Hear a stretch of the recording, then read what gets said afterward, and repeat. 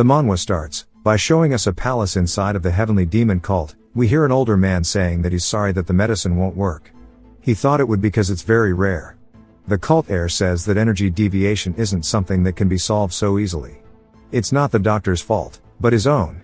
Because of him being a half-assed pupil. His lower core was broken from birth. If you pair that with a body that can't hold internal ki, he poured all of his efforts into mystic arts and rose to become the cult heir of the heavenly demon cult. It was all a way for him to repay the debt to his master. But alas, he has not achieved that yet. He says that the price medicine of Hebei was useless. He wonders where he could find something better.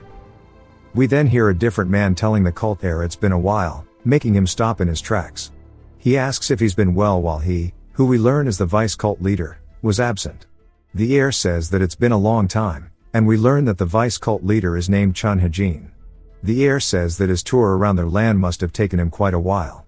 Hejin says as the cult leader and cult heir are both unable to carry out their current duties, it is his obligation to get things done for the prosperity of the cult. The heir says that he sees and he's really grateful for his efforts, but he says it in a very cold tone. Back in his room, the heir says there's no way that Snake just went on a trip to see how the people are doing. He sets his cup down and says he needs to stop Hejin before he does anything stupid, but then he feels a sharp pain in his chest. He says that he did not expect this, to think he'd aim for him the moment he's in his own chamber. It makes sense now why this drink was so damn good. As he starts to crush the cup, he asks the people in the rafters above if they would like a drink as well, saying he feels bad for drinking it all on his own. One of them yell attack, and they start to leap down from the ceiling. The heir says even if they did bring him this prized liquor, they're making a grave mistake for finding him in his own chambers. We see 4 of them plunge their fists straight through his chest, but only for them to have been tricked by one of his illusion arts. The heir is now across the room, saying if they wanted to kill him in his own area, they should have prepared much more, as we see a purple aura from his eyes. They quickly redirect towards him, and he says that he just warned them while sticking his hand out. As he clenches his fist, he says they are not enough. Spiked chains begin to fly around the room, impaling his assailants, killing them on the spot. We see more people appear behind, and he says that it seems they are appearing now that the stage has been set. He says that as his nephew, he's quite disappointed in this shit, as it's none other than Hejin and the other elders who look startled. Hejin says that the crane's red beak is a poison said to melt an entire ox with a single pinch, and he wonders how the heir is still laughing after drinking a cup of it, calling him a monster. With all the corpses around, the heir says if his body was in better condition, he would have been sure to leave a hole in his head, and that this is quite unfortunate. Hejin says that he too shares disappointment that he couldn't accomplish his dreams. He says there's no way he'll just stand by and let this orphan who can't even learn martial arts be his next leader. The superiors have even given him permission to do this. As he nods to a man behind him, they all immediately start to circle the heir. He says that his elders are quite easy to scare, and asks if they really plan on ganging up on him after making him drink poison. Hejin tells him to keep trying to act tough, saying if he had just fulfilled his role as the cult heir, this wouldn't have happened. But the heir tells him to cut the bullshit, asking who's behind this. Hejin asks what he's talking about and looks shocked, saying that this was a decision that he and the elders made. The heir says that he knows they lack the balls to do this, and then starts naming out names about who it could be, only for him to gain a reaction. He says that it's probably an order from outside his divine cult, and that the other elders and Hejin have sold the cult off to kill him, asking if his master ended up the way he is now because of his actions as well. Hejin begins to imbue his hand with frost, asking him how dare he accuse him of doing something to his own master. He starts to dash directly towards the heir, who says that after seeing his response, it seems that he's right. As he gets hit by the attack, the heir says that this is the cost of his master trusting someone he always believed in, and that they finally got stabbed in the back. Hejin's attack sends Manhwa flying to the other side of the room as he grabs him by the throat. He says no matter how much he dislikes him, they still train under the same master, and he is still the acting leader of the cult, so he will end his life with his own hands. The heir laughs, asking if he's already planned all of this, saying that he should just drop the facade, and that his lack of wits is exactly why he's a puppet in the first place. We finally learn the main character's name, which is Yun Manhwa, and he says that the way he's acting must mean he doesn't want to die an easy death. Manhwa spits up a lot of blood, and Hejin tells not to worry, saying he will correct the mistakes and ensure the cult prospers. Manhwa lets out a little snicker, and immediately bursts into full-blown laughter, which sends chills down the spines of all of the elders. As his aura starts to be released even more, he says they've endured him for so long, yet they still don't know. If they wanted to kill him, they should have remembered one small detail. Hejin says that now that his time to die has come, it seems like he won't stop running his mouth, but Woonhui reaches into his robe and pulls something out, which surprises Hejin, as he recognizes it as the demon dragon sword. Hejin says that he'd dare cause trouble even in his final moments, and reaches for the sword asking if he really thought he'd let him pull off one of his tricks. The tip of the handle starts to glow purple as it releases aura that sends Hejin flying backwards. Hejin asks if he's really gathered this much mystic power already. Woonhui says that he has put all of the mystic power he has into the sword, which contains the will of the first heavenly demon, and while he was gathering all the energy he needed to defend against his laughable attacks, this is what he has been aiming for. The other elders start to panic, saying they need to quickly utilize their internal energy and block the attack. As the sword starts to flow into the air, Woonhui tells them that it's too late as they are destined to die here. The sword itself begins to use an ability called the Soul Combusting Hell Flame Art. It immediately starts to exude a pressure so heavy that it seems as if the light in the room itself has been sapped. Some of the elders are sent flying backwards, almost as if they disintegrated, and Hejin watches as it's his turn, and he screams out Woonhui's name. Outside of the palace, it's silent, only immediately for it to appear as if space-time itself was warping, and a giant explosion follows, destroying the entirety of the palace, leaving only the ground it stood on. We see Woonhui sitting where the palace once stood, saying no matter how pitiful his life might have been, he didn't expect he'd die like this. And that the snow flowing around him is making him remnants of when he was younger. We see some kids kicking the hell out of him, and they start to make fun of him because he can see ghosts. One of them says that if he tells him once more that he's carrying an evil spirit, he'll make sure he has a terrible time. They even start to make fun of how his lower core is broken, and they say that if they were him, they would have offed themselves a long time ago. Woonhui looks at a rock on the ground, and he reaches for it, picking it up, saying that he simply said what he saw, but all he got was hatred. He refused to just sit down and take all the shit that the world was trying to give him. He leaps off the ground, dashing at the man who just beat him up, and we see blood flying. Woonhui says they didn't really have the temper to stay put. We only hear them yelling, and Woonhui says that they don't know when to give up. Just like the spirits, we see them floating in front of him, and he asks for them to piss off. We then hear somebody tell Woonhui that he has special eyes, and he gets afraid, wondering how long this dude's been here since he couldn't even feel his presence. Judging based on his expensive looking clothes, and an even more expensive looking sword, this place is far from the forest path as well, so he must have come for him specifically. Woonhui starts to laugh, but in a sad tone, saying he must be interested in his cursed eyes, and he can take them if he wants. As he's used to a life where receiving hatred and disrespect is so natural, the person asks if they can really just have them, and Woonhui says that based on their appearance, they look like a master of martial arts, so what would resisting even accomplish? He says he doesn't know if these eyes can act as a medicine for their powers or not, but they can pull them out, eat them, or do whatever they need to. The person quickly puts their coat around Woonhui, saying those eyes are no curse, rather, they are a blessing. Some people like him are born with a blessed upper energy core, or with a special streak in their soul, and those children always end up doing great things. Woonhui says the words sounded so sweet, he would have definitely just thought they were lies. The person continues, saying that he has the potential to become more special than anyone else in the world, but Woonhui was already falling for it because that was the first time he ever felt warmth in his entire life. The person asked if he would follow him, and Woonhui said yes, and this is how he met his master, the heavenly demon. When the heavenly demon asked if he had a name, Woonhui says no. The heavenly demon says that to commemorate the moment he met him, he would like to give him the name Woonhui, which gave him a new reason to live. We see Woonhui sitting there, saying he did whatever he could to help his master, but because of his damned body, his master fell into a state of energy deviation, and accepting death here would be too pitiful. Even though his body is about to keel over, no matter what he does, his body is done for, so there is only one way out of this. He slams his hands into the ground as a golden energy starts to emit from it. He says that he is using the forbidden art of Zoroastrianism, called the primordial divine wheel of reincarnation, which will allow him to overcome death by transferring his soul to another body. Even if it does succeed, he is destined to live a short life due to the body's rejection of the soul. He is using the remaining mystic energy from the fragments of the demon dragon sword to activate this art, and now he will just leave it up to the heavens. He looks over at his master's palace, and begs that he hold on. As the yellow aura starts to bloom into a lotus flower, it opens up, shooting a beam to the sky, and Woonhui says once more he hopes his master stays safe until he returns. His vision goes completely black until he hears some woman yapping at him. She says that as the son of a concubine, he should continue to keep low. He says his whole body is numb and tingling, and waking up to the sound of screeching is just the worst. He then jolts awake, asking if the wheel of reincarnation really succeeded, and we hear the woman call him Tang Woonhui, asking if he's listening, telling him to get up off the damn floor. Woonhui stands up, saying it's ironic that he still has the same first name as his last body. The woman, on the other hand, says that she's been emphasizing this since earlier.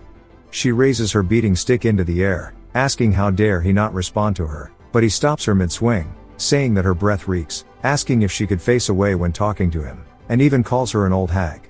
She looks annoyed, and asks how dare he refuse her teachings and even insult her, and then she slams the door, telling him not to even dream of exiting until he understands his mistakes.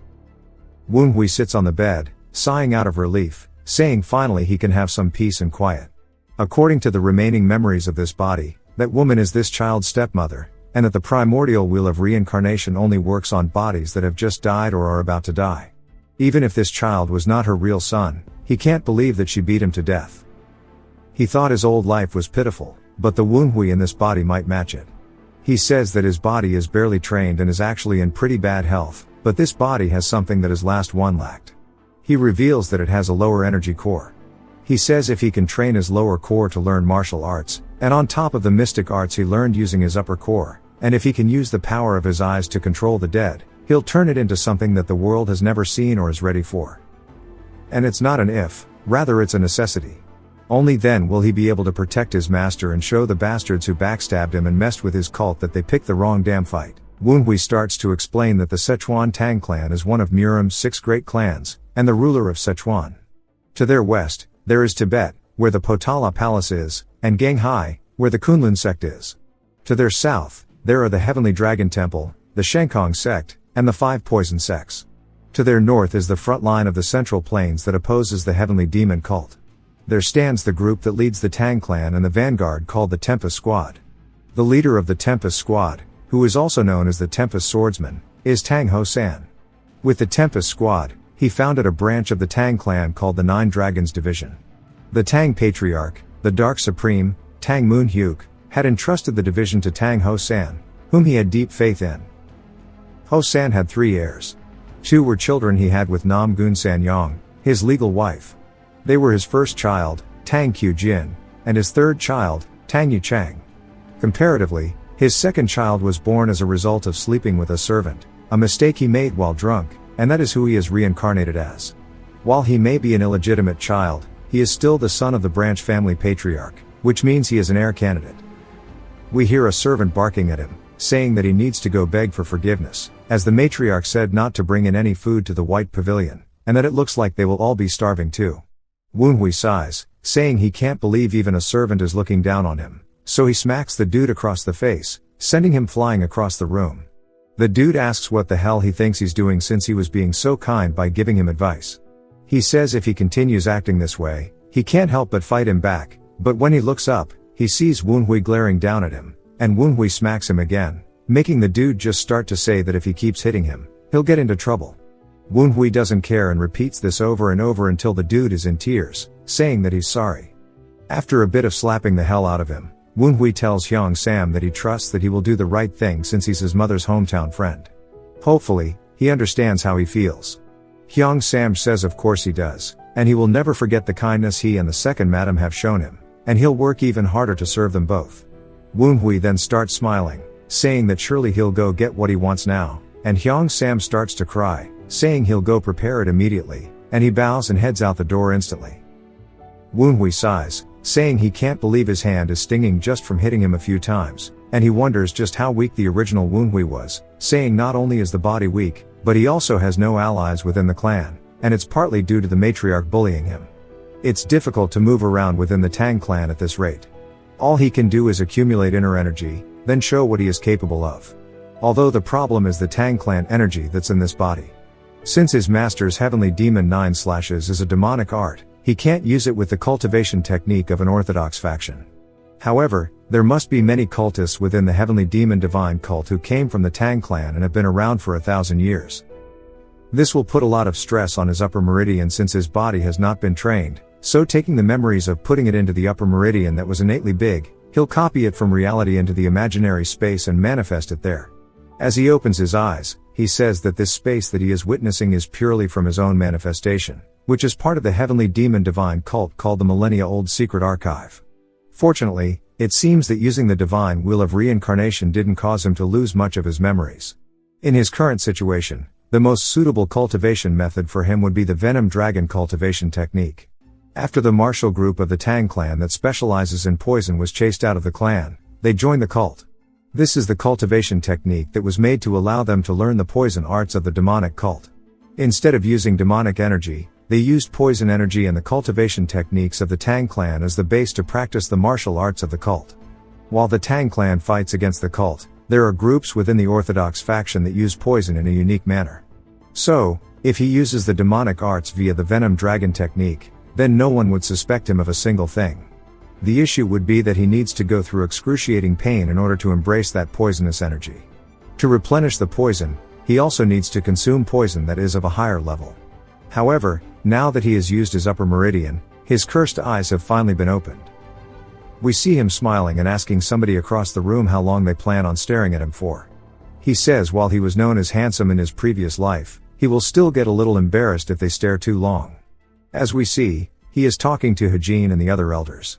Hajin barks at him, saying everybody always said he was crazy, but still, he dares subject him, the vice leader of the cult, into such a state. All the other elders also say that he needs to release the chains, and he won't be able to handle their wrath. Woonhui says seeing all of them react like that makes him extremely happy. They ask if he has such a shitty personality that it's stuck even with death. Woonhui grabs their chains, saying if there were plenty to kill him, they should have prepared themselves for the consequences. As he pulls Hajin to the floor, he says they already knew what ability he had. As when he looks up at Woonhui, he sees an ominous demon behind him. Hajin asks if this is really the power of the Phantom King. Woonhui says if he remains in this state, he won't be able to even reincarnate, and surely, they will start to get impatient. Hajin hits the ground, saying what he wants is probably information. If he wants all the information he has, Woonhui cuts him off, saying he doesn't need it. Hajin is surprised, and Woonhui says he has many people who will give him that information. He puts his hand directly over Hajin's head, and everything blinks out for Hajin as he starts to get sucked up into the sky. He screams only for him to turn into an orb in Woonhui's hand as he says it's called a wraith sphere. It is filled with extreme resentment of the dead and is exponentially more vicious than the most extreme venom, and now it will become his nutrition. As we still hear Hajin yelling from inside of the orb, Woonhui eats it in front of all the elders, surprising them. He starts to feel excruciating pain in his body, causing everything to tense up, and they say there's no way he's still standing after eating that. One of the other dudes asks the rest if they don't remember that they just gave him the red beet poison and he still shrugged that shit off. Woonhui says that now that Hajin has become nutrition for his venom dragon technique, it's time for the rest of them to make a choice, asking if they will tell him obediently or will they get devoured. He turns them all into orbs and starts swirling them around in his hands, asking if they are really just following the orders of an organization known as the Association, even though they are elders of the heavenly demonic divine cult. They plead to him, saying that they're not lying, and Woonhui says that it's an organization that doesn't even have a name, but the problem lies with its members. One of the elders says they refuse to reveal anything about themselves, and they hope that Woonhui believes them. Woonhui says that the divine cult of the heavenly demon was an evil cult that believed their lord to be the god incarnate. These elders who revered the heavenly demon as their god came to eliminate him, the junior heavenly demon, since he was ruining their god's reputation. At the very least, they feared the members of the society more than they feared their master, the god they worshipped. Woonhui says he thought they had simply fallen for the schemes of the orthodox or unorthodox factions. Then he says the word divergence. There were humans who ascended while attempting to climb the tower standing above the skies. They were absolutes, seen as immortals who could be considered natural disasters in their own right. The real masterminds far exceeded his expectations. He downs all of the orbs, saying there's no time to sit back and slowly adapt the poison to his body, and he needs to speed this up immediately. It then jumps to 2 whole months later in the Grand Matriarch's room. She asks if they're certain that they haven't been serving food to that filthy boy. Hyung Sam asks how he could ever go against her orders, and she asks how he's still fine then, as she thought he would give up in 3 days and grovel at her feet for mercy. There was even a rumor going around the estate that she killed him and replaced him with a double. The clan head is even going to visit soon, So how can she ever face him if he hears of this false rumor? She sighs, asking Hyung Sam if he brought the documents Woonhui asked for. He says there were reports regarding the current state of the martial realm, especially in respects to the outer regions. She says that he's never been interested in those before, wondering how he could change so much in a mere 2 months, then wonders if maybe he found a new supporter. Despite being a filthy bastard, he still has the branch family head's blood. If he impresses the clan head when he comes to visit, the boy's position within the clan will solidify. It wouldn't surprise her if a dirty little pest tried to manipulate him to their advantage. She slams her table, saying only Yu Chang can catch the clan head's eye, asking how dare they try to use that filthy bastard. Someone then knocks on the door, saying that Yu Chang has arrived, and she asks if he already finished his seclusion training. Hyung Sam says that he's going to take his leave now, and she tells him to get out of her sight and report immediately if that bastard tries to do something again. Yu Chang then enters, asking his mother if she's been well, and she says that she has, telling him to take a seat, asking if he achieved his goal. He says that he may still improve, but he successfully obtained Shadow Key. She says well done, and she knew he could do it. Yu Chang says that he heard stories about the bastard on his way here, asking if he really is yet to reflect and beg for mercy after his transgression against her. She sighs, saying indeed, and just thinking about it makes her head hurt, asking what he is up to. He says based on the circumstances, he believes someone is supporting him from the shadows. His mother asks if he really believes so as well, and Yu Chang says that there is no way someone with minimal internal energy can survive with no food or water for 2 months, and that he believes someone is sneaking in some elixirs for him to consume every night. His mother says that's also her conclusion, but she has no clue which imbecile is trying to use that bastard. Yu Chang says that is why he will recommend that Woonhui participates in the festival when the head arrives. Because if Woonhui gets a big opportunity, then his backer will have no choice but to help him out immensely. His mother says that's a good idea, and she's sure they'll try to feed him more elixirs to improve his abilities in the meantime, and then the backer will reveal themselves to take the credit for changing the boy. Yu Chang says exactly, and once they know the identity, they can take them down. She wonders what will happen if Woonhui makes a mistake, saying the clan head will disapprove of the branch family for not keeping him in line. Yu Chang says that no matter how much the backer helps him, there is no way Woonhui can achieve much, and if he makes a mistake or causes an accident, he will step in and prevent it as his brother. Back to Woonhui's room, we see a purple aura leaving his room as they continue saying that no matter how much help Woonhui will receive, there is no way a boy who's barely learned the common Tang clan key cultivation technique can reach a high enough state to accomplish anything within such a short time. Oh boy, are they in for a rude awakening? And then jumps back to Woonhui talking to Hyung Sam as Hyung Sam says that he has heard that the cult has been in a civil war for the past 6 years. Woonhui explains that 2 months ago he had asked Hyung Sam to bring him the recent happenings in the martial realm. He anticipated that some time would have passed when he used the Wheel of Reincarnation, but this went beyond his expectations. After hearing that it was 6 years, he started to feel a bit of despair. Hyung Sam says that the heavenly demon of the time went missing. Woonhui asks what he means by missing, and Hyung Sam asks if that's a problem or something, saying that it was said to be a wicked scheme planned by the cult for a long time, and they were all afraid of when and where the heavenly demon would appear. So now Woonhui has no idea if his master is alive or not. Even though there's not much, he does have the slightest amount of hope. He wants nothing more than to run all the way to the Tian Shan Mountains right now, but he is lacking in strength, information, and money. Especially information, as we see him training his martial arts. He says those traitors will be using all sorts of methods to look for their master as well, and if they haven't been able to find him yet, he needs information that is at least as good as theirs. It also happens that the 9 Dragons division will be visited by the Tang clan's Dark Sovereign Son.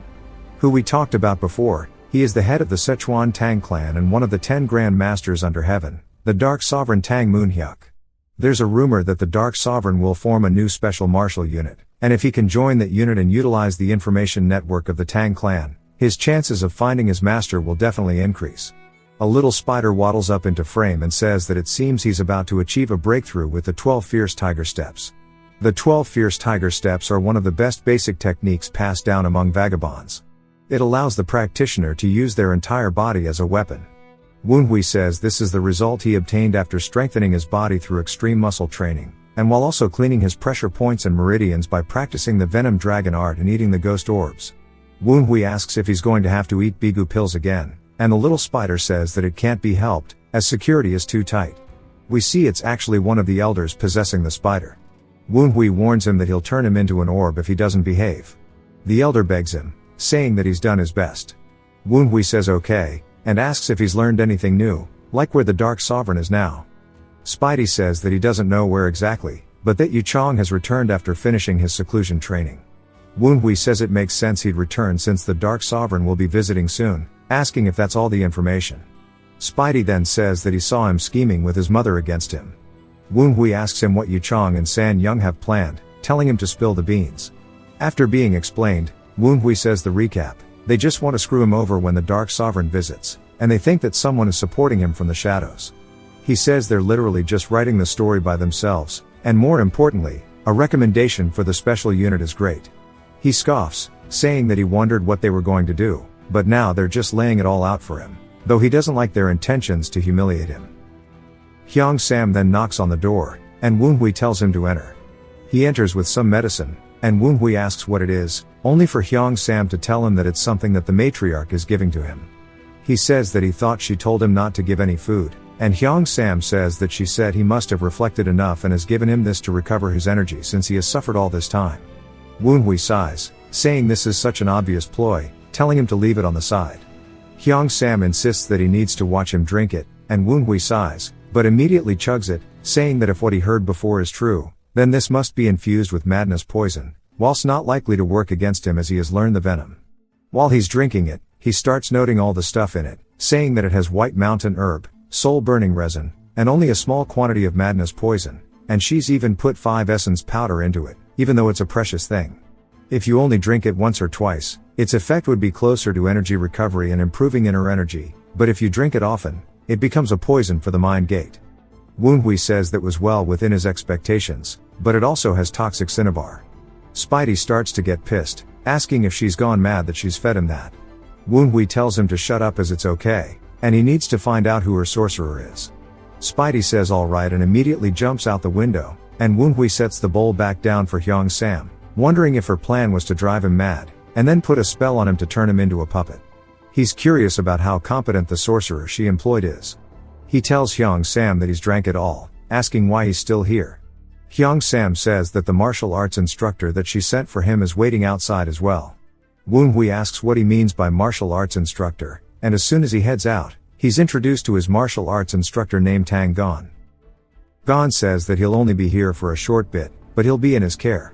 Woonhui says this is the Fierce Gale Warrior, and while the Wild Wind Squad was active, he was one of the top members of the Elite Squad, and a martial master who ranked within the top 5 of the 9 Dragons branch family.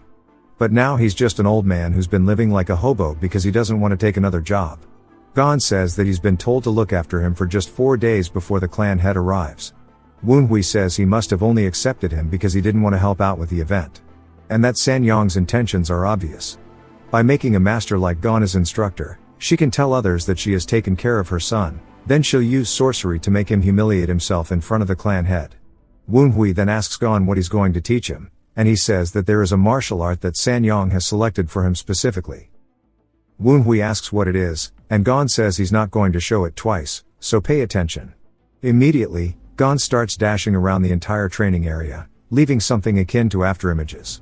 Woonhui says it's a step technique that lets him move like a shadow, and he looks around following his movements, and Gon tells him that it's called shadow step. Woonhui asks if this is the same one that Yu Chong uses a lot, and Gon says yes, as it's the foundation to his shadow key. Woonhui sighs, saying that she's planning on making him look bad compared to her son. Gon tells him that shadow step emphasizes stealthy movement and is effective when combined with assassination weapons and poison arts, and since he has made imprints on the ground, Woonhui only needs to follow them. Woonhui says he expects no less of the Fierce Gale Warrior, and Gon says that since he's taught him the shadow step, he should do his best to copy it, and if he doesn't get it, he should go ask the righteous Windhall chief instead of him. Woonhui tells him that he's mastered it, and Gon asks what he means, and Woonhui repeats himself saying he's already mastered the technique.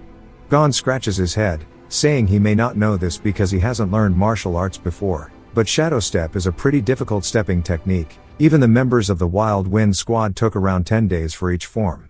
Even geniuses like himself took 5 days, so it'll take at least 3 months for someone like Woonhui to understand the basics.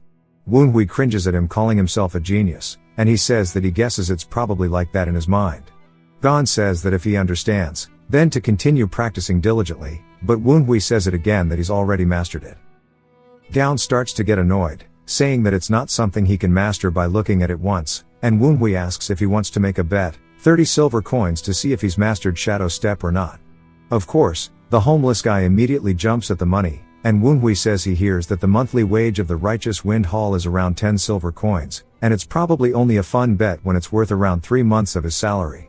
Gaon clears his throat, saying that Shadow Step is a valuable martial art of the Tang clan that holds its soul, and betting on learning it is absurd.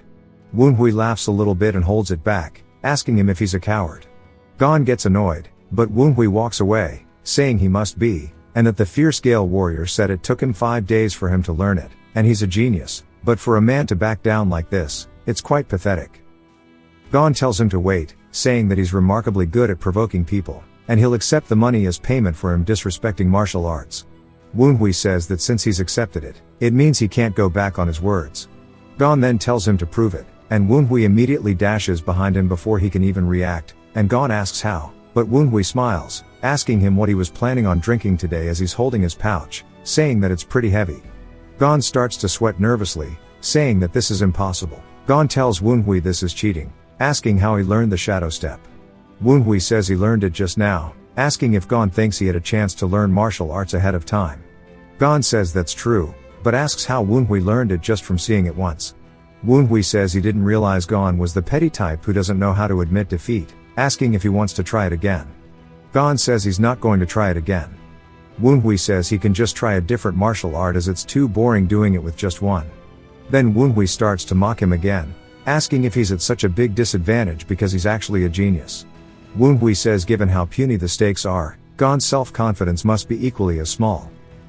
Gaon tells him to wait as he's going to the bank right now to get money. Woonhui's laughing internally, saying this is too free. As Gaon's walking away, he says he knows tons of more secret techniques far more difficult than the Shadow Step, and he would love to see Woonhui try to keep up. Woonhui says that this must be confusing for Gaon. Not only did someone who never practiced martial arts manage to master it after seeing it once, but now his money bag is also gone as well. Woonhui says that he may not have mastered any martial arts before, but the people he fought against as the Junior Lord were the elite of the elite among the martial arts world, and their names were very well known. Remembering the forms of the basics is also very simple for him. Low-key don't know if it said this ghost's name, but just gonna call him Goatee. He asks him how he did just now, and if it was a good job. Woonhui says yes, no matter how great he is, the difference in their levels made it impossible for him to steal Gaon's bag by himself, but luckily Goatee just needed to flick it a little bit, which gave Woonhui the chance to snatch it. Now it's time for him to completely absorb all of Gaon's martial arts and all of his money. 4 hours later, we see Woonhui performing a whole myriad of techniques such as the soul-tracking soaring butterfly, the wild wind body technique, and even the wild wind 12 rotation.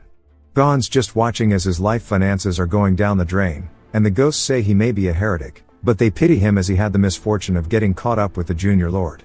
They say they're reminded of how they came to be ghosts. Gaon drops to the ground, and Woonhui asks if he has any more. Gaon says he can't borrow any money from the bank.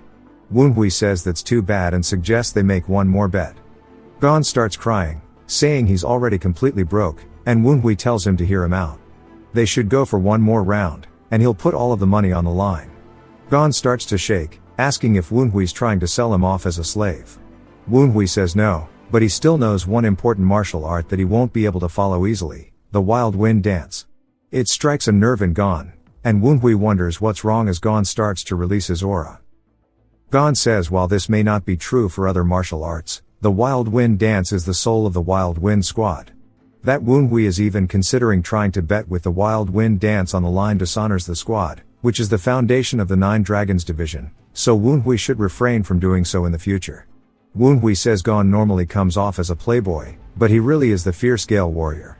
Woonhui asks if Gaon really believes he has no right to learn the wild wind dance. Gaon says Woonhui does have the right since he is a disciple of the family. Since Gaon has already shown it to the first young lady and the third young master, there should be no issue with him showing Woonhui as well. Woonhui says the rights he is referring to do not have to do with lineage, asking whether from Gaon's point of view, Woonhui has that capability.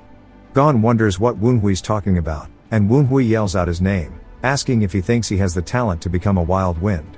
Specifically, Woonhui's asking whether or not he has the right to pick up the legacy of the wild wind squad. Gon starts to shudder thinking about the legacy because after their last gruesome defeat, the Wild Wind Squad ceased to exist. But Gon would love to become a Wild Wind member just once more.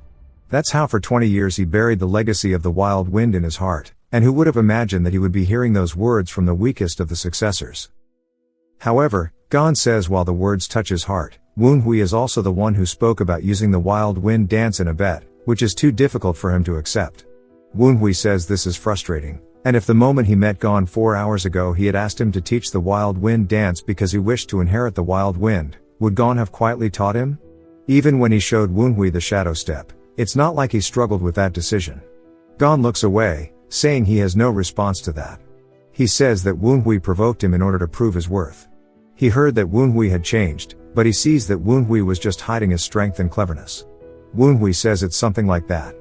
Gon says the martial arts he taught Woonhui, the shadow step included, were all ones that the young master Woonhui he knew would have found difficult. He should have needed an amount of inner energy that 2 months was not enough for, but he sees Woonhui's been collecting inner energy beneath the matriarch's gaze. Now that the Dark Sovereign is to visit, Woonhui is going to reveal the claws he had hidden. Woonhui says that's right while sweating nervously. Gon says that it is a truly devious backstabbing plot that tricks even family members. Woonhui says he realizes that's a compliment coming from the Tang clan, but it still feels awkward to hear. The elders say that it seems they have finally noticed his true potential, and there is no response other than to admire the demonstration. Woonhui says these fossils just sound like they want to become food already. Woonhui asks Gon if that means he's going to teach him. The elders continue mocking him, saying that there's no way Gon will not be swayed by the young lord's words. Woonhui says he's already decided they're definitely going to be turned into food. Gon says fine, he will teach him the Wild Wind dance. Woonhui turns, saying that he formally requests to be taught by the martial arts instructor Tang Gon. Gon is a little taken aback but smirks and introduces himself formally as well, saying that he accepts the request. Unlike the preceding techniques, this one is going to prove very difficult. Woonhui says he would like to change the stakes, and Gon asks why he's still betting. Woonhui says he wants to bet whether or not he'll master the Wild Wind dance in one day, and the loser will buy the winner a meal and drinks. Gon agrees and sighs, saying it sounds good, but he believes he's going to win this time. Telling Woonhui to watch carefully, Gon jumps off the floor. Gon says the previous members of the Wild Wind Squad had promised not to become involved with the family's succession. This is why even if Woonhui inherits the Wild Wind, they cannot support him as successor. However, he will be able to tell others that he has made a good drinking buddy, someone who can walk the path of the Wild Wind together with them, a new member of the Wild Wind. As we see Gon demonstrating the technique, it lives up to its name, sending out violent wind all about. Only immediately, it jumps to Gon looking defeated. He says it does not matter that he lost the bet, as it can only be a blessing for the family if Woonhui is this outstanding. However, good drinking buddy his ass. This is way more than one meal as Woonhui is eating everything under the sun.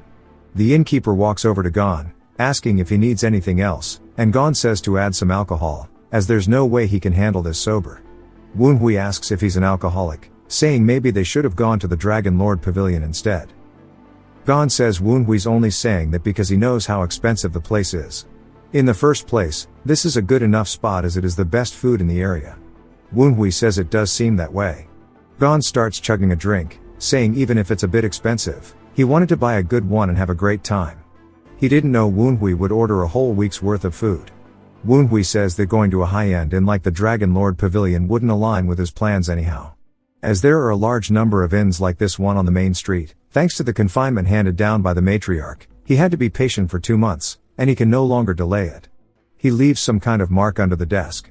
The elder recognizes it as the mystic skill for contacting the demon-worshipping Divine Fire sect and asks if that's what Woonhui came here for. Woonhui says that he needs to tell those who are still in the pit of despair that he, the junior heavenly demon, still exists. Spidey is sitting up in a tree, saying it's been 10 days without any suspicious activity, and he wonders how much longer he needs to keep watch. But then something catches his eye as he spots the Quangcheng sect uniform, and he wonders why someone from the Tang family is wearing that, only for him to immediately recognize it as the first young lady, Q Jin. He says that since she's the daughter of San Yang, there's bound to be some scheming if they meet. The mention of the word daughter makes him catch some feelings, and he says that he hopes that child is safe and sound, but he immediately locks back in, saying it isn't the time, and he'll get on the junior lord's good side and ask for a favor. He attaches himself to the side of the wall, and we hear Sanyong asking Kyujin if she intends to push a dagger into her mother's heart. Spidey is confused, and Kyujin says that it would still be nothing compared to the number of times Sanyong has hurt Woonhui, and this time she's ordered for his confinement and fasting. Sanyong tells her not to worry about that, and that right now someone has his back and is secretly providing for him. We see Kyujin shaking with anger, and Sanyong tells her not to worry and just focus on the Dark Sovereign's visit. Kyujin slams the table, asking if Sanyong thinks that's any reason to treat Woonhui like this, and she's sure Sanyong didn't even know someone was backing him, and that she was only trying to kill him. Sanyong wonders why Kyujin is making such a fuss over a mere bastard, yet she's her own flesh and blood. Kyujin says that all Sanyong ever says is bastard this, bastard that, and she hasn't changed one bit. Kyujin says she has no choice but to reveal the truth. Sanyong pleads, telling her to wait as Kyujin storms out of the building. Sanyong says that Kyujin's righteousness has been her weak point ever since she was little, but it's gotten worse after entering the Kwangcheng sect. She wonders how Kyujin will receive the position of successor if she's acting this way. Spidey wonders how to report this, because all he can tell is the family is dysfunctional as hell. Sanyong stands up, yelling, saying it's all that bastard's fault, and there's no need to wait until the Dark Sovereign's visit. She asks if someone's outside, saying she's going to head out. Spidey says that if she's going out of the house right now, it must mean she's going to visit a sorcerer. Back at the training area, Woonhui says it's been 10 days since he engraved the summoning order mark on the tavern, but there's no reaction at all. Even within this county, the demon-worshipping Divine Fire sect contacts should have had deployment information. Either the contact withdrew, or they can't act freely because of some restrictions. It's clear that the situation is not good for either side, and if he doesn't hurry up and become stronger, it's going to get worse. Gon says that Woonhui did a good job, and he sees that Woonhui is good at imitating the weapon arts as well. Woonhui asks if Gon is upset, and Gon says for a person of the Tang clan to learn weapon arts before the assassination and poison arts, he just doesn't understand it. Woonhui says that these Tang clan bastards are so narrow-minded. Woonhui says the dispersing flower staff technique is also a martial art of the Tang clan, and that's why it has been separated into parts like this. Gon is surprised that Woonhui's already noticed, and Woonhui asks if he's not Gon's amazing student who learns 10 things when he's taught one, pointing to himself pridefully. Gon looks grossed out, saying bro needs humility. Woonhui says that because many sects try to express their understanding of martial arts in specific forms, their movements of a signature technique often end up unnecessarily complex. However, the Tang clan is famous for their assassination techniques and poison arts, two martial arts that make use of tools. Therefore, the Tang clan's martial arts have broken their signature technique into parts, so no matter what tools are used, they could move to the next one. While the Tang clan's martial arts are far from flashy, they make up for it in practicality. Of course, the Tang clan system is the basis for successful assassination and effective poison usage. But his master's Heavenly Demon's 9 swords, which he wishes to learn, is also a signature technique that is broken into parts. The Tang clan's weapon art system may come in useful when he mixes it, and it could allow him to use his master's technique, which he can only dream of, more effectively. He's sorry to Gon, but the assassination techniques and poison arts will have to wait. Gon just wonders what Woonhui is scheming and tells him that Kyujin has arrived. Woonhui starts to recall the original body's memories and that his older sister is the only person who ever treated him like real family. She was firmly engraved in his residual thoughts, and even after taking over the body, he's received multiple letters from her. They were all full of worries and affection, and he hopes that Kyujin will have an okay relationship with him. However, he plans to become mortal enemies with Sanyong, and he wonders if Kyujin will stay on her side after that. Gon says that today Woonhui is to go around greeting the elders in the clan, and Gon will return tomorrow. Woonhui sighs, saying he guesses so, and that it's going to be difficult to do this, and he should hurry up with his business before his older sister arrives. Gon asks if it's the thing Woonhui said he was going to start today, and Woonhui asks what Gon means by start, saying it's already completed. It jumps to Yuchong asking Hyung Sam if he has stuck to the pill creation method for the last 10 days. Hyung Sam says yes, he is absolutely correct, and Yuchong throws him a bag of money. Hyung Sam thanks him and quickly runs off. Yuchong then calls out to someone named Mu Yong, who asks if he only has to take care of Woonhui. Yuchong says yes. Since Woonhui has been consuming madness poison for 10 days straight, it's sure to have completely filled his system. Even if Woonhui's backer notices and tries to detoxify him, it will be difficult to fully recover before the Dark Sovereign's visit. Yuchong says they sent Gon as an instructor for appearance's sake, but he's putting a surprising amount of effort into teaching Woonhui. Even Gon took 8 whole days to learn the Shadow Steps forms. No matter how much Woonhui tries to train, Yu Chong is sure Woonhui will barely be able to learn one form before the Dark Sovereign's visit. The true issue is Woonhui's older sister. Yu Chong heard that as soon as she got home, she got into a huge fight with San Yang, and there may be a setback in Yu Chong's current plans. Once she turns 30, she should officially become the successor of the 9 Dragons branch family. She has too much sympathy to become the Tang clan's branch family leader. She didn't learn the Tang clan's martial arts and immediately left for the Quangcheng sect. Despite all that, she became the 9 Dragon branch family's successor, and Yu Chong starts to smile looking to the sky, saying it should have been him. Someone then enters, saying that a letter has arrived from the White Pavilion, and Yu Chong says to enter. The dude says that it's actually a letter from Woonhui, but he seems a little nervous. Yu Chong asks what's wrong, tells him to hand over the letter, and it's pretty much just Woonhui cursing him out, saying let's throw hands. Yu Chong starts to hold back his anger, asking if the madness poison is already taking effect, and says it could be a plan set by Woonhui's backer. It could be a contraption that releases poison causing him to lose himself in anger once the letter is opened, which is something easily available within their clan. But then Yu Chong sees there actually is no special contraption on the inside of the letter. It's just Woonhui saying that he wishes to reforge the awkward relationship they have as brothers, and he wants to release any pent-up bad blood like martial artists through a spar. Yu Chong says Woonhui is obviously trying to pull some trick, and he needs to turn Woonhui into a stepping stone in front of the Dark Sovereign and use that as the foundation for his meteoric rise. Yu Chong tells his budget Hyung Sam that he has received the letter, and he's grateful for Woonhui's suggestion, but he wants to reject the duel. An hour later, Woonhui replies back, pretty much just calling him a small fry side character. Yu Chong laughs angrily, saying Woonhui must be in a hurry, and he'll likely continue to send things, so Yu Chong orders them to start rejecting the letters from now on. The next morning, when Yu Chong wakes up, he sees the words chicken shit on the wall in front of him. He tells someone to go out to the White Pavilion and tell Woonhui to head to the second training ground tomorrow at noon, and Yu Chong will gladly shove Woonhui's head into the shit pit. The next day at noon, we see Hyung Sam telling Woonhui about it, and Woonhui wonders why Yu Chong played so hard to get in the first place.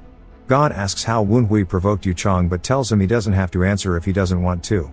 Woonhui says he has no idea how he did it. Woonhui snickers, saying there's no way his brother will become patriarch with such little patience, and he asks Gon if he's going to try stopping him. Gon asks why he would, saying that it's about to be a very entertaining fight.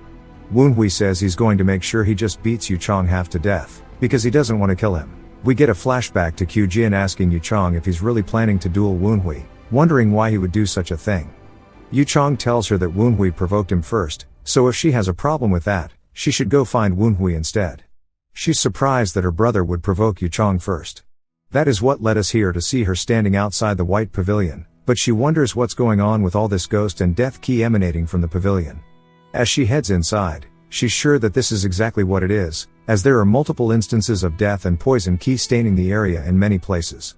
It's like the dwelling of a martial artist that's gone to the outer path. She then feels a chill as there is ghost ki directly behind her. She quickly draws her blade and swings it behind her, aiming straight for Woonhui's neck. He manages to stop the blade, and she's surprised, asking if he is really Woonhui. He tells her that her greeting is a little violent, and she quickly apologizes, saying that she did try to stop it but didn't expect her attack to get stopped in the first place. Woonhui says that she just had to come in when he was doing his inner energy cultivation using the Venom Dragon Essence art, and he noticed her way too late. His plans will go bad if his current poison and inner energy levels are exposed to Yu Chong, and if San Yang sent her here before his fight with Yu Chong, then this is going to be real bad. She says that she was worried because of what she heard their mother did to him, but she's really glad to see he's doing well, and she starts to smile. Woonhui says it's the same expression his master would give off, and he can tell she's truly worried about him. He says that it looks like she wasn't sent by the matriarch, and his head starts to hurt. She then drops her blade and immediately comments on the energy coming from him, asking him if he has fallen to the outer path. He asks if she's talking about the poisonous energy that he's learned, and she quickly covers her nose because of the aura. He tells her that it's cursed poison. In truth, it's a compound energy made of mystic power and poison ki made to look like cursed poison. It will be difficult to hide the mystic power and ghost ki of his Reaper's sight in the future. He needed a similar source to divert their suspicions. She asks why he's using cursed poison, and he sighs, saying that this is the only poison he can use if he wants to use poison ki without the support of the clan. She looks suspicious, and he says that he can tell she's not convinced. As a member of the Tang clan, pursuing strength is so natural that he would use anything that is available to him. He then widens his stance, telling her that if she's still dissatisfied even with that, then she should try to stop him by overpowering him. He starts to exude his aura, and she's taken aback, saying that he really has changed a lot. She quickly says that he's definitely different from before, and there's a reason why Mother and Yu Chong are wary of him, and he even knows how to say such stimulating things as well. He's immediately surprised by this, saying that her energy and killing intent are very familiar, and she starts to laugh, saying that he really is beyond her expectations, and she starts to blush. He says it's exactly as he thought, it's that energy, the seed of the divergent spiritual root, and among them, it had to be the blue ghost face root. He says there were many rumors in the past, and he wonders how Q Jin, the first successor of the family, became a disciple of the Quangcheng sect. He says it is a spiritual root that practically has a requirement of becoming a divergent, one that imparts ultimate talent to its possessor. However, the spiritual root is a root of the spirit, as its name suggests. That is why the spiritual root grows within the cultivation of the soul. This is something that aligns a lot of principles with the training methods of the Quangcheng sect, which puts emphasis on cultivating the mind. Most importantly, the blue ghost face root is a spiritual root that thrives on conflict. Mixed with the martial principle of the Tang clan, which is might makes right, she'll become a death demon that doesn't care about methods or consequences. He says he doesn't think she's in a position to comment on his energy when hers is in such a state. She immediately sheathes her blade and apologizes, saying she forgot why she came here for a moment, and she's sorry for drawing her blade and interrupting his training. He says she retracted the killing intent of the blue ghost face root so easily. Training from the Quangcheng sect will have played a part in it, but it seems that Q Jin is someone with very high self-control. He asks if she likes tea, and we see her drinking it, saying it's gas. She says she's enjoyed tea often in Quangcheng, but this is new. He says he procured it especially from Thousand Eye. She seems really happy, saying she didn't know he was so knowledgeable about tea. She reaches into a bag she brought, saying she brought this for him as it's candy sold in Mishan. She says last time he said he liked it a lot, but Woonhui says he doesn't really like sweet things, but he'll show his gratitude in the original Woonhui's place. She seems really happy that he enjoys it, but in reality, Woonhui says he can't get used to it. He can't believe that this is the same person who exuded a killing intent just a few minutes ago. He asks her what she's here for and tries to tell her that if she's here to stop his duel, but she cuts him off, saying that was one of the reasons, but she came here to apologize to him first for all the things that Mother and Yu Chong have been doing to him all this time. He says that he hopes she knows that her apology won't make him forgive them.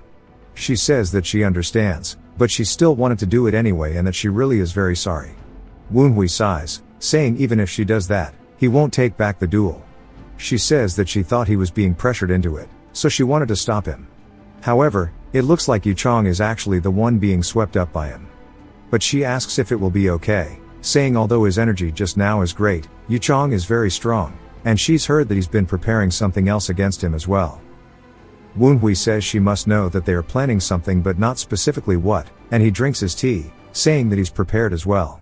Since they have fed him the madness poison, they must think that he'll be destroyed the moment they activate the sorcery. Q Jin tells him that even if he defeats Yu Chong, he can't ignore the power that Yu Chong and Sanyong hold in the clan.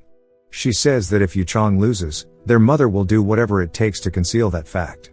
Woonhui laughs, saying she worries too much, and the duel is happening because it's what he wants, and she should come and watch tomorrow at the second martial stage. She's a little surprised but says sure.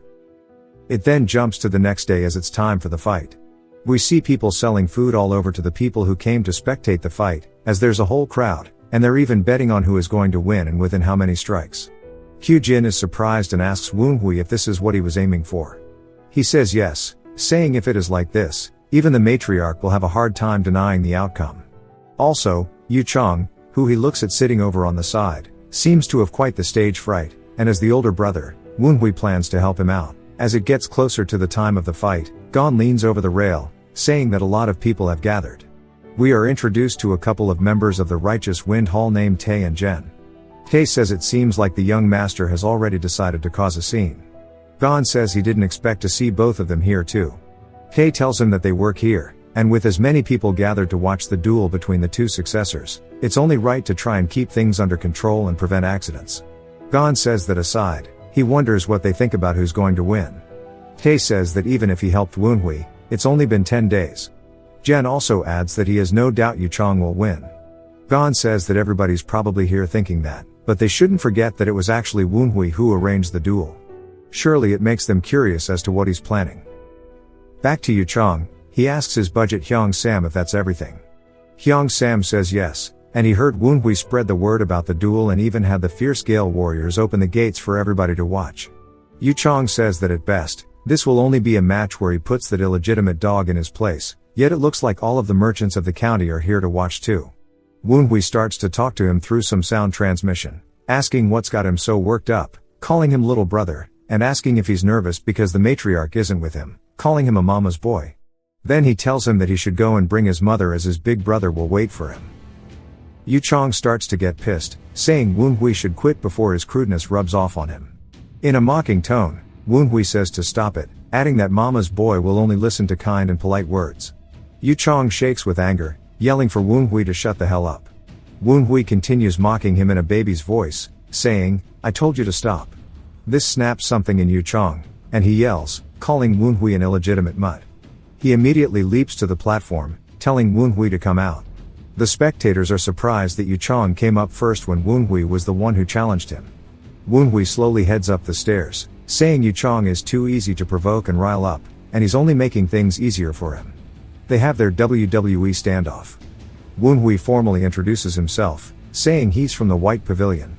He admits he might not have a title, and he's just a nobody, but he hopes they have a good match. Yu Chong starts to laugh, asking why Woonhui is behaving himself, and whether he's nervous now that he's actually on stage. Kyujin sighs after watching, thinking that while she taught Woonhui how to use sound telepathy, Yu Chong should have kept his cool. She overhears some of the merchants saying Woonhui's showing respect, but Yu Chong isn't. Kyujin notes that with this act, Woonhui has flipped public opinion, making it seem like he's the one accepting the challenge. However, in the end, the result of the duel is what matters, and while Woonhui seems confident, Yu Chong is also known as the Dark Shadow Genius and is a prominent rising talent in the clan. Yu Chong gets in Woonhui's face, saying those taunts are probably all he has, and Woonhui asks if he's only here to talk. This makes Yu Chong even angrier. As he reaches into his uniform, he says he doesn't know what tricks Woonhui is hiding, but things won't go his way. Yu Chong throws a smoke bomb to the ground. All of the spectators wonder why he would use that, saying now they can't see anything. Even Woonhui says he didn't think Yu Chong would use a smokescreen bomb, but it makes sense as using Shadow Key in an open space like this without any cover wasn't the best idea to begin with. Yu Chong tries to attack from behind, but he strikes an afterimage as Woonhui uses Shadow Step. Woonhui asks if Yu Chong forgot Gon taught him this technique. Yu Chong immediately turns, trying to attack Woonhui again, but Woonhui dashes past him, saying it seems like Yu Chong sure did forget. Yu Chong says he didn't expect Woonhui to have already mastered it, but even if his mother thinks otherwise, he still has his father's blood. He claims Shadow Step is just a technique that complements Shadow Key. As Yu Chong gets into his stance, he says he's going to show Woonhui the true meaning of Shadow Key. He leans to his side at an insane speed and starts dashing around the entire arena like Bellamy from One Piece. Woonhui says this is a technique that melts one's presence into the shadows, making it impossible to detect them by sound or sight. He can see why Yu Chong is called the Shadow Genius, but he won't let that stop him. Yu Chong strikes at another afterimage, annoyed as he goes back for more, but every strike only hits a shadowy wisp which repeats for 3 attacks. Woonhui says Yu Chong can't deceive his Reaper's sight, and his murderous intent is way too obvious. He could still sense him even without relying on it. Tae is surprised to see Woonhui using Shadow Step at that level and notes Yu Chong's improved control over Shadow Key, likely thanks to his secluded training.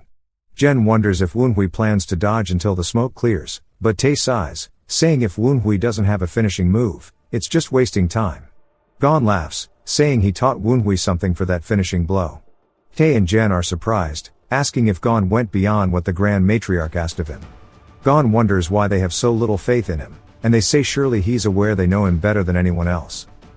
As the fog settles and sunlight pours into the fight, Yu Chong hits another shadow clone, and insults Woonhui calling him an illegitimate rat. He says it's getting harder to use Shadow Key as the smokescreen dissipates. Yu Chong dashes around again, starting to generate his own afterimages, saying that as long as Woonhui is in this ring, he won't be able to dodge this. Now there are multiple images of him float in the air.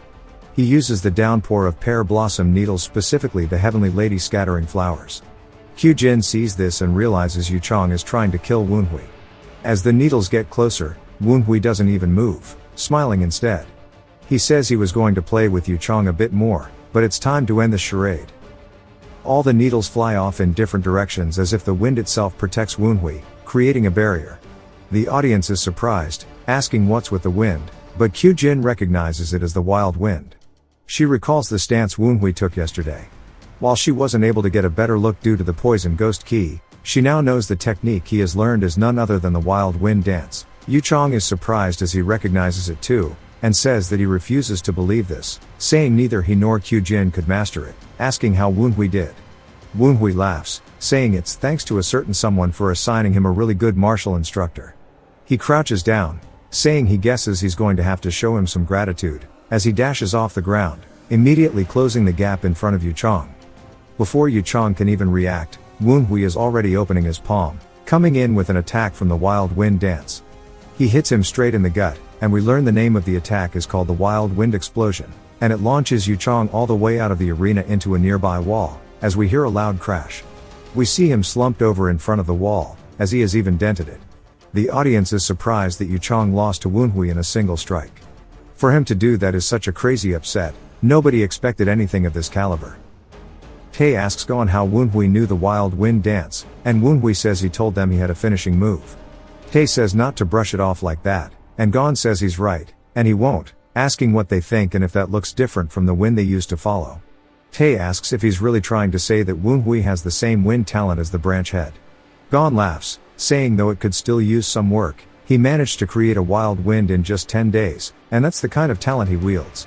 It might be too early to make a decision, but keeping tabs on him is worthwhile at least, asking if they agree. It says besides, he doesn't know if they were just empty words, but he claimed that he would inherit the Wild Wind Squad. So how can he not have high expectations? Gon then realizes he's still shrouded in the wind, and wonders what he's doing, as Woonhui calls out to Kyujin, asking if she would also like to have a duel, saying even though her little brother may be lacking, he would appreciate it. The audience are confused who is talking to, and then they recognize her as Kyujin, and they say that now that they actually are looking at her, she must have left Ching Cheng in time for the Dark Sovereign's visit, and they didn't recognize her because it's been so long.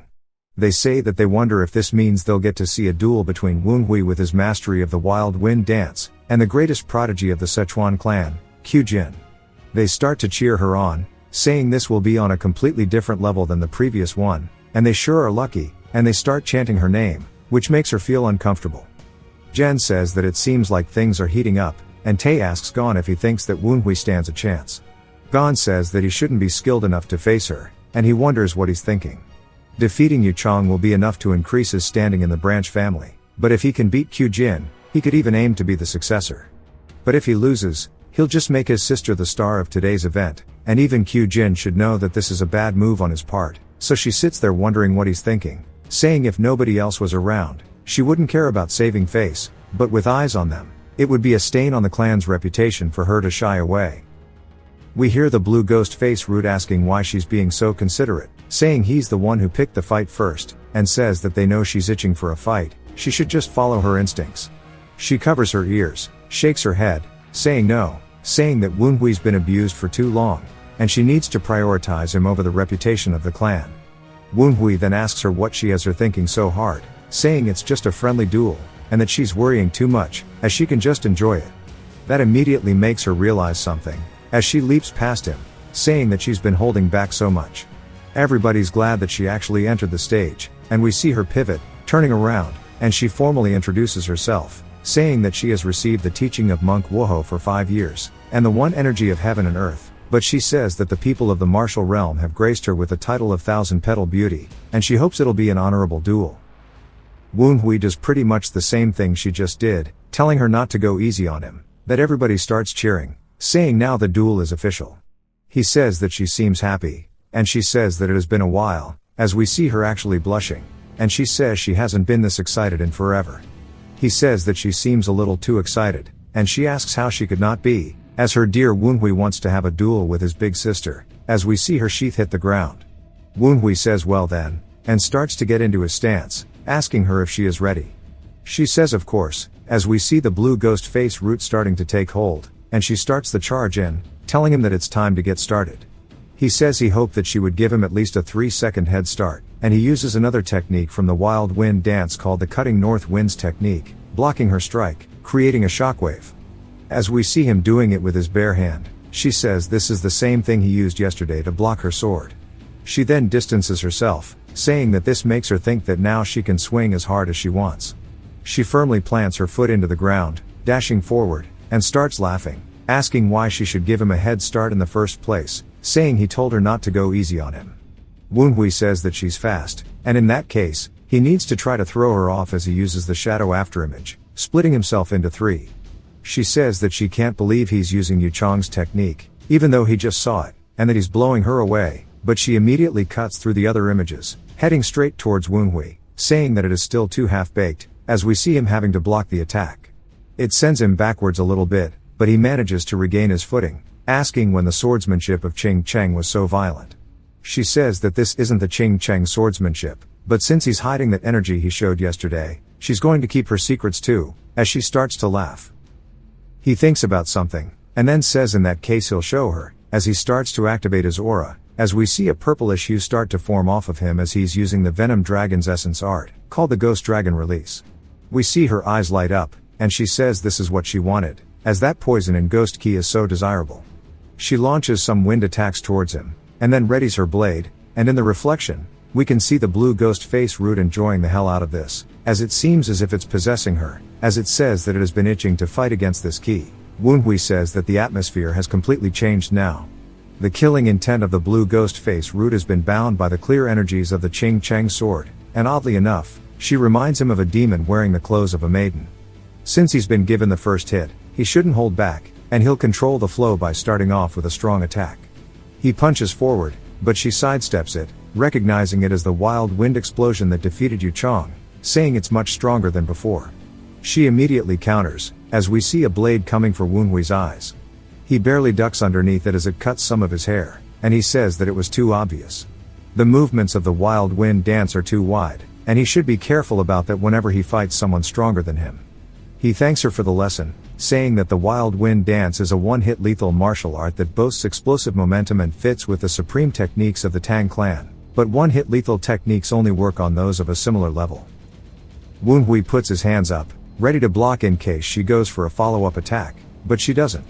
He says in that case he needs a martial art that fits for continuous exchanges, as he gets ready to use the 12 fierce tiger steps, and that he plans to imbue the wild winds into this.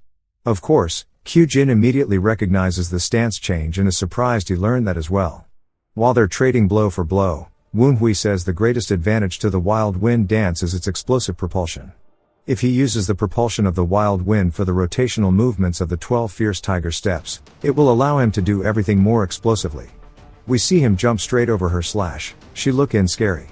He comes down from above with a flying axe kick, which she backsteps, causing him to smash the ground instead. He says he needs to go even faster than this, as he starts to use the wild wind dance to propel himself forward. She says she understands he's trying to connect the flow of the chained attacks, but he should expect his opponent will strike back when they have the distance. She uses the Sword of Discharge Lightning of Extreme Light. We see the attack starting to hit Woonhui all over, as he can only block so much of it.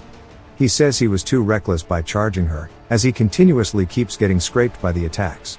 He ducks into her next attack, narrowly escaping death, leaving her surprised, but she immediately says that this is now a real fight, telling him to entertain her more, as they are yet again trading blow for blow in the middle of the stage.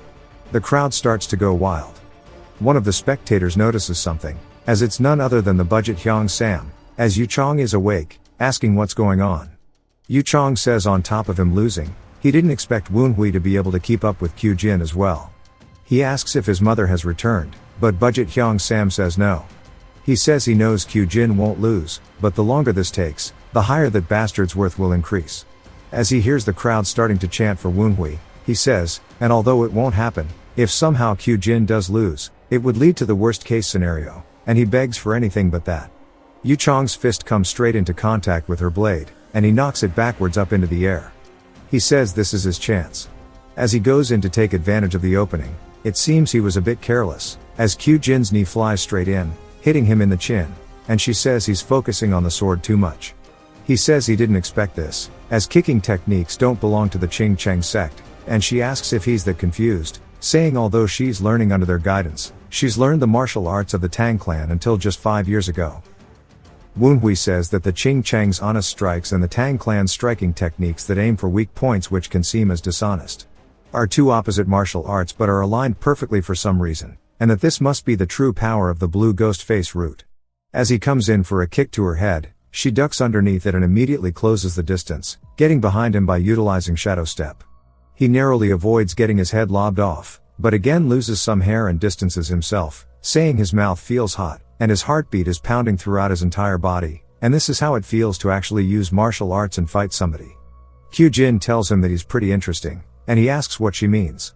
She says the fact that he can't escape the strict forms of martial arts and his movements make him seem like a beginner, but the way he reads his opponent's moves and avoids them is as sensitive as that of an old master who has fought over 100 battles.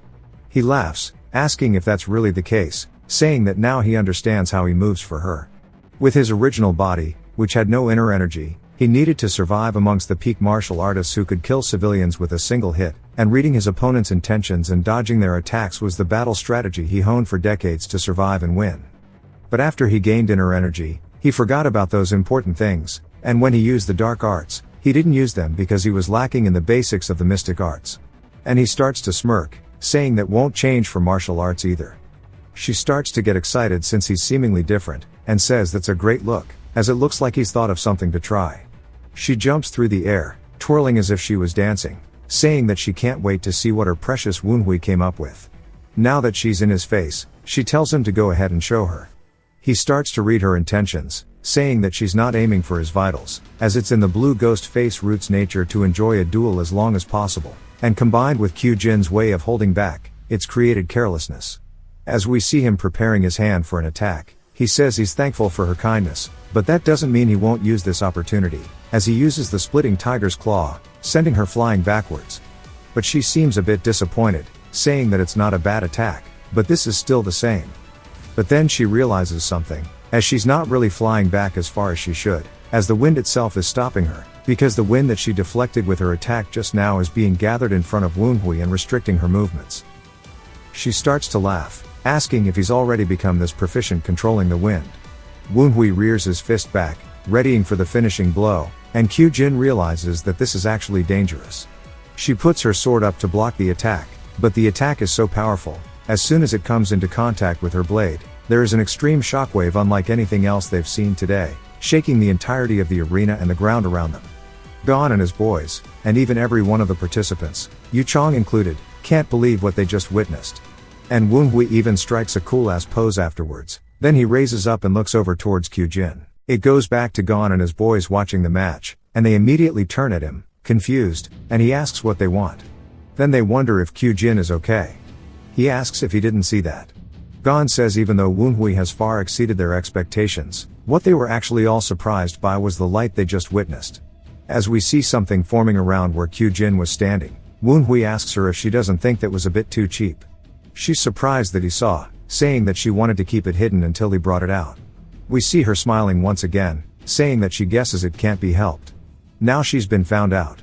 She starts to exude a different energy than we've seen before, which we learn is actually sword energy, as she has finally reached the threshold of the peak stage. Yu Chong is super excited, saying that he knew he could believe in his sister, and now with this, Woonhui has no way of winning. Kyujin says that as he already knows, she can't drag things out any longer now that this has been brought out. He says he knows that dragging things out with someone of a lower level is seen as rude. She says it's too bad though, as she wanted to have some more fun, and she asks if she can see what he's hiding as well. Woonhui says that as she said, this duel will end with the next exchange. Although his cutting north wind technique blocked her attack just now, it's not going to be able to block a Ching Cheng sword strike with sword energy, and he can't afford to show his dark arts, so he only has one card left to play. She starts to laugh again, saying it looks like he's thought of something to try, and he asks if it really looks that way. She says yes, because right now it looks like his heart is racing, as even he has a smile on his face, which confuses him. He says he might have gotten a bit excited, and being cornered like this made him realize he's crazy about martial arts. She says that's a strange thing to say, and he asks what she means. She says that people like that who are so crazy about martial arts are what they call martial artists, asking if she's wrong. He realizes that it was actually so simple, and he starts to laugh, saying he understands.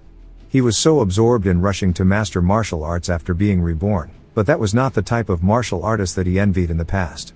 The emotion he felt while competing with her, whether it was to see how the martial arts he mastered played out, or how those martial arts fared against an opponent, it was the desire to rise up and win. This is the feeling he wanted from becoming a martial artist. She said it looks like he's had enough time to catch his breath, asking if she can attack, and he tells her to go for it. She dashes off the ground extremely fast. As we see him preparing something, she tightens her grip on her blade, raising into the air, imbuing sword energy into it, about to strike down. We see Manhwa preparing a Kamehameha, saying as expected of her energy.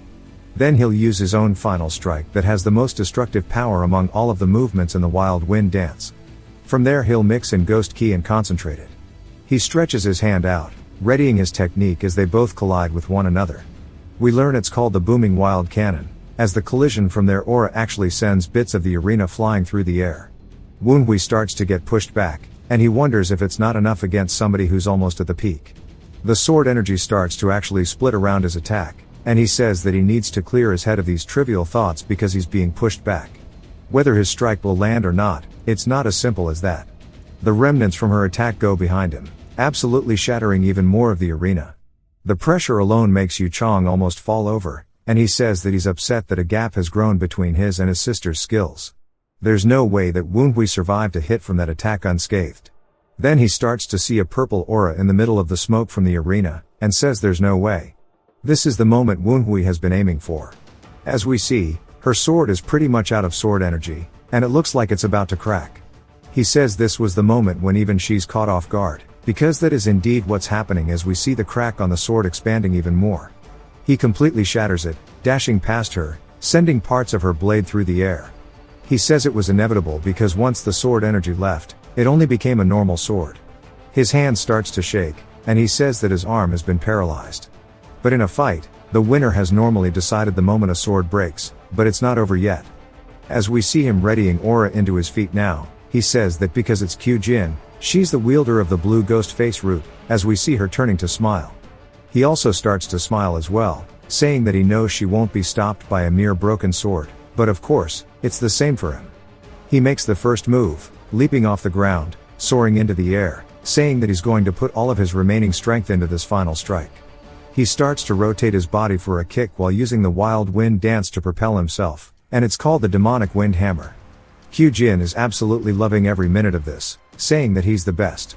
She then starts to imbue her feet as well with aura, lowering herself to the ground. She leaps off using her own kicking technique called the Rising Dragon Kick Ascent to the Heavens. Gon and his boys realize that they need to get down there and stop this before they collide with one another, but then they immediately tense up because, as we see, a shadowy figure leap into the middle of both of their kicks, stopping them. He says that he believes this is enough for playing around, leaving them both surprised. The man took that effortlessly and asks if they were thinking of greeting the family head from sickbeds. Kyujin immediately greets him as the family head, but Manhwa hesitates for a second and says that this must be his father, but he does the same thing she does and greets him. We are finally introduced to Tang Hosen. Dumpling tells him that he must be careful, and Goatee says that he thought he would have gotten weaker after the Wild Wind Squad was disbanded, but he can't believe he's accomplished this much. But Baldy is just scared. Manhwa says that he can also tell, even if he specializes in leading large organizations, he is still the leader of the Tang Clan's Special Martial Unit, and he thought the Wild Wind Squad's leader would only be as strong as the elders of the Heavenly Demon Cult, but seeing him now, he's much stronger than that, and he's not certain he could have defeated him in his past life. His father tells him that his gaze shows dissatisfaction, asking if he has something he needs to tell him. Manhwa immediately turns his head away, wondering if he was maybe staring too blatantly, but decides that he might as well go for it, and he locks his eyes back with his father's, saying that he was curious why the branch family head is here. Hosen asks if there is anywhere in the Nine Dragons branch family that he cannot go. Manhwa says he was concerned they might have dirtied his eyes with their inadequate duel. Every single person there starts to feel very surprised and tense about the ways he's addressing his father. Even Kyujin tries to get him to stop it, and she looks really scared. Manhwa says it's no wonder they're acting like this, because he's just an abandoned bastard who is talking back to the head of the Nine Dragons branch family. But from his residual memories and from seeing him with his own eyes, he can tell that his father is a true man of the Tang clan, as we see him grinning. He says indeed he did not find the duel interesting whatsoever, and Woonhui wonders if that's really how a father should speak to his son. But Hosen then says still, he heard he had a change in personality and is better than he expected. As he's heading down the steps, he looks at Yu Chong, saying that it appears as if another one of his children is nothing but a disappointment. Yu Chong immediately looks down to the floor, feeling nothing but shame. He then calls for Gon and the boys, telling them that their reactions were slow, and they need to train themselves with more devotion. They all say yes sir, and he tells them to dismiss the audience and lead the house members and deal with the aftermath. Woonhui asks Kyujin why she looks so sad, and she says because they were still too weak to catch father's eye and gain his interest. She asks if he's okay, and he says that the Branch family had always been like that. After ignoring his second child for so long, he suddenly gained interest after he showed potential. As for the third born, whom he had helped for so long, his interest immediately vanished. Kyujin says she's sorry, and she shouldn't have asked, and she should have known he isn't fond of father. He changes the conversation, asking if she's hungry, and then suggests they go grab a drink together. That night at an inn, we see her drinking, saying that this is what life is about. He says that she drinks and eats like she has been starving for days, asking if they're not serving her meals in the Ching Cheng sect. She says they give her lots, but it's always grass and other yucky shit, and he says it must be one of those Taoist temple things. She beats the table, saying at her age she should be eating meat and drinking alcohol, and this is why he shouldn't become a stupid monk. He says sure, and pours her another cup, and she tells him to keep it coming. He says speaking of the Ching Cheng sect, he wonders what kind of person her eldest senior brother is. She starts to blush and asks him why he's bringing him up, and Woonhui says that she mentioned him in quite a few letters, so obviously he's curious, as he mentions how much she keeps talking about him, and she gets embarrassed telling him to stop it. He says that she mentioned he was coming to the clan head's visit as a guest from the Ching Cheng sect, and he should learn more about him and treat him adequately when they meet, but he says it in an evil tone. She readies herself, saying he's mastered the wicked tricks of the Tang clan, and she will beat him for this. He says the fact that the eldest disciple, Yi Chul-san, is visiting is something to be careful of. There's a rumor that the Dark Sovereign's purpose for visiting is to find a new special martial unit like the Wild Wind Squad, and if that rumor is true, then countless sects around Sichuan will come to monitor or prevent that. That's also true for the Ching Cheng sect, which has had a long relationship with the Tang clan, and the fact that they're sending Kyujin's eldest senior to visit means they do not trust her, but she probably doesn't realize that. He then notices something and waves, and Kyujin asks if his drinking friend arrived, and we see it's none other than Gon, who says that he should have gone back to the training grounds, and Kyujin spits out her drink. Gon says he was impressed with her growth, as he didn't expect to see her manifest sword energy. Kyujin bows while thanking him, and uses sound transmission to ask Woonhui why he never told her that Uncle Gon was coming. He says that she never asked, and she calls him a brat, and quickly pulls out a seat for him. He then thanks her and says that they sure have ordered a lot more today, and he just hopes they didn't order in his name again. Woonhui asks if he can do that next time, and they bang glasses together, cheering, as Gon asks if he banged his head too hard in the fight. Kyujin is just surprised, asking him why he's being so friendly with Gon. He asks what she means, and she asks if he doesn't know what kind of person Gon is. They haven't finalized it yet, but he's basically Ho-san's sworn brother. He's rescued Ho-san from perilous danger during the bloody Ching Cheng battle, and the clan head personally gave him his warrior title. What a chat of a friend. Woonhui realizes this might be bad, and immediately calls out for Gon, calling him uncle, and Gon asks what's wrong. Woonhui says he didn't know about his relationship with his father, and apologizes for the great discourtesy he has shown him, begging that he'll accept his sincere apologies. Kyujin nods her head and tells him that was nicely done, and she's sure he'll forgive his transgressions. Gon looks absolutely disgusted, asking her what the hell he is doing, and if she taught him this.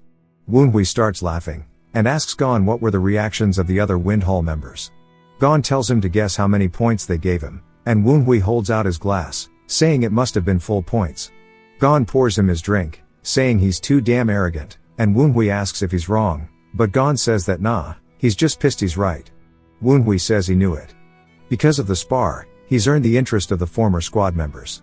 The only issue left is Sanyong might be scheming something before the Dark Sovereign's visit. On cue, it jumps to Spidey, who wonders how much longer until they get to where they're going. He says he didn't expect them to get this far, because if he goes too far away, Woonhui might think he ran away and tried to kill him. The carriage finally comes to a stop, and Spidey wonders if they arrived finally. Somebody escorts Sanyong out of the carriage, and she says they came without informing the temple, so she wonders if the Templars are present.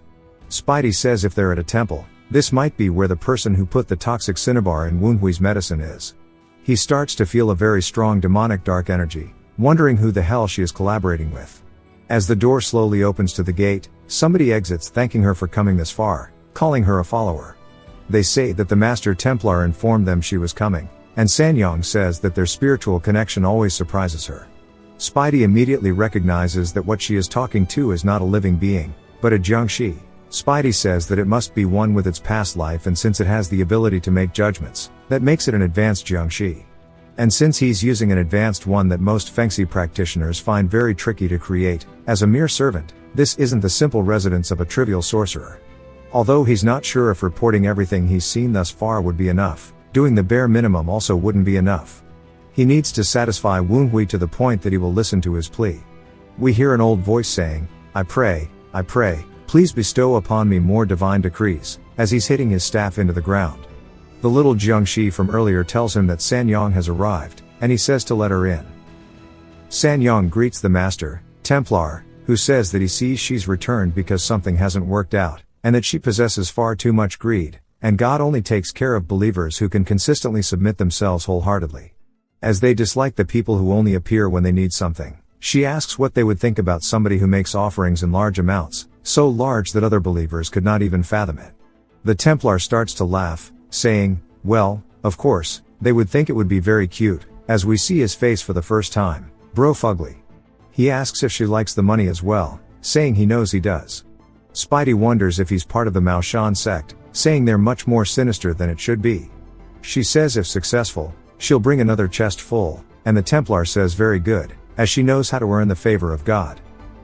The air then gets very serious, and he asks her what he can help her with, and she asks if he remembers what they discussed before, and he says that she wanted him to brainwash the illegitimate child, saying that's already in progress. She says that the situation has changed, and she needs something faster and surefire. He thinks he knows what she wants now, and Sanyong says that she wanted to use him as a pawn she could throw away after the Dark Sovereign's visit, but Q Jin's behavior and the movements of Woonhui's backers could blow up on her face, and she asks the Templar to turn him into an advanced Jiangshi. He laughs, saying he must have really struck a nerve. Spidey can't believe what he's hearing, saying he needs to go notify Woonhui immediately, because if the Master Templar is capable of freely creating advanced Jiangshi, then Woonhui is for sure no match in his current state. As soon as he gets out, a whole lot of red eyes start glaring at him, and he recognizes that they are beast Jiangshi, saying that if they can control these types as well, he now understands that it's the Black Bone Ghost Valley, the offshoot of the Mao Shan sect that joined the Heavenly Demon cult. The Templar then tells Sanyong it seems like she had a pest attached to her, and she asks if she was being followed. The Templar laughs, saying that person uses a very unique sorcery to control the ghost, and the backer of the illegitimate child might be much more annoying than originally anticipated. She sighs, saying that she will contribute another treasure chest, and he laughs, saying okay. She tells him to make sure he earns what he's been paid, and turns that lowly bastard into a Jiangshi and exposes the backer. He tells her there's no need to doubt him, and now he should first chase after the backer that followed her all the way here. Something quickly appears behind Sanyong, as we see another Jiangshi asking his master what he needs. The Templar says he needs to chase after the escaped ghost and find the sorcerer behind it. The Jiangshi says yes sir, and immediately leaps out of the room, flying through the air, saying for even the beast Jiangshi to be unable to capture it, it must be quite a nimble pest. He puts his fingers to his mouth, and whistles, launching even more beasts forward. Spidey wonders what's with the eerie presence he senses, aka his Spidey senses are tingling, as we see him hauling absolute cheeks from all the creatures. As we see him in the jaws of one of their mouths, he just begs that Woonhui can run away, and then he gets chomped on. It jumps back to the White Pavilion, and Woonhui asks Q Jin if she's really not leaving. She says that she'll go home while she sobers up, and he sighs, saying that now that Yu Chong has been humiliated, Sanyong is going to go out of her way to harm him. He bets that Q Jin is conscious of that as well, and he tells her just not to be a bother. She tells him to continue with his training. Go T says for being an ascetic of the Qing Cheng sect, she sure is an upright child. Baldy agrees, but wonders how Sanyong, who's so wicked, and somebody like Hosen had a daughter so kind.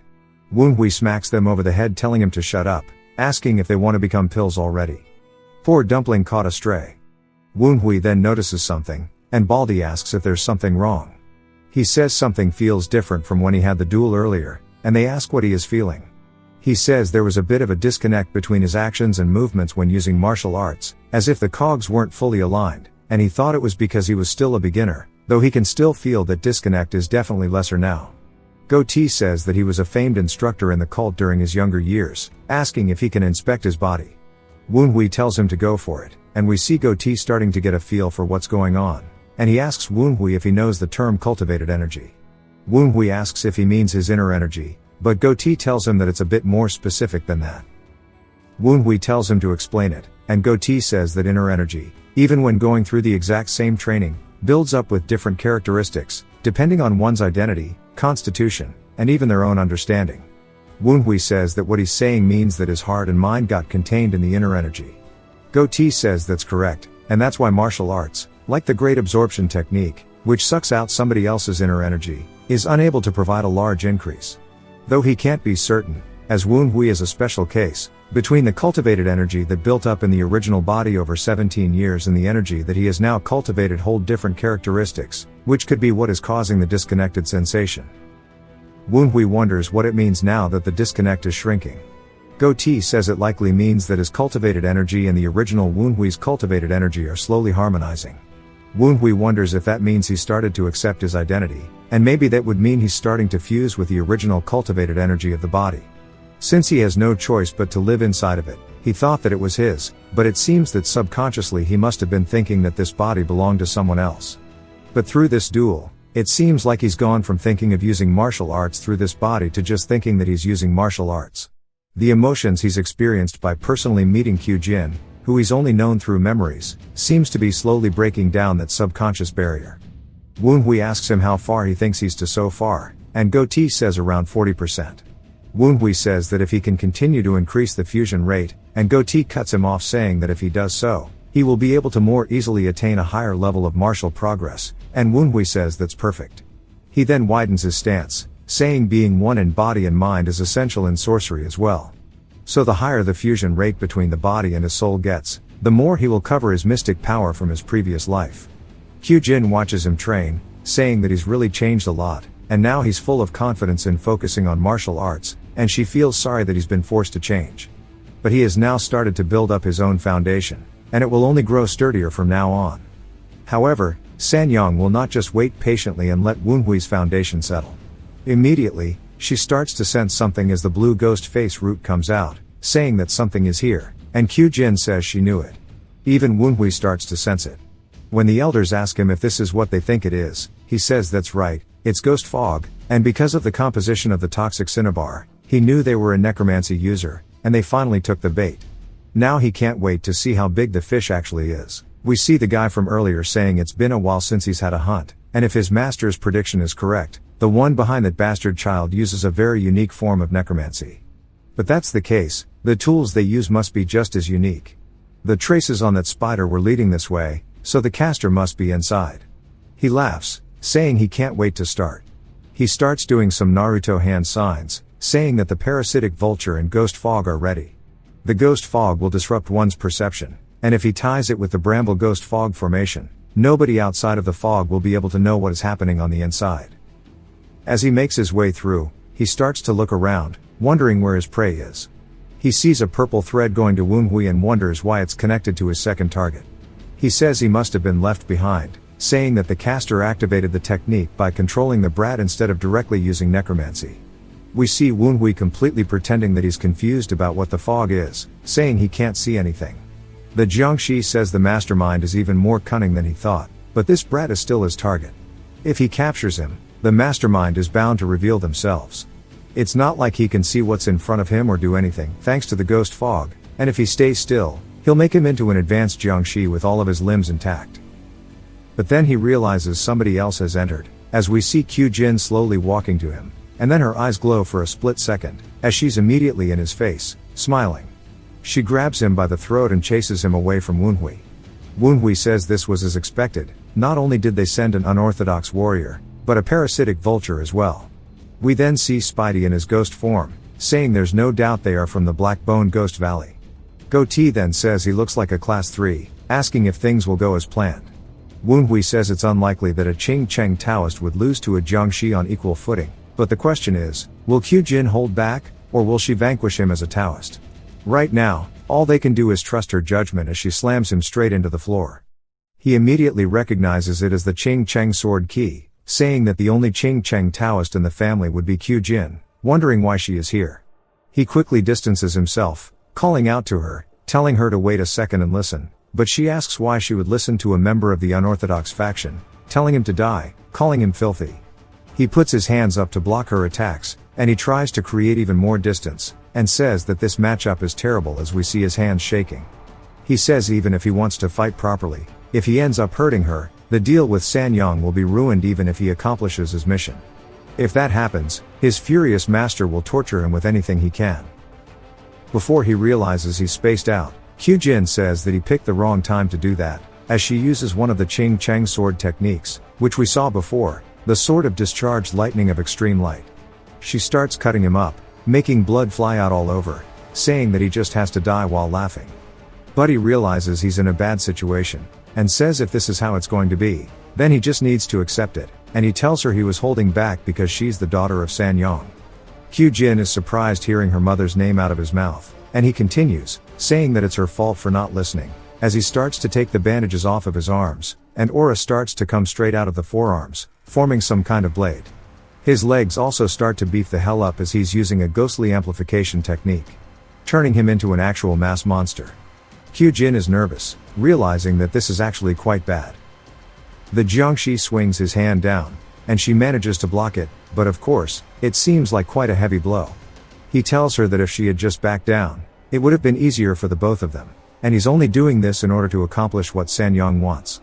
Qujin tells herself to lock back in, saying she already knew what her mother was doing, and she will capture him, find the one behind this, and stop her mother from continuing down the wrong path.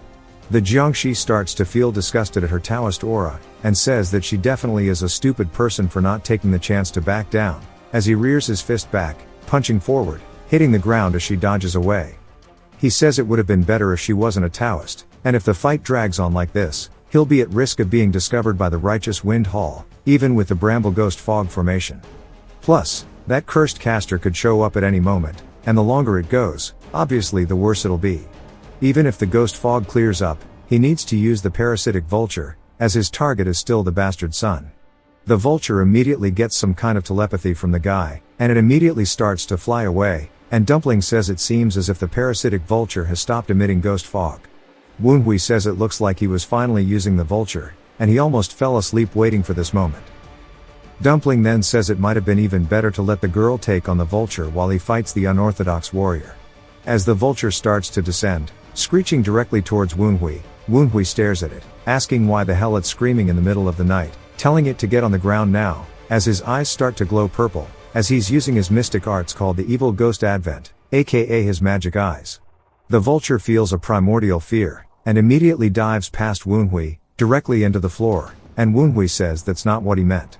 The other ghost says it's a miracle it didn't break its neck, and it seems that its body is as sturdy as you'd expect from a parasitic vulture.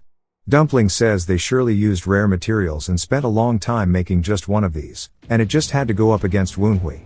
Woonhui says they all seem pretty pleased with themselves, even though he's the one who did all the work, and he tells the bird to get up, and it immediately does so. He says he's going to give it two choices, asking if it'll fight the other Jiangxi, or if it plans to fight Woonhui. The vulture looks terrified and immediately leaps away, attacking the Jiangxi from behind. It wonders why it's attacking him and how he lost control of it. Then he realizes that must mean the caster is skilled enough to take control from him, and he didn't even sense them. Qujin immediately jumps up behind him, laughing, saying if he lets his guard down like that, she won't hesitate to strike him down. As we see her cleave through him, we see that it was actually his arm that she managed to cut off, and the dude says he needs to retreat immediately once his arm hits the floor. He wonders why she's not doing anything else, so he asks her what she's doing, saying she could have killed him with an attack just now, or if she's showing mercy because of Sanyang. She starts to laugh, saying, as if, and it's so that he can thoroughly repent for salvation, and she's going to shred him to bits very slowly. He tells her that she's insane, asking how this is the face of a Taoist. The parasitic vulture does a drive-by, scratching the dude's eyes. He screams, looking at it, and Kyujin says that she doesn't know why the beast turned against him, but now is her chance to get rid of the remaining ghost fog, as she starts to use another ability called One Energy of Heaven and Earth. It's just her Taoist energy and uses a technique called the Evil Expelling Torrent. The guy then realizes that the ghost fog and his ghostly amplification technique have both been dispelled, so he needs to quickly find a way to escape. He says there's still a shred of the ghost fog remaining, which is his last chance, as he starts to channel aura into his hand. He slams it down into the ground, causing a minor shockwave. Kyujin blocks, thinking it's an attack, but instead, he immediately leaps backward, going to grab his arm. Kyujin and the parasitic vulture immediately chase after him, asking where he thinks he's going. The man senses something and decides to leave his arm behind as it starts to glow. Kyujin gets caught in the explosion, but she quickly regains her balance. We see the man cracking some kind of pill in his hand, and Kyujin leaps off the ground, dashing towards him, trying to stop him from doing whatever he is planning. As the blade gets closer to his face, we see it pierce some kind of fog instead of the man, as he's already gotten away. She says that things really went exactly as Woonhui planned. Back to the flashback before this all started, she tried telling him that it was a spell from the unorthodox faction, and he asked if she would mind assisting him. He started yapping to her, and we learned that he didn't want her to kill the Jiangshi to begin with, as he needed to extract the information from it.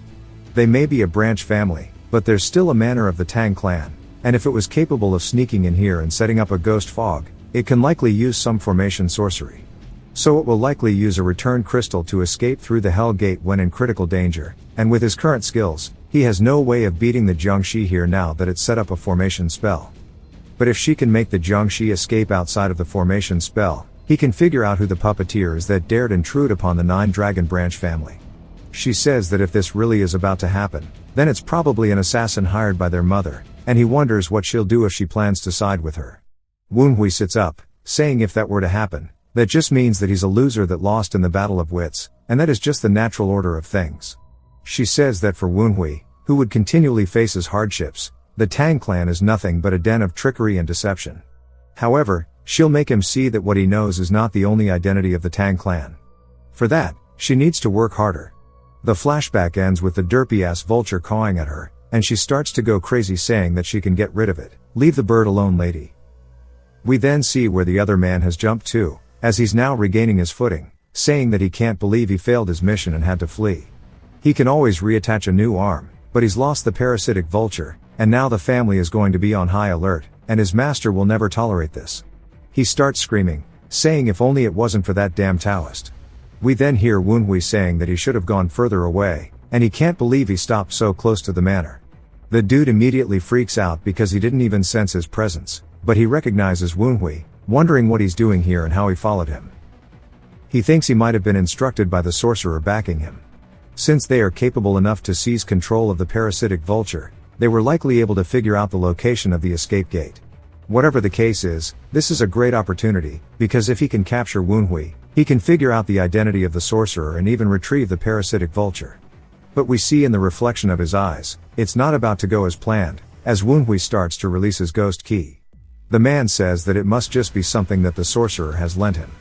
He says the appearance is a bit hazy, but he wonders why the energy is so familiar. Woonhui says that he knows Sanyang was desperate, but how could she join forces with the Black Bone Ghost Valley when she's from the Namgung clan? The guy is surprised, asking how he knew that, and Woonhui asks him what he thinks. As his ghost key starts to form around him, the dude immediately realizes what's going on, and he says no way, as we see Woonhui slowly getting covered more and more by the aura, until it forms a robe, which we learn is called the Evil Ghost Battle Robe. Woonhui says he must be something of a veteran if he recognizes this, and everyone who was at the Black Bone Ghost Valley 10 years ago remembers it. It was the mystic armor the junior demon lord Woonhui wore when he intended to level an area. The man asks him how someone like him is in possession of this, and Woonhui asks him if the person in his memory was someone to answer such questions. And he has many things he wants to ask him. The dude says he'll never talk, and Woonhui says he may be saying that now, which is why they'll talk after he has been thoroughly pummeled. The Jiangshi says that if he really is the junior lord, then he risks dying in one shot. Woonhui clenches his fist, and starts to release an even more powerful aura. The Jiangshi wonders if it's going to be dark arts or the Ghost King's power. Woonhui immediately closes the gap, rearing his fist back. The Jiangshi is just confused at its martial arts, and is too confused to react, so he gets hit. straight in the face, and it low-key dents his head. He gets sent flying as blood starts to pour out of his nose, and he lands and hits a tree, sliding down against it. He manages to catch his footing, saying that was the wild wind dance. He wonders why he's using martial arts instead of dark arts, and starts to smile, which turns to laughter. He says that he's not the Junior Lord, as the Junior Lord can't use martial arts. He's a monster who could blow up an unorthodox warrior like him with a finger. As he keeps yapping, he says he doesn't know how he could have seen the Junior Lord's skills to imitate them. We see little portals open up as purple beams shoot out of them. They are called magic imprisonment chains. The dude says that the monster made this equipment himself, and Woonhui says he can't believe he missed. He wonders why he called him a monster instead of a genius. The man then starts to wonder if maybe it really is the Junior Lord, asking how he could still be alive and using martial arts. Woonhui says he can tell he's confused, wondering whether he's the man he knows or not, and asks him if he thinks he has the time to even debate this right now. The Jiangshi says he's right. If he drags this out too long, either the Taoist girl will come back or someone else will.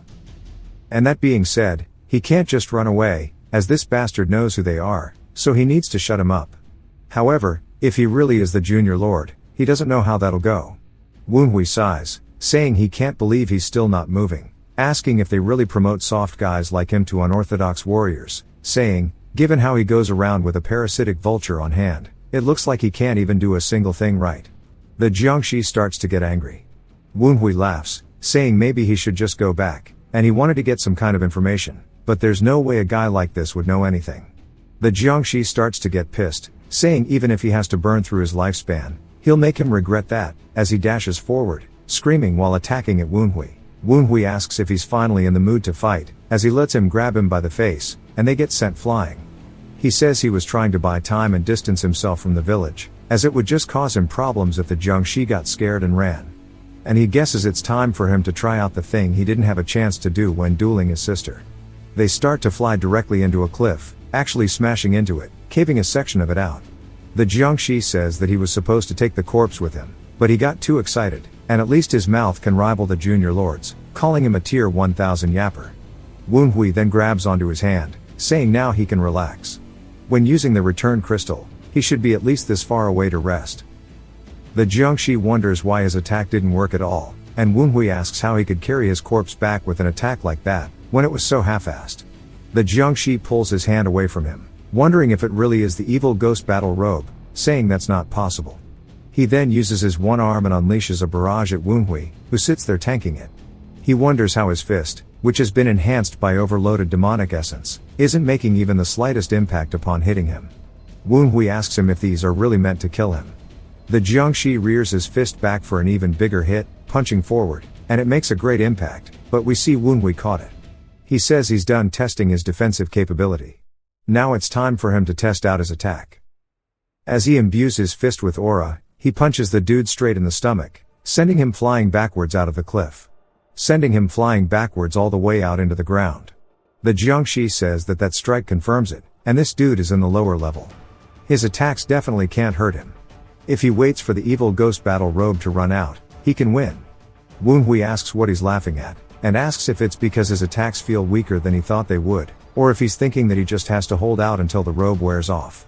He says that since he chased after him, knowing full well that he's a black bone ghost Jiangshi, he wants the Jiangshi to think about if he really didn't prepare anything at all, or if he's just dumb because his brain is rotted like the rest of his body. The dude gets offended, saying he just keeps talking shit while relying on the battle robe, telling him to show what he's prepared then. And he starts to wildly swing at him, saying that he better do it before the effects of the robe wear off, and we see not a single attack has landed on Woonhui. He even tries to go for a kick, only to hit an afterimage, as Woonhui has leapt up behind him using the shadow step. Woonhui then kicks him in the back of the neck, but the Jiangshi is not fazed, saying that his attacks have no impact. Woonhui already knows this, saying that it's not possible for him to penetrate his defense yet, since he's an unorthodox warrior, but he still has a couple things he can try. He lands back on the ground, saying it's a bit of a shame, but he should probably just finish this fight off. We see Woonhui preparing the same attack he blocked Kyujin's sword ki with, but the Jiangshi doesn't seem fazed, asking if he still hasn't figured it out, that his attacks have no effect on him, as he just laughs while the attacks hit him. Woonhui dashes past him after finishing his barrage, but the dude still says that shit just tickles, and unlike his ghost battle robe, He doesn't have a time limit. He can hit him all he wants, as he'll suffer his payback soon. Woonhui lands from his dash, saying that he was worried he was going to evade and cause things to drag out, but it seems as if he is foolishly taking all the blows he can. But it makes sense, since he's a Jiangshi, and his brain is rotten. He says that now he's just yapping, since he's at a disadvantage, asking how long he's going to keep running his mouth. But then blood starts to fly out of his mouth and nose, and he says that these are the symptoms of poisoning, asking how poison can even affect him in the first place. Woonhui says that it's not a normal poison, and immediately the Jiangshi realizes it's a ghost poison. Woonhui thanks him for letting himself get hit, saying he packed it densely throughout his body, telling him to have as much fun as he wants. We see a bunch of ghosts fly out of his body, eating away from the inside. He does his best to pull them off, and they start to materialize, turning into straight nightmare fuel, completely eating away at his body, causing him to scream out very loudly until he drops to his knees, looking utterly defeated. Woonhui gazes down on him, as if he was looking at a bug, and the Jiangshi asks him to just answer one question, wanting to know if he's the Junior Lord. Woonhui stares down at him for a second, and then crouches down, saying that this isn't the end of him. As he holds out a chain, which is the magic imprisonment, the Jiangshi starts to shake, saying no way. Woonhui gets rid of his robe, telling the elders he's going to be heading out first, and to make sure to educate the new recruit, so he obeys orders, as we see the elders now regaining their actual forms, saying that his wish is their command. What a cool scene. Woonhui walks away, confidently knowing that the boys got his back. Woonhui says that was harder than he expected, and he guesses it's because he's not proficient enough to subconsciously use martial arts, so he's unable to use spells that require longer prep time. Once he gets more used to it, though, he can start working on his spell casting speed, and he guesses he just has a lot more homework from now on. He then senses something, saying that somebody's staring at him, but he wonders if somebody's been watching this entire time, wondering who it is and where they are watching him from, and we see it's none other than his father, Hosen. Woonhui sighs, saying that he gets that he's part of the Tang clan, but to not do a thing while watching it all. With how far away he is, he likely couldn't see exactly what he was doing, but he should have been able to see that he was fighting an intruder, and he calls him disgusting. Kyujin then calls out his name as she starts running over, and he says that she didn't have to come find him. Then he freezes for a second, as he sees her dragging the vulture by the neck as she asks him if he's hurt. He says no, but wonders what she's doing, and she says that she thought maybe she'd learned something, and she wanted to cut off its wings so it couldn't fly away, but its wings were tougher than she expected, and she couldn't cut through them. So instead, she just beat the hell out of it, and he says he should make sure not to anger her in the future. He bows, saying unfortunately he got away, and she worked hard to set it up for him, and he's sorry. Kyujin then says that she's sure they can figure out where the whereabouts of the other people are by beating up this Jiangshi. The vulture immediately hides, running to Woonhui, and starts to cry while seemingly begging him. Woonhui says sneaking in a beast Jiangshi of this size won't be easy, and we see the vulture start to glow purple as it quickly shifts to a smaller form that looks nothing like a bird. What the hell is this thing? Woonhui's surprised that it just knows spells, and then realizes something, but changes the conversation, saying he's going to keep him in the white pavilion for now, and he's sure that she's tired as well, so she should head back. She looks worried about something, but says that since the intruders ran away, she'll head to her room. And immediately turns around, but we see she has a whole different expression on her face. We then hear Woonhui asking somebody if their master is the neglectful white bone wraith. It's the dude from earlier who's bowing, saying that is correct. Woonhui says it's been a while since he's seen him, and the dude goes to ask him if he's ever met his master, but immediately says the dude's name instead. Woonhui says he knows him a little bit. He learned some dark arts from him in the past, though he ran out of things to learn after only a month.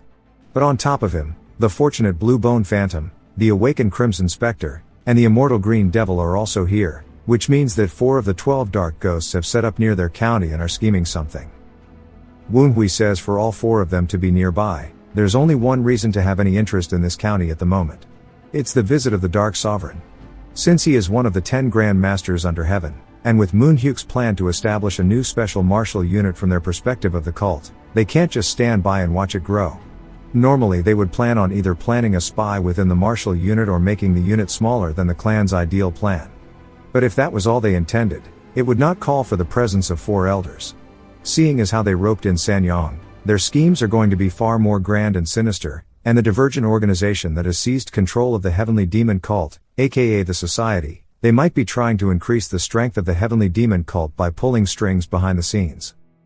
Normally it would have been a ploy that would have been reckless and stupid, but now it could become a valid move, and it would be a plan that they could have never even dreamed of carrying out before, which means they are planning to assassinate the Dark Sovereign.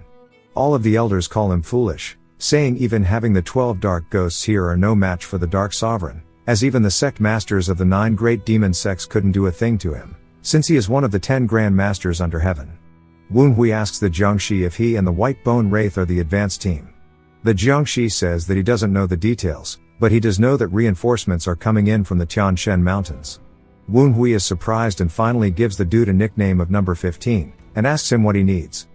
Manhwa asks 15 if he knows anything about the society, and 15 says since he is a pretty lowly being, he doesn't know of which society he is speaking of. Manhwa says that's alright, which means that the orthodox warriors of the Black Bone Ghost Valley are too low on the totem pole. That means he needs to capture the geezer instead, aka the White Bone Wraith, to obtain information. The problem is that if he tried capturing him at his current level, he'd be absolutely defeated by his fortress of spells. Manhwa says that he guesses this is everything he can learn from number 15. Gon immediately enters the room asking Manhwa if he is safe, then says he was ordered by Hosen to summon him, asking why his yard is in such a bad state. Manhwa asks what he means, and 15 tells him that he thinks he's referring to the mess from the fight between him and Kyujin. Manhwa tells him to calm down as he'll explain it on the way, and this could be easily solved by borrowing the strength of Gon in the Righteous Wind Hall. But before that, he needs to take care of business, as we see his father waiting for him. Manhwa needs to figure out what he knows and how he'll act. Manhwa respectfully greets him, saying that he is graced by his presence, calling him the branch family head. His father wonders why he's still calling him the branch family head in private, saying he understood he did it at the duel, but he still wants to remain distant, even in private. Manhwa immediately drops formality, saying he apologizes as it's been too long since they've seen each other in private. Gon asks him if he's insane, saying he went through the trouble of boasting to Hosen, and yet he's dragging himself back down. Manhwa starts to smirk, saying it seems like he's been complimenting him, and it's going to make him blush, but Gon tells him that now is not the time to joke. Manhwa tells him to watch. He asks his father if he's intending to reward him for defeating the intruder. But he knows if he intended to reward him for defeating the intruder, he would have done it in a public setting, as what Hosen wants to check isn't something like a father-son bond. Rather, he wants to know how much Manhwa knows. Hosen says he seems to know exactly why he called him, and Manhwa says it seems he's already confirmed the identity of the intruder, along with their connections to the Grand Matriarch.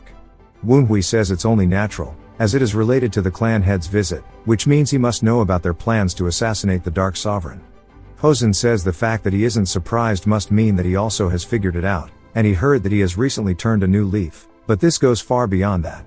His inner energy, foresight, strategy, and everything else is not something he could obtain in a year or even 2, and he must have been hiding within the deepest burrow he possibly could have, training in absolute secret, and he can't believe he's fooled even him for so long, and his wickedness is truly worthy of the Tang clan name. Manhwa bows, saying it may sound like an insult, but it is actually high praise within the Tang clan. Hosen tells him not to take it any further than this. Manhwa asks what he means, and Hosen says no matter what sort of war he and Sanyong wage against each other in the manor, he will not interfere, but he needs to not mess with the people backing Sanyong. Manhwa says he's okay with his son and wife having a messy fight over household disputes, yet he wants to leave the cult and a group of outsiders alone, and he wonders what the hell he's planning, calling him a wicked snake. Manhwa says okay though, and whatever his reason is, he cannot go after the White Bone for now, and Hosen says that since his business is over, he's going to excuse himself. Manhwa says that before he leaves, surely he should be rewarded for defeating the intruder. Hosen says judging by how he stopped him, he must want something specific, that he cannot obtain himself, telling him to ask for it, and Manhwa says he would like to train within the Twisted Forests, which we learn is a special environment full of poisonous bugs and bizarre beasts, and if he goes there, he can quickly recover the mystic powers of his past life. Hosen thinks about it, but tells him that only the clan head has the authority over that place, and he can make the request when he sees him, but he cannot make any promises. Manhwa says that it seems like the plan is a no-go. His father then says he can make up for that. As he reaches into his robe, he pulls out a butterfly, telling Manhwa that he can take this with him, as it sits on his index finger. Gon is surprised by it, and Hosen tells him to be quiet. Manhwa wonders what it could be and why Gon is so flustered by it. It doesn't look like anything more than a decoration, But maybe there's more to it. Hosen asks if it's not to his liking, but Woonhui says it is. He can't believe his father asked him that, yet he spreads his energy around so much that he can't approach. He's basically telling him to use some other means to take it. Woonhui tells 15 to get on it, and he immediately starts to fly in. The butterfly decoration then starts to move, which Hosen notices as it lifts up off of his hand, floating through the air straight back to Woonhui. We see Hosen even has a slight smirk on his face, and he says now it is his. He tells Gon they should get going, but Gon is actually freaking out internally. He quickly runs over to Hosen.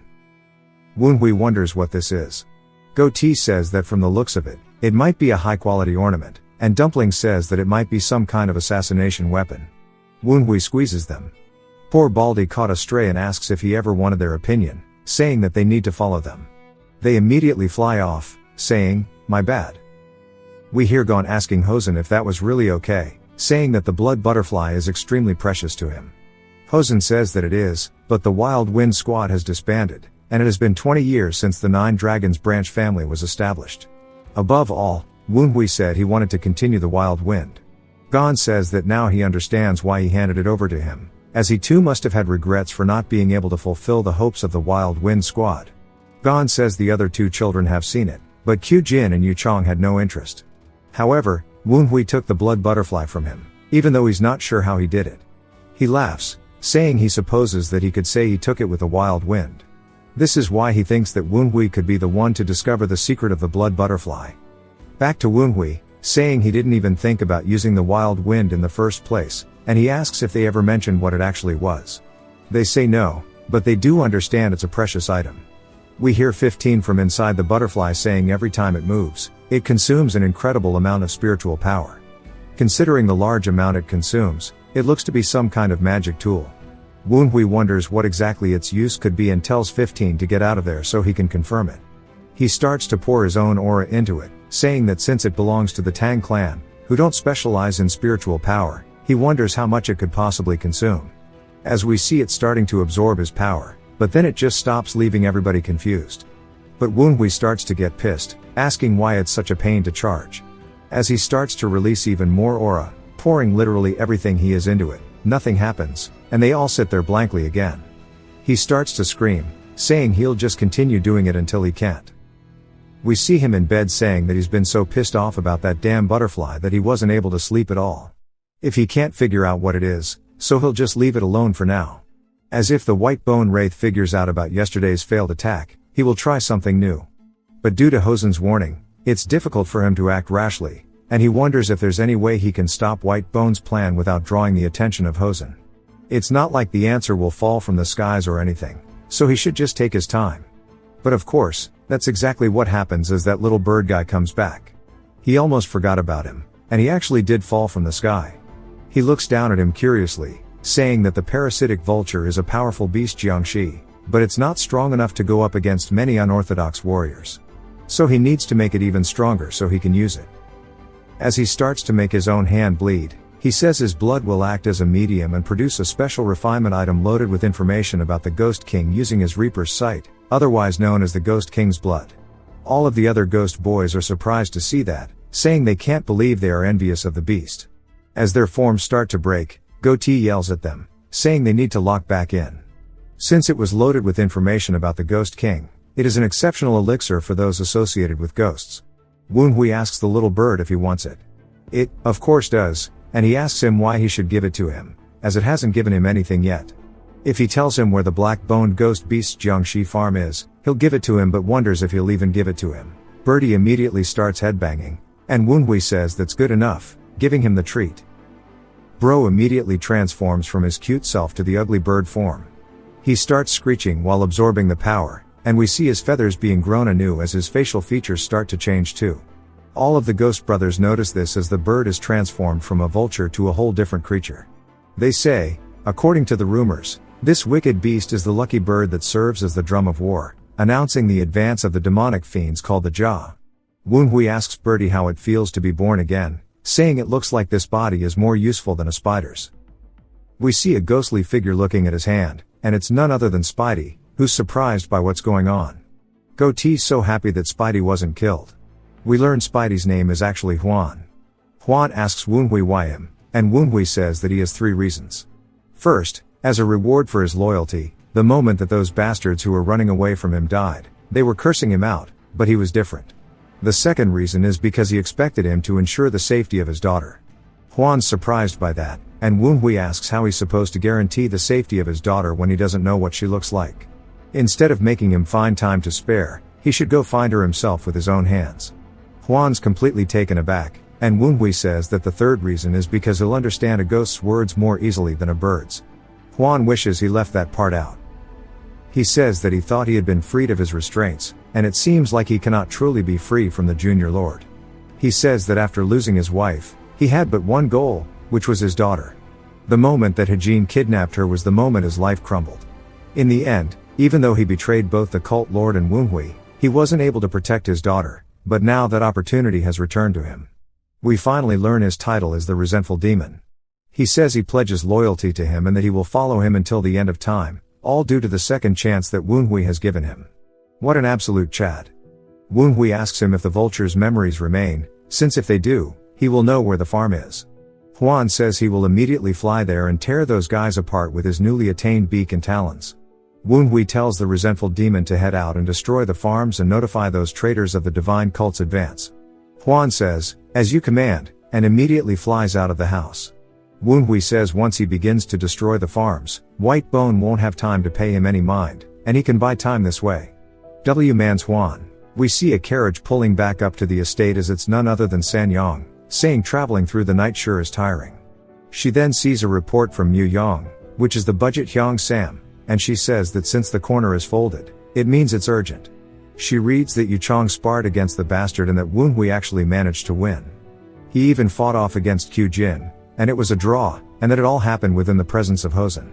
She wonders just how this all happened, but before she can get too lost in thought, Q Jin screams out her name, asking where she has been.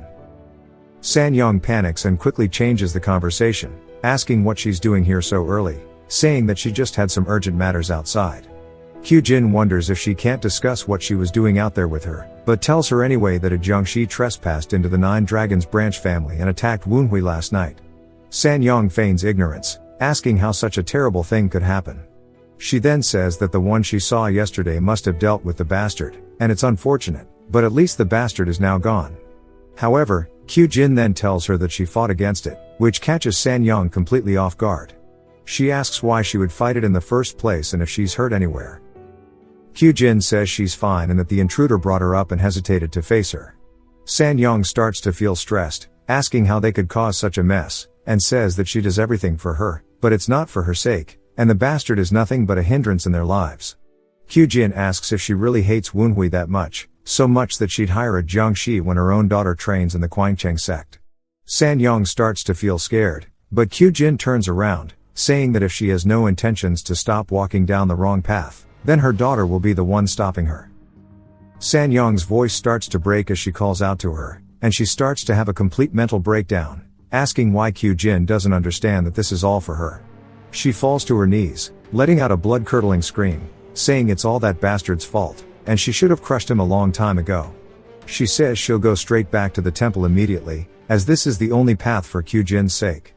Back to the boys out on the town, we see Gon telling Woonhui that he sure has guts, asking if he really has to go outside today even after getting attacked last night.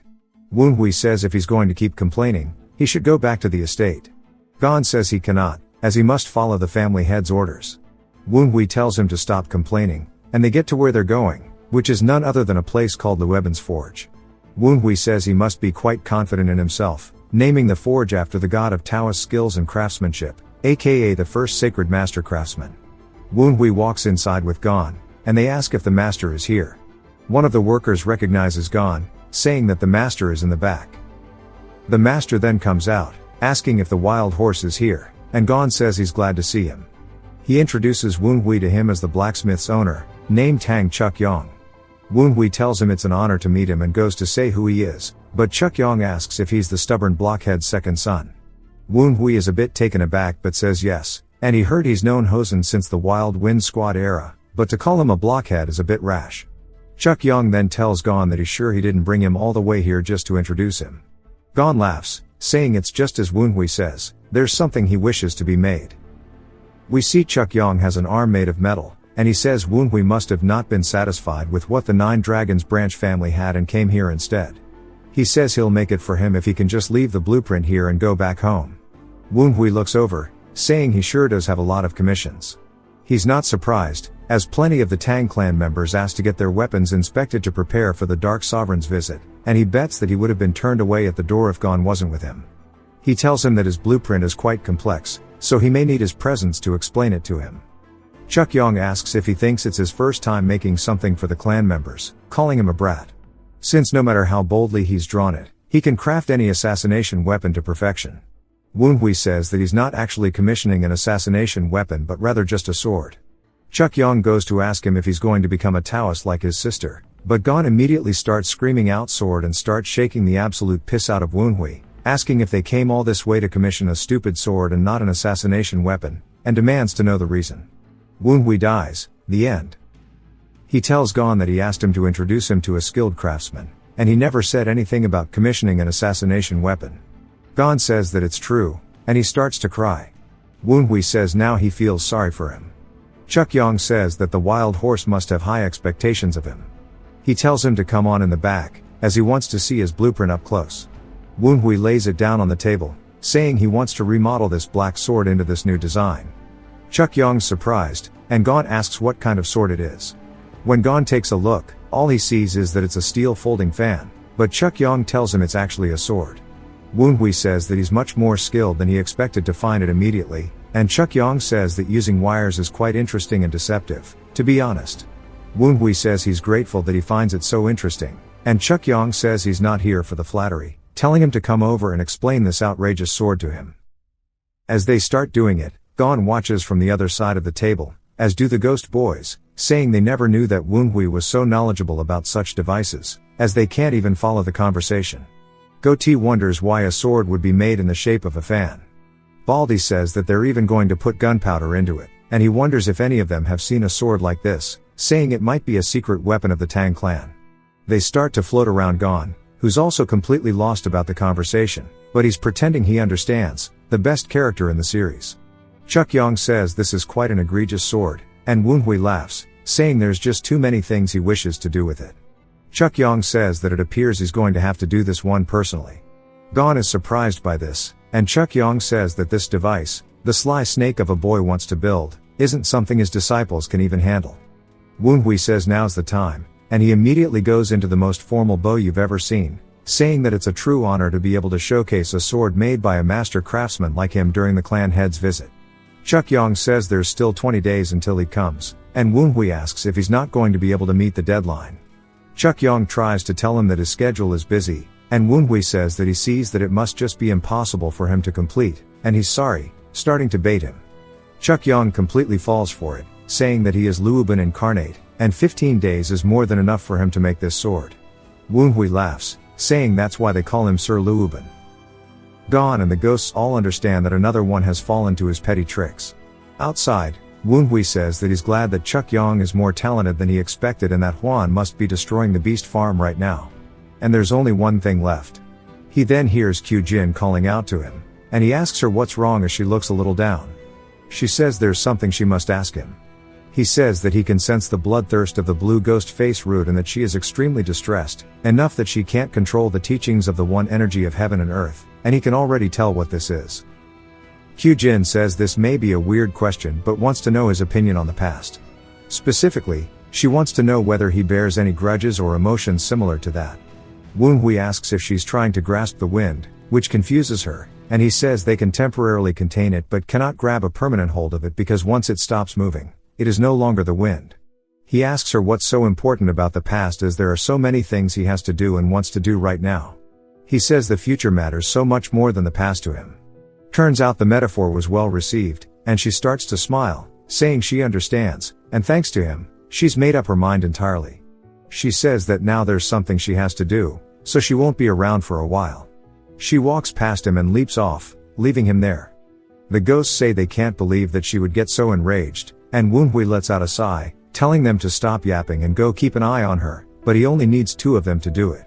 He's sure that Q Jin had a big argument with San Yang, and that's the only reason she could be like this.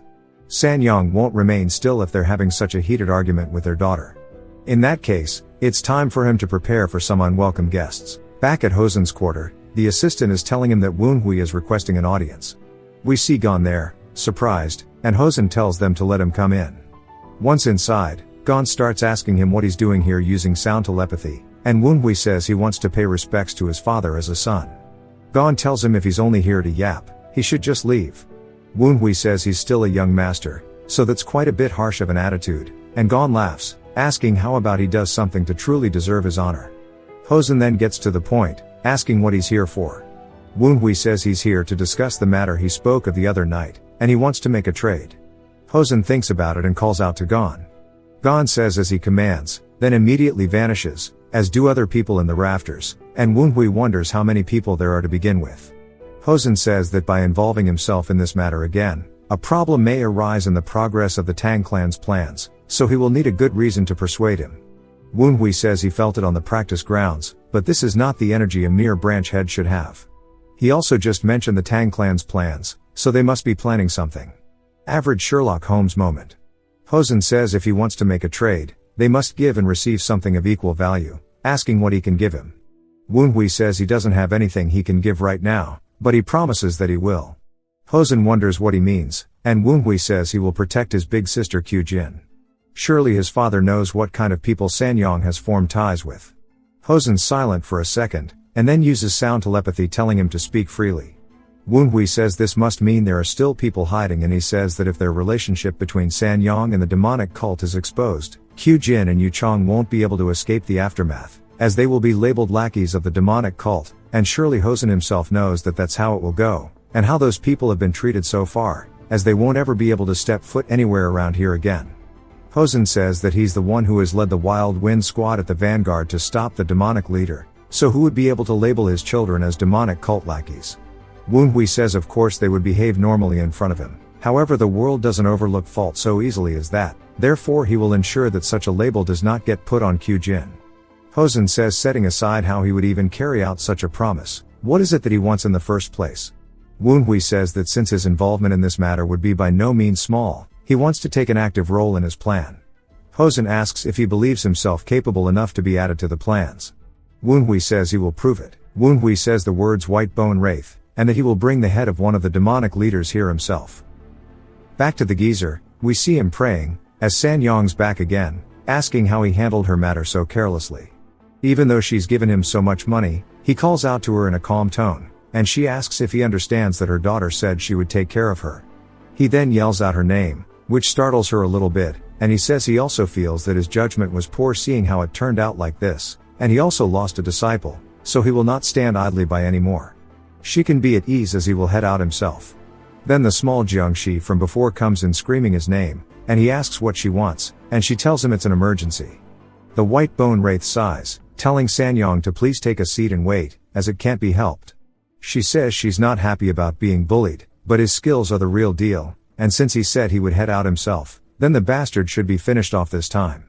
She then hears him screaming as he was just informed about his beast farm being attacked, and even though his farm was operating completely within secret for decades, a single bird with the same spiritual base as the parasitic vulture he made came back to his own farm and single-handedly wiped out every single beast he had raised thus far.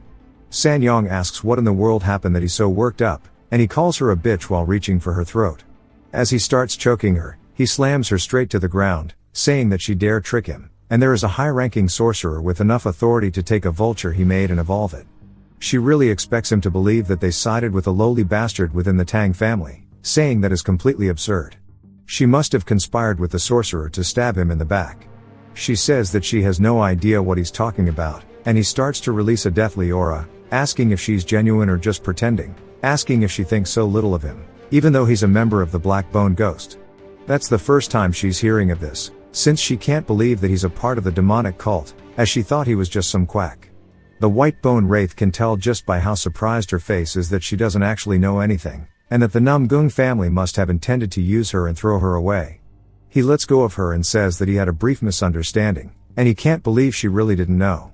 She then starts to understand that this means she formed ties with a demonic leader, and she was introduced to this by the orders from her own family, which means that the Namgung clan has formed ties with the demonic leaders. He then asks her if her second child is home, saying now that he thinks about it, even his name is similar to a piece of shit that he knows, and even without her request, he is now a reason to tear apart both her son and the sorcerer supporting him, asking if she will help him. It then jumps to her saying that she has made a mistake, as we see she's talking to Woonhui, asking if he would like anything as an apology, as she'll give him whatever he wants. He seems really smug, saying that this is so sudden, and he can't believe that she's apologizing. She says she doesn't want to do this either, but it's part of the demonic leader's order, as he told her that they need to make sure that they drop their guard, so she should go get some kind of favor with her bastard child. And she asks why she would do such a thing, and he says that he guesses it can be helped, and he'll have to convert her into an advanced Jiangshi and make her do what he wants. She tells him to wait, saying she'll do it, and she says that she needs to do whatever she can to get on Woonhui's good side and catch his backer, and while it's humiliating, she still wants to live. He says that she sure is acting rather fearlessly, and then uses sound telepathy, saying that he supposes she's afraid that the branch family head will find out that she has formed ties with the demonic cult, and she sweats nervously asking how he knew, and she can tell he's not just saying things either, as his eyes are full of certainty. She starts to shiver in fear, saying that she only just now found out they are demonic cult members, so how in the world did he know? Woonhui then starts to completely overwhelm her, saying that she seems to be very flustered. He starts to walk towards her, and she says that she thought that the backer he's been with for the past few months was the one controlling him, but those eyes of his are not the eyes of someone who would be controlled by anybody. And while she doesn't know whether or not his backer offered him aid, the one running the show the entire time has been none other than Woonhui. However, if he still has only a shallow understanding of everything, she can try to play it off, so she tells him she has no idea what he's saying, and he says that this means she would have no problem with him telling the branch family head. He starts to use sound telepathy again, saying if he starts with the Righteous Wind Hall's investigation, the information about the strange shrine she visited often will come out, and all the items in storage related to her family's clan will come to light. He says that that sounds fun, as who knows what the Namgung clan would say about all of this. She realizes that they would completely exile her, as they would say they didn't know she had formed ties with the demonic cult, and she would be the only one taking the fall, and it is completely feasible that the Namgung clan would do that to her. Her voice starts to shake, and she says that she is still the matriarch here, so there's no way she can be disposed of so easily. Woonhui laughs, saying even if she is the grand matriarch, it seems she can't be honest with herself, and she asks him what exactly he wants. He then starts to grin ear to ear, saying there's quite a lot of information that he would want from her. We then learn that over the course of a week, Sanyong showered him with all sorts of treasures, such as a heavenly silk robe, some gauntlets, some boots, and other shit. To purchase these rare items in such a short time, Sanyong had no time to scheme, and as a result, he is now dripped out from head to toe. He says that the Namgung clan is really rich, and even after extorting so much, they still have a lot left. The ghost boys say that it must be pretty nice to be covered head to toe in such rare items, and that she must be close to bankruptcy. They say she's a fool for picking a fight with the junior lord, and Woonhui says they shouldn't be the ones to talk, as they did the same thing. But these items will definitely help a lot. But this is the most important thing he's got, as he pulls out a green orb, and they can immediately tell it has a lot of poison energy, asking what it is. He says it's a medicine he created by mixing some wilting fungus and toxic flame herb with white life oil. They say that looks like actual poison, asking if he's attempting to level his Venom Dragon Essence art to 6-star. Woonhui smiles, saying that's right, as he's going to open up his middle dantian and rise to the peak stage. As he heads outside, he says that the wilting fungus is often used as an ingredient in elixirs, but incorrect usage can make the toxic fungus grow and kill you from the inside out. To enhance that toxic growth, he combined it with a toxic flame herb and white life oil, making this pill's properties incredibly poisonous. For someone who practices the Venom Dragon art, there is no better elixir.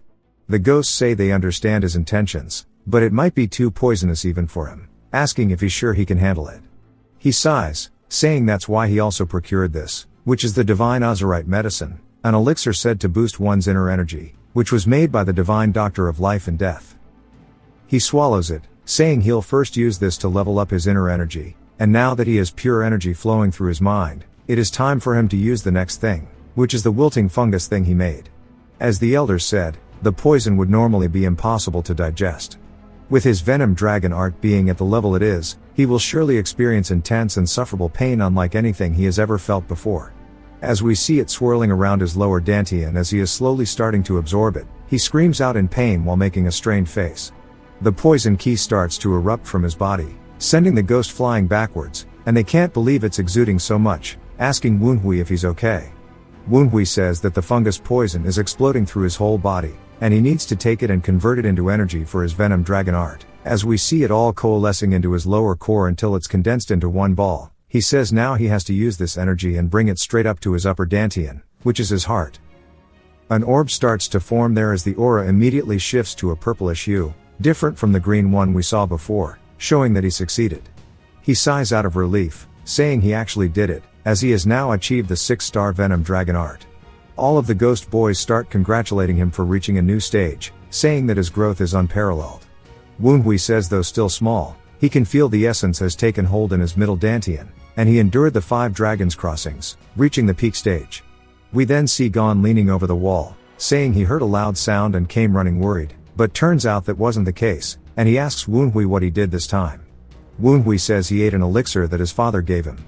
Gon says he doesn't know which elixir that was, but he bets that he definitely ripped her off, and whatever the case, he's sure that he's itching to find out how much stronger he's grown. Woonhui immediately starts releasing his aura while holding onto his staff, saying he truly has a good martial instructor, and he leaps forward, saying he won't refuse the offer and he'll go all out. As he readies his weapon, Gon says that it's crazy he can already imbue his weapon with ki, and they trade blow for blow right in the middle of the arena. Gon says that Strike had quite some power behind it, asking if he can handle this as he thrusts his staff forward. Woonhui says that Gon's movements used to be impossible for him to follow, but now he can see them clearly, and on top of that, he can move his body more freely as well, as we see him advancing through Gon's barrage, saying this is the clear difference between stages, and he can now share the same sight as his instructor, and by imbuing his weapon with even more ki, it means that he can take every one of his techniques to the next level. Gon immediately recognizes that he's using the 12 fierce tiger steps with the spear, and does his best to block the attacks as it's Woonhui's turn to release an onslaught. Gon does manage to block it, but it causes him to have to create some distance, but he manages to catch his footing, saying that he guesses he can't half-ass it any longer, and Woonhui says he already told him he was going to work him to the bone. Sometime later, after their sparring, Gon asks if he's heard the rumors that's been circulating, and Woonhui asks what he means.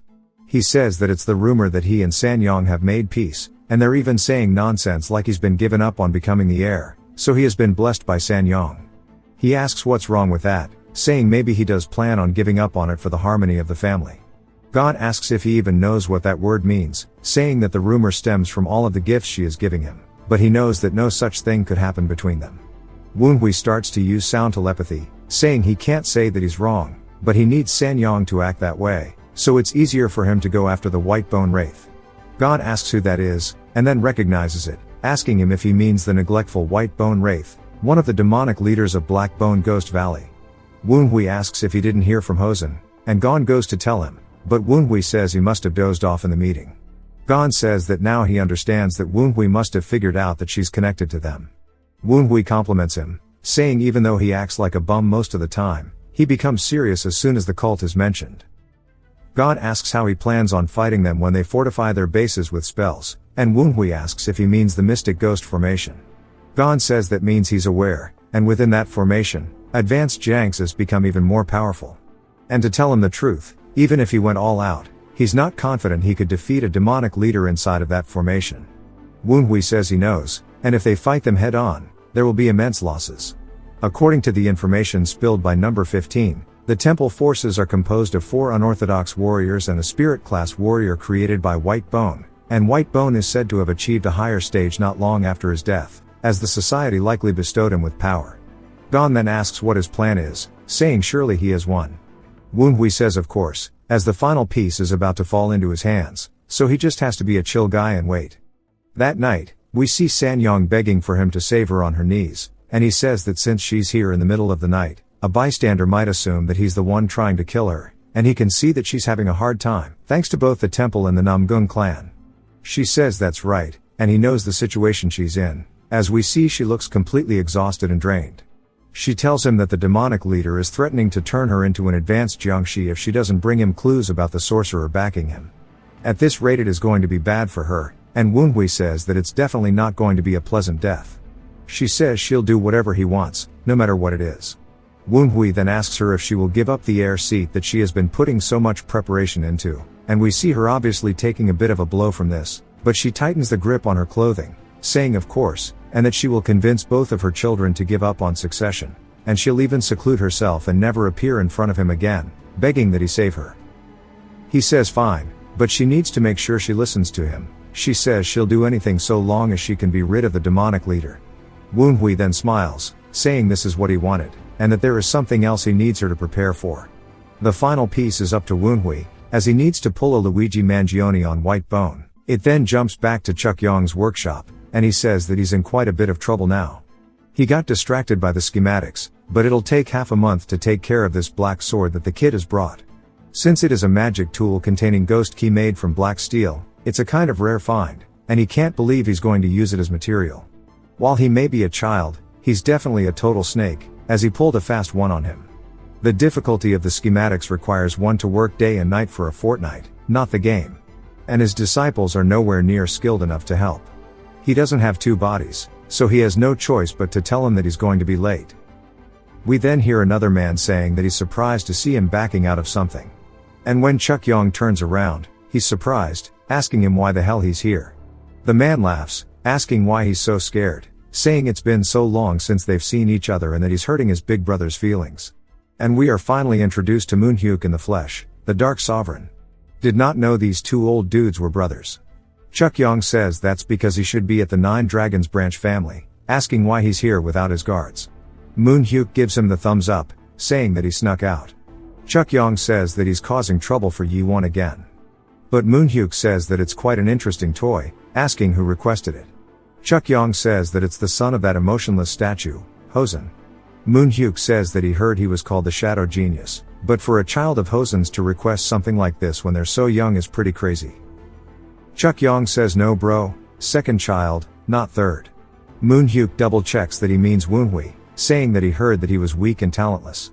Chuck Yong says that he was surprised when he saw it himself, but he's actually a total snake. He wants to use sword techniques and fan techniques with a single weapon to confuse his enemies, buying the distance he needs to throw assassination tools the entire time. Moonhyuk seems happy, saying that's a toy befitting the Tang name. Chuck Yong says if that was all, it wouldn't be so difficult, but there's two other parts.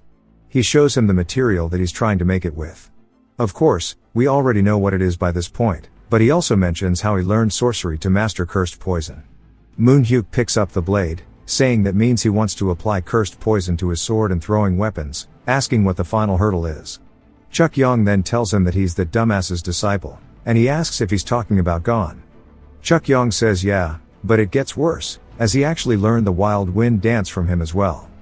Moonhyuk seems genuinely surprised, while Chuck Yong continues, saying that he wants this singular weapon to not only contain multiple forms, but also to be capable of wielding wild wind and curses. Noticing if he now understands how greedy this kid is, Moonhyuk begins to smirk, saying that he was complaining about not having enough hands. Chuck Yong says yeah, asking why it matters, then tells him to wait, as we see Moonhyuk rolling up his sleeve, saying that now he can't wait to see how that kid will use this toy. It jumps back to Woonhui, as Sanyong is saying that she's finished the preparations he asked for, but confirms that it's just going to be the two of them going. He tells her that Gon will be coming as well, but he had something to take care of before departing. He finally makes his appearance, jumping over the wall, asking if it's necessary to leave at such a weird hour. Woonhui tells him that this is the best time. Gon then informs him that he has eliminated Mu Young, Budget Hyung Sam. Woonhui says good work, but Sanyong yells, asking why he would do such a thing. Woonhui says that Mu Young was smuggling intel out of the Nine Branches dragon family to the Namgung clan and even the temple. Sanyong sweats nervously, saying that she sees, that she can't believe how sloppy the Mind Shadow troop of the Namgung clan is. On top of finding Mu Young, Woonhui uncovered something even she wasn't aware of, and she's been getting played in the palm of his hand this entire time. Gon asks if it's really just going to be the three of them, while Woonhui holds up a grody-looking face mask, telling him yes, and to wear this for now. Gon asks if he's sure about this. Woonhui says of course, and they already know what they both look like, telling him to put it on as they should get going. Gon sighs, saying this is troublesome. On the way there, Gon mentions how the fog is getting really thick. Woonhui says that means they're getting to the start of their territory. Then Gon immediately asks if he senses that as well. Woonhui says yup. Even though they're hiding their presence in the ghost fog, he can see them clearly thanks to his Reaper sight. There are countless Jiangses, and they've likely increased security due to their farms being attacked. And it wasn't just a rumor that the White Bone achieved a higher stage. His formation sorcery is also more advanced. Woonhui then notices something else, saying that the flow of this mystic power is familiar, telling 15 to come out. 15 says reporting for duty. Then Woonhui asks if White Bone took his sorcery manual. 15 says that he doesn't know the specifics, but he heard the 12 dark ghosts found an incredible item while cleaning up the wreckage of the Junior Lord's quarters. All the other ghost boys start yelling, calling him foolish, asking how dare he steal from the Junior Lord. But 15 says that it wasn't even him. Woonhui says he thought it would all be blown to dust by the explosion, but some of his pieces of the Ghost King grimoire survived. Using spells against someone who knows the properties of your sorcery is akin to using a lock against someone who has a copy of the key. He'll have to be careful of using spells until he adjusts his Ghost King grimoire. The carriage finally comes to a stop, as the carriage dude says they've arrived. They both help Sanyong out. I just now realized they are dressed up in blue to symbolize the Namgung clan, or I'm cooked. The door then opens as the little Jiangshi welcomes her, asking what she's doing here. Sanyong says she brought the bastard child's items as the Master Templar requested. The little Jiangshi says that recent developments have put them on high alert. Because of that, she'll transport the boxes, telling them to keep them here. Gon is surprised, and asks Woonhui if they're going to have to brute force their way through. Woonhui tells him to have some patience, as Sanyong clutches up, saying that she doesn't know what the items have, as they might have spells cast on them, and that mystic powers become tainted when they're handled by the dead. She's asking her if she'll be fine if it gets tainted by her hands.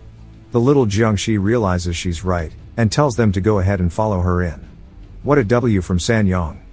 She then tells White Bone that Sanyong has brought the items she requested. He yells, saying to let her in, all excited, and as the doors open, Sanyong looks nervous, and greets White Bone. White Bone says it's about damn time, asking her if she's brought his things. She says yes, and she's unable to discern what items have been enchanted, so she just grabbed everything in his room while he was gone. White Bone laughs, saying good work, and this is more surefire than her making a bad guess. Sanyong then nods to Woonhui and Gon to walk with the boxes, and they do exactly that. White Bone says he can feel the mystic powers without even opening the chest, and that she's done very well, and that he's going to use these right away to track him. As soon as he opens the chest, he's surprised by what's inside, saying this is odd, as he sees a whole chest of bombs. He asks what the meaning of this is, as both Woonhui and Gon grab onto Sanyong, darting out of the temple. While White Bone is still confused, Bro is slow in the head. He then hears the fire burning on the fuse, and has an oh shit moment. He realizes this is bad, but his boomer reflexes weren't enough, as the explosion roars throughout the temple, even making its way to the front gate, exploding everything inside, sending it flying everywhere. It even makes its way to the forest, as we see Woonhui and the rest taking cover. Gon says that should have nullified the formation while taking off his mask. Woonhui does the same, saying mostly that the spell is not fully gone yet. Gon asks if he's saying that the White Bone lived through that explosion. Woonhui reminds him that he's a Jiangshi. He saw him unleash his mystic power before it exploded. He might have lost an arm or a leg, but he's definitely still alive. Not to mention, there's also his squad, as we see them flying in under the moon. They land in front, and the little one takes the lead of the advanced Jiangshi squad. Getting angry, asking how dare they do this in their holy grounds. Woonhui says she sure is angry, even though all they did was blow up a house. Gon reminds him that he would also be pissed if this happened to him. One of the advanced Jiangshi tells the little one that he recognizes Gon, as he's considered the second strongest martial artist in the Nine Dragons branch family. And the one next to him is the bastard son of the family. They realize that since they are both here, it means that their plans were uncovered by the Tang clan. Gon asks if Woonhui's sure he's going to be okay by himself. Woonhui says he should worry about his own fight instead. The Jiangshi says they don't know how much of the plan has gone astray, but they have to capture them alive. But before they even get to start, the one who gave them the order turns into mist, surprising the little one by how fast it was. She turns nervous, as we see it laying on the floor, and Gon asks how dare a monster pretend to be human. The little one says that he might not have been fully on guard, but to take down one of their warriors in one blow means he is a martial master at the supreme peak stage. Woonhui says that he sure is reliable, telling him that he'll be back later. While the other advanced Jiangshi wonder where he's going, the little one reminds them that he's no threat and to ignore him, as right now, They need to focus on putting their entire effort into defeating Gon. Gon laughs, asking if they really think they stand a chance. As Woonhui makes his way to Whitebone crawling out of the wreckage, he asks how dare that stupid bitch betray him and that he's having a hard time healing due to the explosion messing with his formation. He needs to quickly decide if he should reconstruct it before the Tang clan arrives or if he should dispose of the evidence and run. Woonhui says he came all the way here personally, yet he's thinking of running, asking him if he thinks he's being a bad host while laughing. Whitebone says that he must be the bastard of the Branch family and that this was all the plan of his backer. Woonhui tells him it's been a while, saying they haven't met in private since he learned sorcery from him. Whitebone asks what kind of nonsense he's yapping about. Woonhui continues, asking if he forgot, saying though they were from different sects, they were a master and disciple for a month. Whitebone starts to really think about it, then recognizes his manner of speech, saying that's impossible. Woonhui says he can't believe he hasn't recognized him even after stealing his sorcery and that he's hurt his feelings while releasing his Ghost King aura. Whitebone immediately recognizes him as the junior heavenly demon and starts to freak out. Now that he understands that if he doesn't fight, he will die, he starts to unleash all of his aura, creating a beam straight up into the sky. Woonhui laughs, saying he really has reached a higher stage and things would have been bad had he not blown up his formation. Whitebone then slams his hand onto the ground as a massive explosion follows. Time to scrap. As Woonhui wonders what's going on, since it doesn't feel like he's activating a spell, he has to be up to something. He then uses his Reaper sight, saying that he'll still be able to see through all of it. But then he's confused, as Whitebone is nowhere to be found. He asks where he went, saying that stealth is not a specialty of his, and he doesn't sense any mystic power, so it's not an illusion. The ghost boys tell him that he's up in the air, and Woonhui is still seriously confused. He wonders if he's planning some kind of aerial attack, while the rest say that they think he's just running away, never mind the fight. Woonhui says he doesn't know if he should make fun of him for being a coward, or compliment him for being fast and decisive. But of all the directions he could have chosen, he picked the wrong way, so he sure is unlucky. While Whitebone is flying away, he says he can't believe it's the junior heavenly demon, asking how he is still alive. But that's not what's most important. He's revealed himself, indicating he has a surefire way of defeating him. Because that's the kind of person he is, he needs to make sure to retreat. He then senses some energy down on the ground, and we see it's none other than Q Jin, preparing some energy from the Quangcheng sect. She unleashes an attack in a cross pattern, as it soars to the air up to Whitebone. He realizes this is no good, as he has no way to dodge the attack. As he gets hit directly by the attack, even his bird gets destroyed. Woonhui says that's what he gets for ignoring him and leaving, and then greets Q Jin. She asks what he's doing here, and he says he was exterminating demon cultists with Sanyong.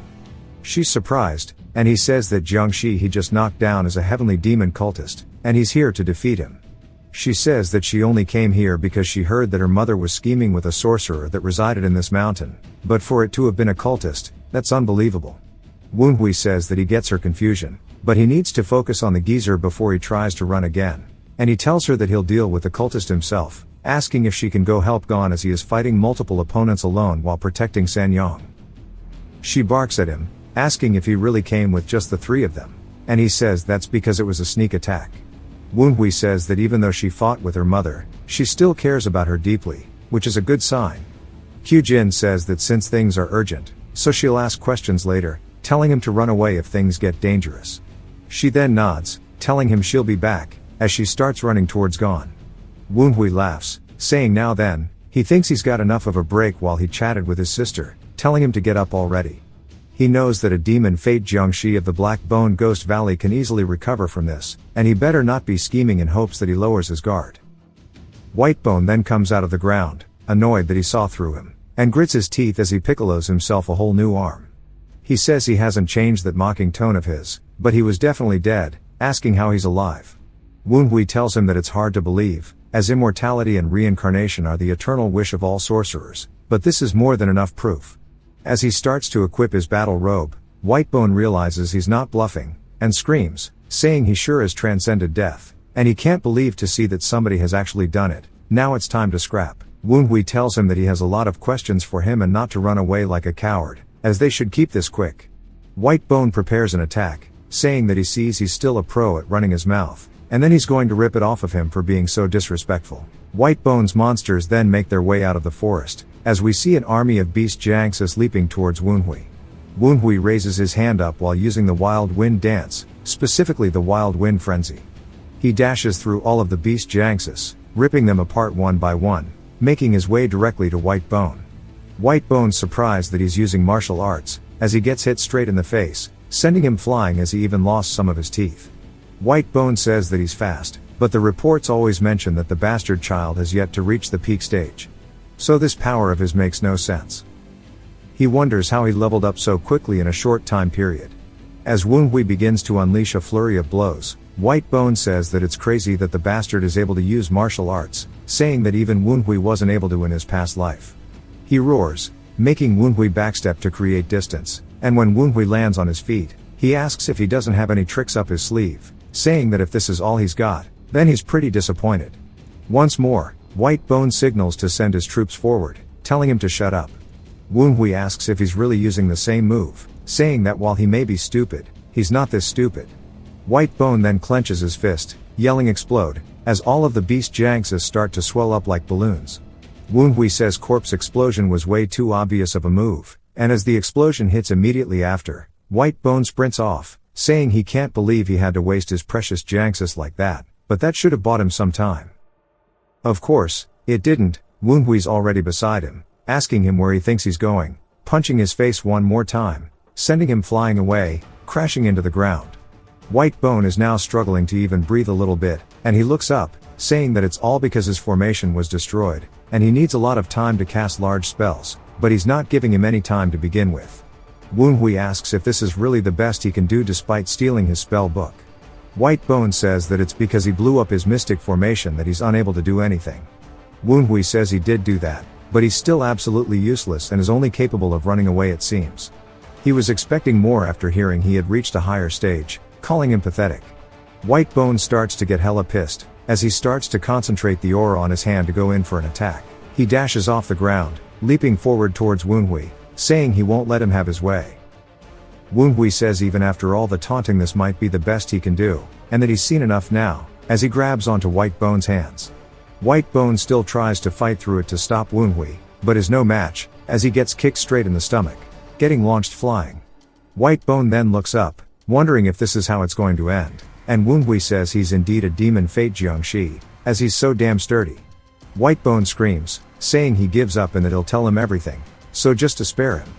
Woonhui runs over, kicking him in the head, asking if he has dementia, saying he has the magic imprisonment chains, so he shouldn't even bother keeping him alive, while holding his foot on his head. He rears his fist back, saying that they'll meet again when he's a ghost. While White Bone now realizes that he's truly going to die, he begins to sweat nervously and screams, saying he refuses to go out like this. As an aura emanates from his mouth, Woonhui is surprised, asking what this is.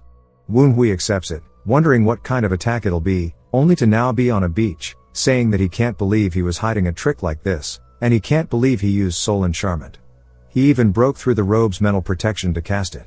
The little ghosts say that this is high-level sorcery that's on another level from the original ones of the Black Bone Ghost Valley. Woonhui says they're right, it's far too high class for the geezer, which proves that he has connections to the society. White Bone then calls out to Woonhui, saying that he is now locked inside of his soul prison. Woonhui looks up into the sky, as White Bone is a giant tsunami coming straight toward him, telling him that this spell is something he cast by offering his life, and it should be impossible for him to nullify, and he can't believe he forced him to go to such extremes. Woonhui asks why he's mad at him, saying it's his fault for not having a backup for his formation and size. White Bone tells him to shut up, as Woonhui immediately taunts him, saying that he has some serious anger issues. The ghost boys tell him to stop taunting him. Tsunami crashes into Woonhui. White Bone tells him that he shall take away everything that is his. Woonhui begins to descend deep into the ocean. 15 says that he didn't know White Bone possessed such a spell. Woonhui says that the water is everywhere now, and a spell of creating such a lifelike artificial space won't have an easy escape gate, and he guesses it's come down to whether he can analyze the spell before he drowns. Everything looks the same all around him, but he can see the mystic power flowing through the currents, which gives him a read on the spell structure. If he considers the giant wave from earlier as the restricting gate, then this current is the danger gate. By following the danger gate, he can arrive at the central gate where the entire spell can be observed. He can't see the death gate or the life gate, which is the escape gate. You need a PhD for this shit. White Bone used his life to cast this spell, and his words earlier show how strongly he is attached to life, which means that rather than killing him, this spell is meant to rob his body. He continues to Sherlock Holmes it, saying it means the escape gate is none other than death, as Wunhui covers his hand in aura and stabs himself directly through the chest. The ghosts wonder why he's committing suicide. Wunhui tells them not to make a fuss, as a death other than drowning is the true secret to the gate. Asking White Bone if he's right, Wunhui grabs onto his heart, which White Bone is now taking out of. As the ghosts still ask him if he's gone crazy, Wunhui rips his own beating heart directly out of his chest. Even White Bone asks him if he is mentally ill. What a raw scene. Back to Gon's side, as a giant attack is seen on the mountain, he's swirling his whip around, showing off that he is truly a master of the wild wind. Every strike of his whip is hitting one of the advanced Jiangsis, not allowing them to get close. One of them retreats, telling the little one that they won't last much longer by themselves. She says she knows that, but she needs an opening to take advantage of, asking how he's so strong when he's just a human. Gon taunts them, saying they acted like they were strong, yet they're all just side characters. As this is the time the attack flies directly towards the little one, she puts her arms up, blocking it, which she deflects away, saying that she's different from those other guys. He asks if that's the case, then how she feels about this one, as he uses one of his techniques called the graceful blossoming, knocking all of the advanced Jiangsis away, except for her. As they land behind her in the woods, she says that even she, a spirit warrior, barely managed to block it, and the normal warriors won't last much longer. At this rate, they're going to be wiped out. She has to sacrifice the three of them to take his life. She calls out to the other Jiangshi, telling them to offer their lives now. They are completely down for it, as they start all seizing up at the mouth. Gon asks what's going on, saying their vibes are weird. As they leap off the ground directly at him, he asks if they think that jumping at him is all it will take, and he this time cuts one of them in half. As the other two use that chance to get close, he asks what's going on, saying that he'd cut off their arms and legs. As they get close, he now realizes this is bad. As they are holding on to him, he looks up, unable to move while the little one gets right into his face. He says that she must have used the other Jiangsis to obscure his line of sight. No matter how he dodges, he'll have to give up an arm at the very least. As the attack flies in, we see something absolutely delete the little one's arm, as it's none other than Q Jin's sword.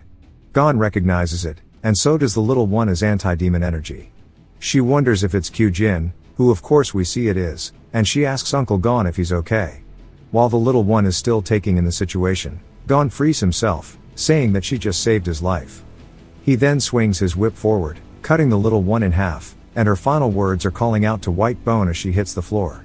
Q Jin asks if this is all of them, and he says yes, as he finished off the rest of them earlier. He asks what she's doing here, and she nervously changes the conversation, saying that she should go help Wunhui. Gon sighs, saying that he told him to wait at the temple when he's done, as he wants to defeat the boss alone. This surprises Q Jin as they both look off into the forest. Gon says he looked confident, so he should be fine. Back to Wunhui. White Bone is asking how many lives he has, if he's so nonchalant about ripping out his own heart. Wunhui says that was the escape gate, and he bet he could only have taken over his body if he lost consciousness by drowning. White Bone says even if that conclusion was logical, to take his own life is absurd, and calls him a suicidal freak as Wunhui crushes his own heart in his hands. A white light appears, which begins to blind him. As he opens his eyes, he says the space changed in a short time, and it turns out that was just the first stage, as he is now in the jungle.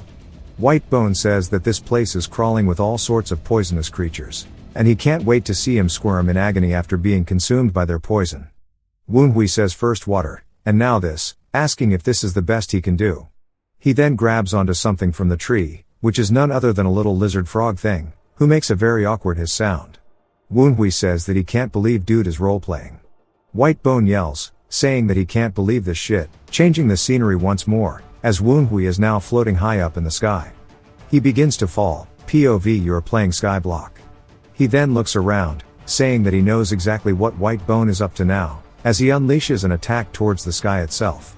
As a giant eyeball appears, looking at the attack, wondering how he already knew. And this continues on and on and on until they're finally back to the beach scenery. Wunhui asks if he really went through all that struggle just to get here, and he's out of ideas. White Bone asks what kind of trickery he's using to find the escape gates. Wunhui says it's simple, only because he's a genius. The technique of capturing a soul within a fake world he is using is specifically called the Mirage Maze. White Bone asks how he figured out the name so fast, and he says that he was too confident in his spell and he talked too much. Thanks to that, he was able to fully analyze it. The name of a spell is more than a moniker. Unlike martial artists who try to garner fame for their techniques by shouting them out, sorcerers try their best to hide the names of the spells, because spells are more effective the less is known about them. The spell's name is condensed as a description of the spell's nature and structure. As Wunhui punches the ground, the entire area starts to break and fragment as if it was made of glass, he says. A spell that's had its nature and structure read can no longer act as a prison, as he's starting to free himself. White Bone says there's no way this is a spell he traded his life for. As we see his eyes appearing on all these broken fragments, he screams out Wunhui's name. Wunhui appears back in reality, saying that took long enough, and thanks to White Bone, he's learned an interesting spell. White Bone's spirit starts to leave his body, and he asks how he could just die like this without even putting up a real fight. Wunhui says that surely it feels great to meet like this after death. White Bone starts to break down, asking him how he reincarnated, and if he tells him the method, he'll share all the information he has with him. Wunhui grabs onto his face, saying that he misunderstands something, and it must be because he showed him kindness, yet he's trying to bargain now, as he slams his head into the ground. He says that he's the one asking questions, and he only needs answers, asking if he understands. White Bone says, "Yes, sir." Wunhui says that 6 years ago, when he died on the sky-shattering peak, he wants to know what happened to the Tian Shan Mountains, to tell him every single thing and not to leave out any details. He explains that 6 years ago, the bloody battle of the sky-shattering peak after Wunhui took himself and many elders and executives to the netherworld, the rebellion occurred in the cults, and it occurred when 5 of the 9 great demon sects formed an alliance. They destroyed the Sun Moon Black Demon sect, which protected the Lord's Hall. After that, they even invaded the grounds of the demon-worshipping Divine Fire sect to obtain his master's body. This could secure his master's body after eliminating him.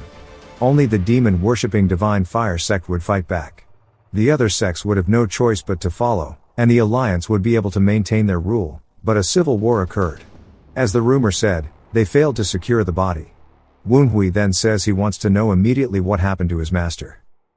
As he starts to use his Reaper's sight, White Bone starts to freak out, asking if those are the eyes a human can possess, but remembers that he has that unbelievable ability to rule over the dead while being alive. That is why he has the moniker of Ghost King. After becoming a ghost, he can feel such an irresistible fear from Wunhui. If he can't oppose him, he needs to avoid being destroyed. He then goes to tell him about the cult leader, but they both sense something ominous instantly. Wunhui asks what that is, as something is approaching them. A red mist begins to envelop Ghost Bone, as he is confused. He then recognizes it, as the little ghost tells Wunhui this is bad. Wunhui leaps away from it, while White Bone sticks his hand out begging him, saying that he told him everything he knows, asking to be saved. As the red mist eats him as if it was a fly trap, White Bone screams, then falls silent. Wunhui asks if his soul was just consumed, sweating nervously, so do all the ghost boys, as they wonder what the hell this is. Dumpling says that he needs to move away from that, and even the rest agree that the thing is dangerous. He says it's moving, so he has to respond, but it disappears straight into the ground as if it was a shadow, leaving behind only a tiny puddle behind. They're slightly confused, asking if it really just left, and wondering if maybe its sole objective was to consume White Bone's soul. 15 says that he heard of this from White Bone before, and that may be Raga. Wunhui asks what Raga is. 15 says it's not a magical monster or a creature, but it's closer to a phenomenon. It's an incomprehensible oddity. It grants great strength to the contracted sorcerer, but if they cannot wield the power properly, their soul will be swallowed whole.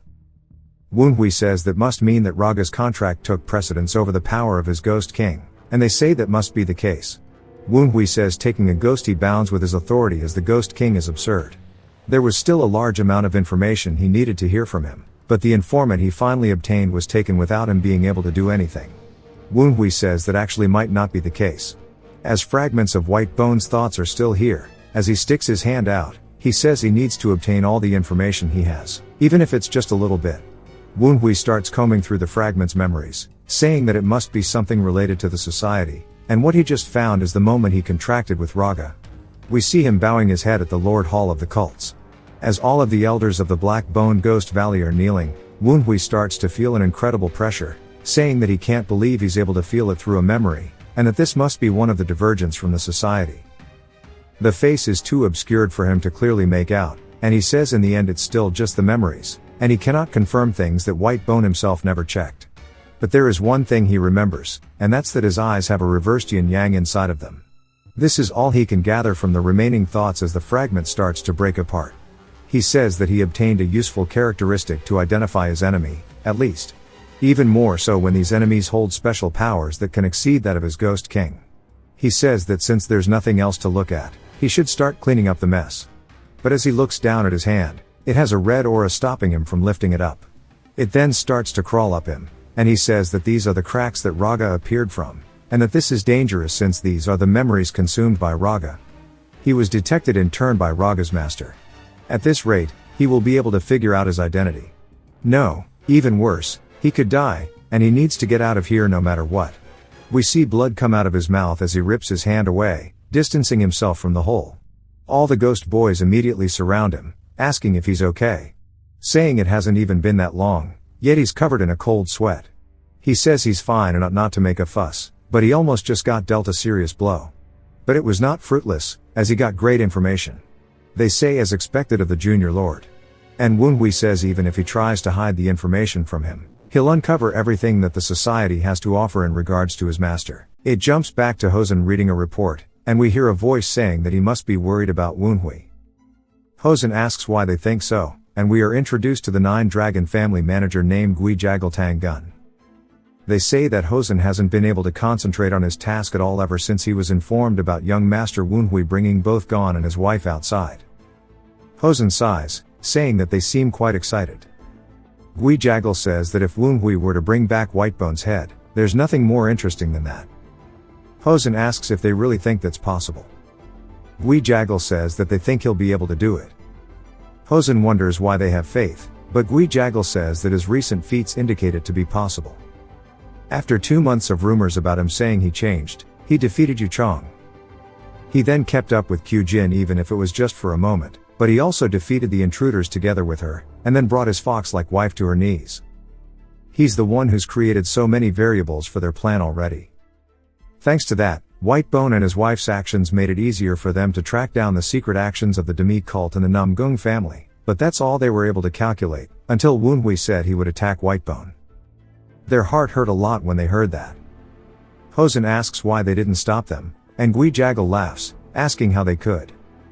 With so many entertaining events happening in succession, they just heard something very interesting, asking if he knows where the clan leader is. Hosen asks how the clan leader ties into all this, so Gui Jagal tells him that he is at the foundry right now, and that it's not just him, but he is hammering away together with Chuk Yong, and they're crafting a special weapon requested by a certain someone. Hosen asks who. Gui Jagal says that they don't know the details, but the certain something that Wunhui showed them piqued the interest of the two of them. So now that's why they're telling Hosen that young master might just be able to actually bring back Whitebone's head. Hosen says that this means there is more than enough evidence. Gui Jagal says what they should really be wondering about is if they should tell Wunhui the true extent of their plan, and if so, what task to assign him, or they can choose to leave him be like they've been doing. Hosen says that he thinks that Gui Jagal is leaning towards leaving him in the dark.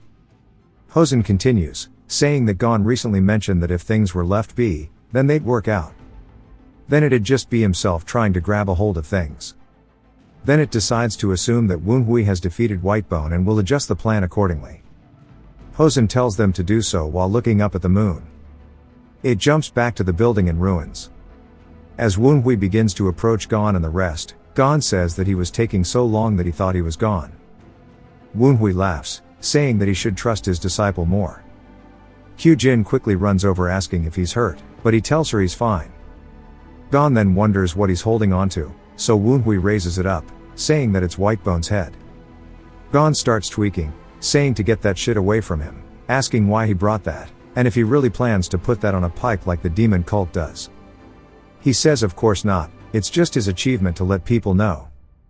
Gon says there's no way, and there's still one of the orthodox sects, asking where he'd learned such a thing. Q Jin is just surprised that he beat an elder of the demon cult, saying that he wasn't that strong when she fought him a few days ago, but the aura coming from him right now has strengthened overnight. His martial achievements are impressive, but more importantly, he managed to rope their mother into the plan, and she never expected to see them together, wondering what he did to make such a situation possible. We see her blue ghost say that he is the same breed as her. Kyujin asks if that means he has a soul streak, but the blue ghost says no, and his talent is not that impressive. She then asks what she means exactly, and how his talent isn't impressive when he's so skilled. She says that's what makes him better. He is a demon, rather, the Demon King. He will devour anything that gets in his way. But he's a human, so how is he so similar to her? She starts laughing, saying that it's strange. Kyujin just finds her noisy as hell. But the blue ghost tells her not to get in his way, and she wants to be the one eating him, rather than the one being devoured. Kyujin says that for her to react that way he must be pretty scary. Now, with the demon cult moving again, and with Woonhui going to be known in Sichuan for having destroyed their outpost, his feats are incomparable to hers, something she only achieved through her own limited talent. It's quite likely he will become the one to succeed the family. She wonders what her mother will do, and she tightens the grip on her blade, saying that she'll take care of her. Gon asks what he's looking for after blowing the house up, and Woonhui says that he has some leads from Whitebone. He asks 15 where Whitebone might have kept his hidden treasures or letters. 15 flies over, saying that there's only one room that he and the other Jiangshi could enter, and he believes that he'll be able to find what he's looking for there. Woonhui walks over to it, saying that there's a contraption, so something must be hidden underground. As it starts to fall open, Woonhui says this might be his treasure chamber. He and Gon leap down into it. Gon says that he sees his letters and treasures were well organized, and it must also be a code that the demon cult uses, so it's going to be hard to interpret them here. When he looks over at Woonhui staring intently at it, Woonhui is actually reading it, and it says that they have found 3 who appear to be of the demon god mythos, and they need to pursue and capture them before the mythos leader arrives. Woonhui says with this he's found what he was looking for. Afterwards, they search the rest of the chamber and read Whitebone's records of what he did to get settled, the messages he exchanged with his superiors, also how he acquired the funds from his antics. They also found a box of secret records labeled Namgung. Woonhui says they should move them before the demon cult and the Namgung clan notice and deter them. They can't carry everything immediately. Woonhui tells Gon to guard this place, and that Kyujin and Mother can head back to get people to help them carry it all. She asks what he'll be doing, and he says that he's going to chase a clue left by Whitebone. She asks what he means, and he says that he got some information while he fought him, and he's going to check on it before it gets removed. She asks alone, saying that it might be a trap. He says that he still needs to do it, as the information could change what the Tang clan must do. Gon sighs, saying that he guesses he can't stop him, but one of the other 12 black specters might appear, so he will accompany him. Woonhui says that he's trying to say that he won't be able to take care of the other ones as easily as Whitebone, but it's going to be a pain for others who accompany him while he searches for people of the revered demon god mythos. He tells Gon he needs to guard here, and it would be a great loss to the Tang clan if they fail to protect all of this. Gon realizes he's right, saying alright. He tells Kyujin the only person who can relay the information properly would be her. She asks what he means, and she realizes that with her mother here, even if the other accompanies them, she might be able to twist the information into something favorable for her. Only she can relay the information to their father. Woonhui says that he'll leave a trace wherever he goes. She can send backup when she finishes taking care of relaying the information. She says alright. And that she'll come as soon as she gets this sorted out, so he needs to run if it gets dangerous. Gon says that he'll stay here and protect it, and Woonhui tells him they worry too much and that he's going to head out now. As he darts away, leaving them there, he gets deeper into the forest. Goatee says that even from their perspectives, nobody else has ever trusted him as much as he does. Baldy says that he also sees the sincerity in their worry for him. Goatee says if they had been in the same faction, they would have loved to have a drink with them. He smiles, saying they truly are great people. If it weren't for those 2 within the family, his identity as Woonhui wouldn't have meant much more than his body to him, and he now has people that he wants to have by his side, but his rescue isn't the duty of Woonhui of the 9 Dragon family. It's the duty of Woonhui the cult heir instead. Woonhui arrives in Daochang County, and he asks if it's meant to be this busy. Goatee says that it appears the lodgings of the 9 Dragons County are overflowing due to the visit of the Dark Supreme, so people have come to the nearby county of Daochang. Woonhui says that it'll take them some time to find them. He tells the boys to split up and look for clues, some Scooby-Doo shit, for the survivors of the mythos, pursuers from the Black Valley, or any trace they might have left. They say yes sir, and he says that if there are this many people, he guesses his only choice is to view from a high point. He spots the perfect place and walks over. One of the inn workers quickly runs over, welcoming him. Woonhui asks if there's a room on the top floor, and the dude says there's just one left. Woonhui says he'll take it, flicks him the money, as the guy tells him to follow. He says there's a spot perfect for viewing the city from it. Woonhui says that demonic humans roaming around would easily be able to hide their aura. Thankfully, there are traces of demonic energy remaining around here, and they must have not left Daochang County yet. Goatee says he's found a hidden observer, and there's an assassin nearby. Woonhui tells him to find the direction they are headed towards, as the followers of the mythos should be there. He also tells him that he's overheard a conversation, and Woonhui asks what it was. Goatee says that they seem to know they have pursuers on them, due to the followers erasing their tracks. The pursuers can't seem to catch them easily. Woonhui asks how many are being pursued. Goatee says 3. Woonhui then asks how many pursuers there are. Goatee says there are a total of 9 that he's identified. He is not sure yet, but one of them appears to be a demonic human of the 9 Dragons mythos. Woonhui says that it's a mythos that would accompany the Blackbone Ghost Valley, and it must be the Blade Demon North Sea mythos. He explains that the Blade Demon North Sea mythos is located in the north. Who would have thunk it?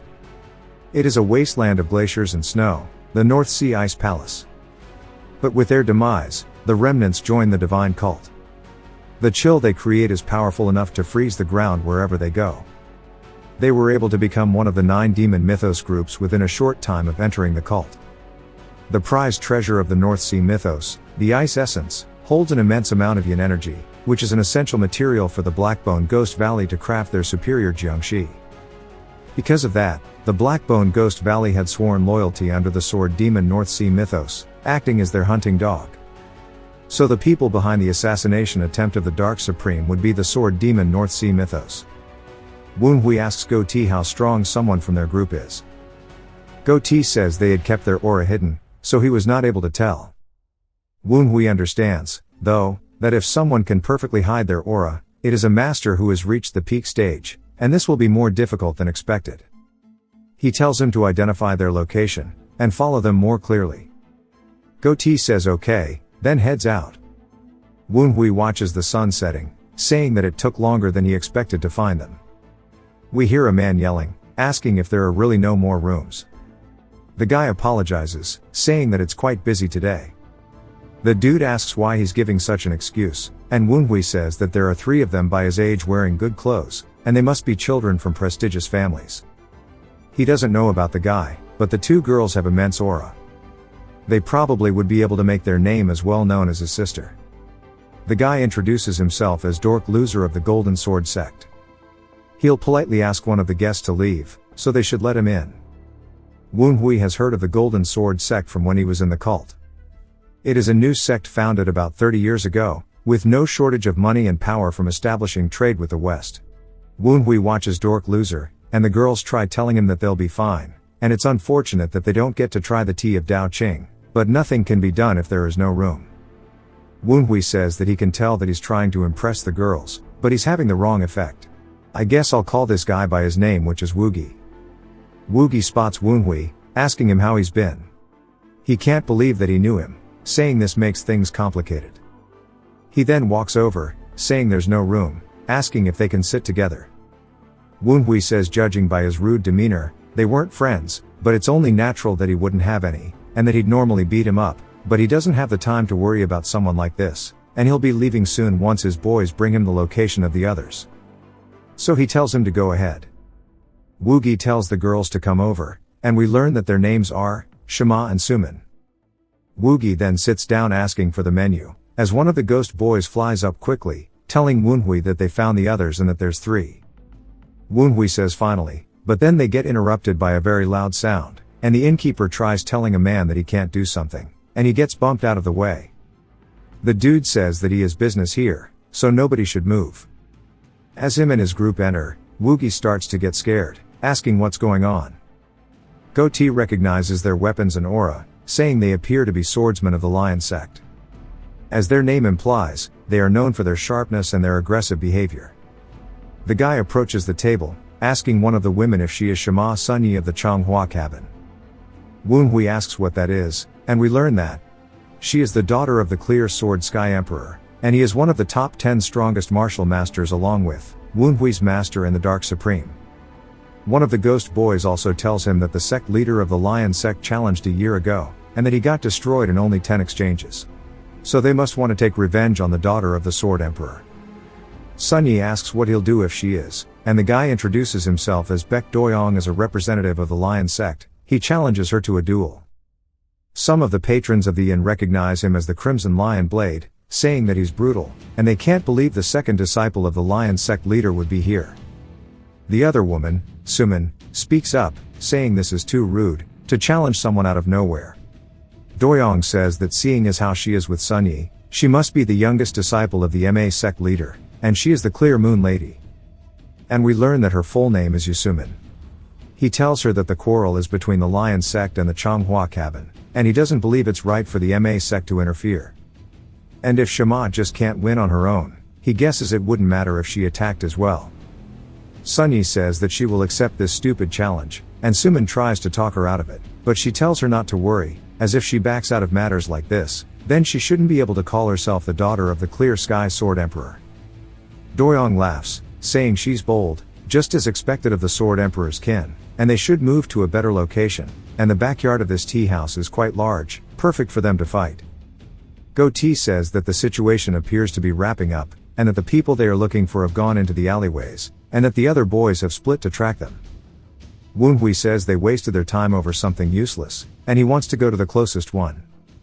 As he starts leaving, one of the dudes notices him, saying that he's sorry, but until their duel is over, he must stay in his seat. Woonhui asks what he's talking about, and Doyoung yells, saying that everybody who remains will witness their duel, particularly Woonhui, who seems to be accompanying her. Woonhui tells the guy to move, as he bumps into him, and then he puts his blade to his throat, telling him to sit back down, asking if he didn't hear. Woonhui grabs the guy by his face and slams him into a nearby wall, surprising everybody there, and he says that he already told the dude to get out of his way, asking why the hell he couldn't listen, as he starts smiling with blood all over his face. Go-T says that those fools messed with the cult heir at the time he was most on edge. The other people from the Lion group ask if he really dares touch one of their members, and two of them leap at Woonhui with their swords drawn. He starts to get pissed, asking what they mean by dare, and releases his aura while widening his stance. He then clenches his fist and punches one of the guy's swords, and the dude laughs, thinking that he just cut his hand off, saying that this is for his crime of going against their sect. Then he looks down, realizing his blade is broken, only to get kicked in the neck and sent flying across the room. The other man starts to come in from the side and swings straight down at him. Woonhui rears back his fist, punching through his sword into his face, also sending him flying. Doyoung is just surprised, saying that this is the elite Blade Lion squad that allows them to reign over the area, yet his boys just got bodied instantly. And for him to defeat two of that elite squad so easily, means that he must be decently powerful. He then says that he tried not to step in, as there is a duel to attend to, but he shall show him why they call him the Crimson Lion. He also starts screaming while running in. Woonhui says normally he'd just disarm the guy, but they messed with the wrong person, and he's not in the mood today. He dodges the first attack, and Doyoung instantly tightens the grip on his blade, going for a follow-up, saying that if his blade touches him even a single time it's over, but he misses, and this happens again and again, as he continuously says that he just needs to hit him one time. He starts to get frustrated, asking if he only knows how to run, and that he needs to stand and fight like a man. Woonhui tells him that he's just bored. As Doyoung thinks that this is his chance, he goes in with his full swing, and we hear a very loud sound that surprises everybody. Even Sunyi is surprised. As Woonhui is grabbing onto his blade, he says that he got his hit in, and it didn't work, asking what he plans to do now. Doyoung is just in disbelief. As Woonhui rears back his fist, he hits him with an uppercut that would make the boys out of Hajime no Ippo proud.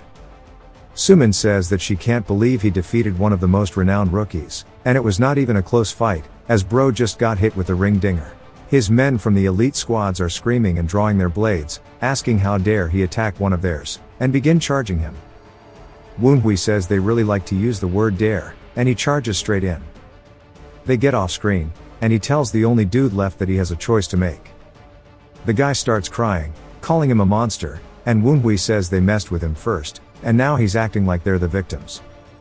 The guy says he apologizes, just wanting to be forgiven once. Woonhui says he will, but in return, he needs to make sure to deliver this message to everybody else that he knocked out. And that'll end things here for now, but if they ever get in his way again, then he shall show them what hell truly looks like. The dude starts foaming out of the mouth due to his killing intent, and falls unconscious as Woonhui leaves. Sun Yi and Sumin are just surprised that he really dipped out after making this mess. Sumin says they don't have time for tea anymore, and Sun Yi agrees. She says that this means there's a new martial master around their age, and that she remembers Woogie saying his name. Meanwhile, in the woods, later that night, we see a guy running away with an assailant behind him. The assailant flicks his wrist, hitting the man in the back, causing him to fall to the floor. He says that he's finally caught up to him, and that he will ensure that he does the same to the rest of them, calling them filth. He looks like one of those ugly TikTok drawings from Scribblig. And the guy who got stabbed tells him to shut up, calling him an infidel. The guy laughs, saying that he can't wait to hear his screams as he begs for his life. He starts radioing in, saying that this is Owl speaking, and he's restrained the target, and they can come take him away. Nobody answers, and he wonders what's going on. He repeats it, saying that somebody needs to respond, asking why they're not saying anything. There's still nothing but silence, and he says this is weird. Even if they're slacking off, it doesn't make sense for there to be no response at all like this. He wonders if it could be that somebody has taken them out as he draws his weapon. We then hear Woonhui asking if he's scared that his teammates aren't responding. Owl starts panicking, saying that they infiltrated their means of contact, asking who he is. Woonhui says he can't believe that he's still using the spirit contact bond. Owl sweats nervously that he knows about the contact bond, but then wonders why his manner of speech is so familiar. Woonhui says he's too slow in making decisions, and his other friends notice much faster. Owl turns, asking when he got there, as Woonhui reveals himself wearing his evil ghost robe. The guy recognizes his robe, along with his eyes, saying that there's no way. Woonhui says that he seemed quite excited chasing a member of the demon god mythos. He then grabs the man by the throat, saying that his people shouldn't be the ones hunted, and rather should be them, because they are the traitors. It jumps to a man overlooking the city, and he turns after hearing somebody behind him. He then puts his hands together, bowing respectfully, greeting the young master, who asks if it's done yet. The man tells the young master that he believes it will take a while because of all the potential witnesses. He sighs, calling them all useless, and the man says that he's sorry for making him wait. The young master says it's fine, the longer he waits, the longer he can enjoy the screams of Woonhui's servants. The guy calls out to him once more, and the young master says that he realizes he's being a coward, but he can still clearly recall that son of a bitch's face. Back in the day when he was one of the 10 pillars of the demonic path fighting for the succession.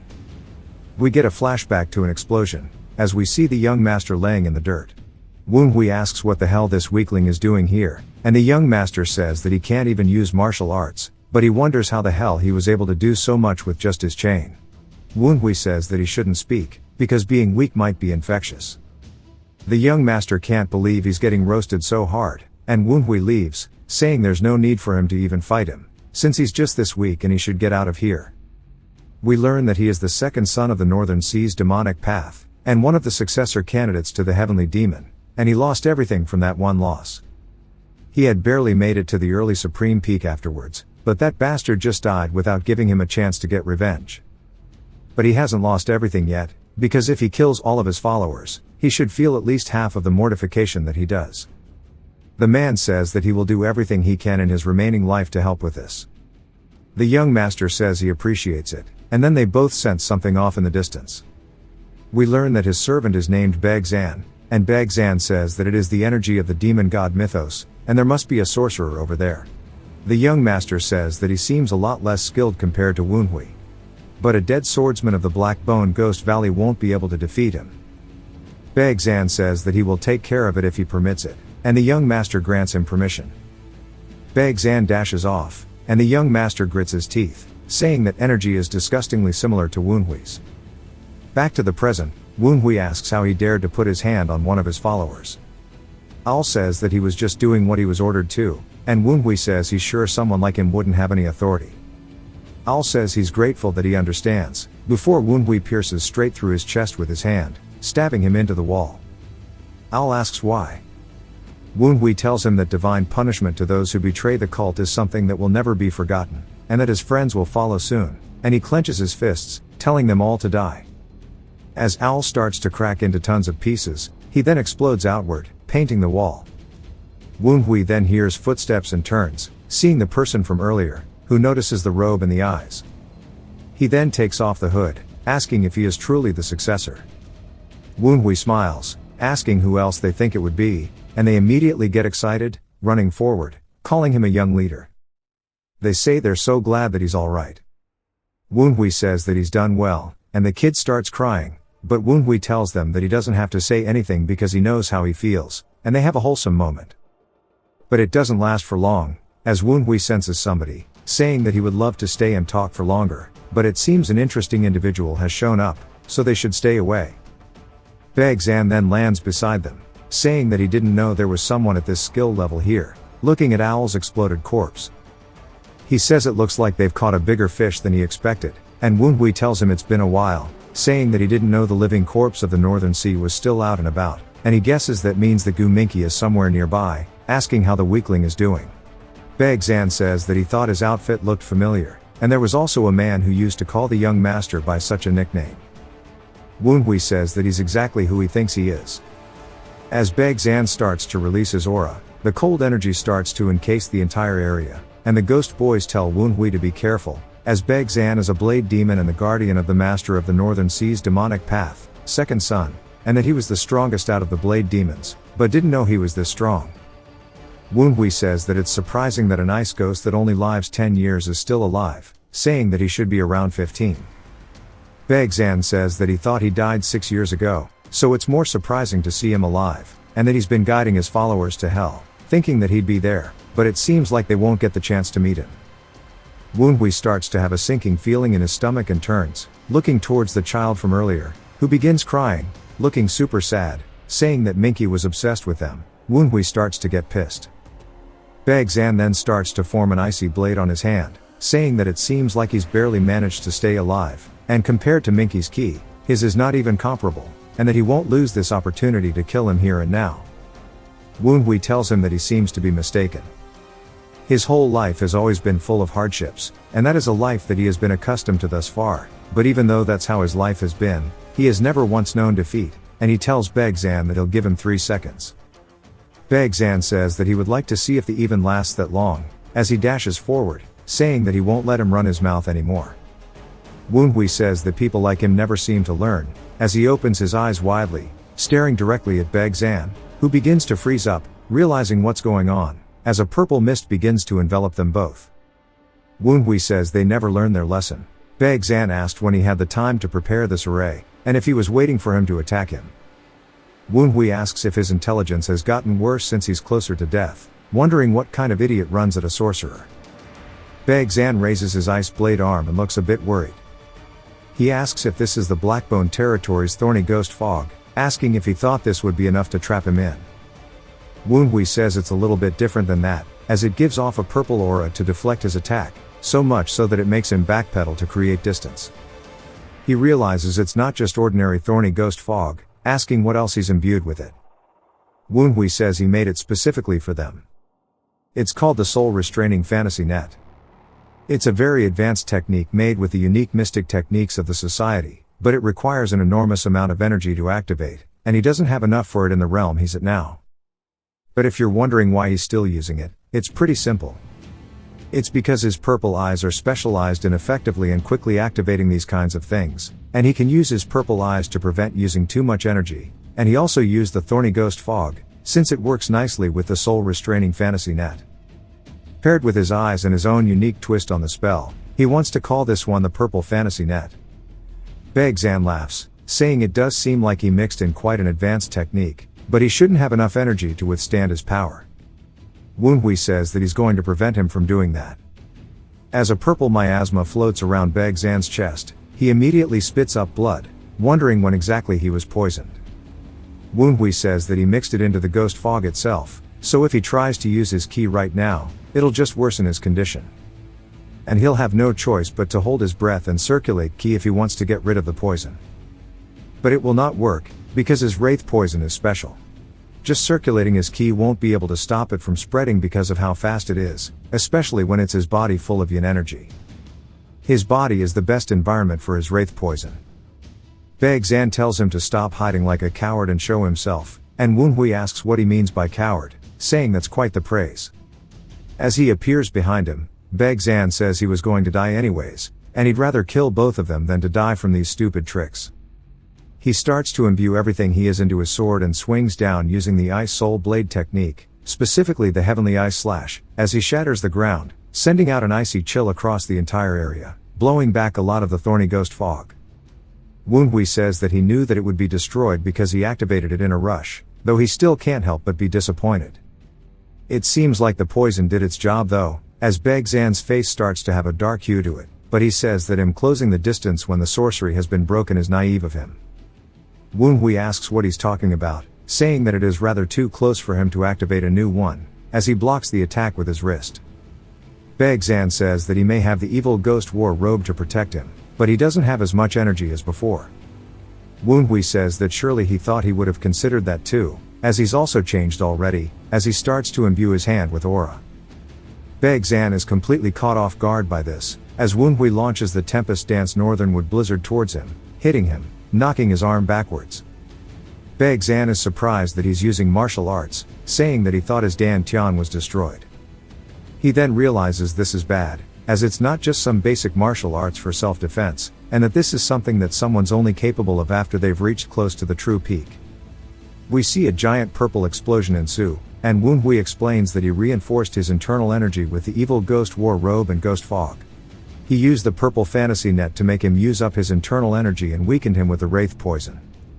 Even then, it seems like it still wasn't enough, as he gets sent flying backwards, so much so that it destroyed the ground with him.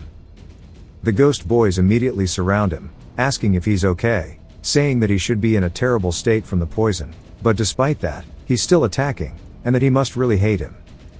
Woonhui charges back in with a smile on his face, saying that this is really fun. It's fun that he gets to test his skills and see what he can improve in, as Baek-zan leaps away from the attack. Woonhui says that the world of martial arts is new ground for him, and fighting in real life like this makes the flaws of his martial arts even more clear. As Baek-zan sidestepping each and every attack, Woonhui continues, saying that enlightenment reached through to a section of a technique, and to endless pieces and segments to try and find its flaws. That martial arts is just the tool for him to express and expand himself. The important part is the vessel carrying out the actions. Him. As he starts smiling, he says instead of copying others' techniques, he needs to make them his own. He has too little information on how to do that effectively. He wanted to figure out how to change martial arts to fit his own needs, and that this is an example right in front of him. Baek-zan's Ice Soul Blaze technique is a good choice because the movements are slightly different from the original. His expression of the Ice Soul Blaze technique is like a blizzard, which is very sharp and fast, and those who do not pierce through will be buried in the snow and end up freezing to death. He says that his technique is based on the Ice Soul Blaze technique, so he's going to copy his sword trajectory, breathing, pretty much everything that he has to offer, which catches him off guard because he mimics it perfectly. Baek-zan asks how he's able to use the Ice Soul Blaze technique, and if he's copying it after only seeing it once. Woonhui starts demonstrating it by using it against him, and he says that he needs to choose the trajectory that would fit him best, and then use his own martial arts intent in unison to create something brand new, which he calls the Snow Tiger's 12 Blades, as he has the aura of a tiger behind him leaping forward. He starts cutting Baek-zan all over his body, and Baek-zan asks if he really just combined his techniques after only seeing it so briefly, saying that he's an absolute monster. Woonhui says that he doesn't know why he's calling him such names when he's a literal ghost that should have already been long dead. As he swings down using his tiger's claws, he says that he could be nice and call him a prodigy instead. Baek-zan's arm gets cut off as it soars through the air, and Baek-zan says that if he dies like this, he would be too ashamed to see the young master again. As he manages to stay upright, charging forward with a palm strike, it is called the Ice Soul Divine Palm, as it hits Woonhui directly on the chest, sending out a frost explosion between the two of them. Woonhui looks down at his palm and realizes something as he backpedals to create distance. Baekzan laughs, saying that he should have not let his guard down, asking how their ice poison tastes. Woonhui puts his hand up to his chest, as the ghost boys surround him, saying that they can't believe he's still putting up a fight. But this is really bad, because at this rate, his vessels will all freeze up. Woonhui can tell that this is different from the old ice poison.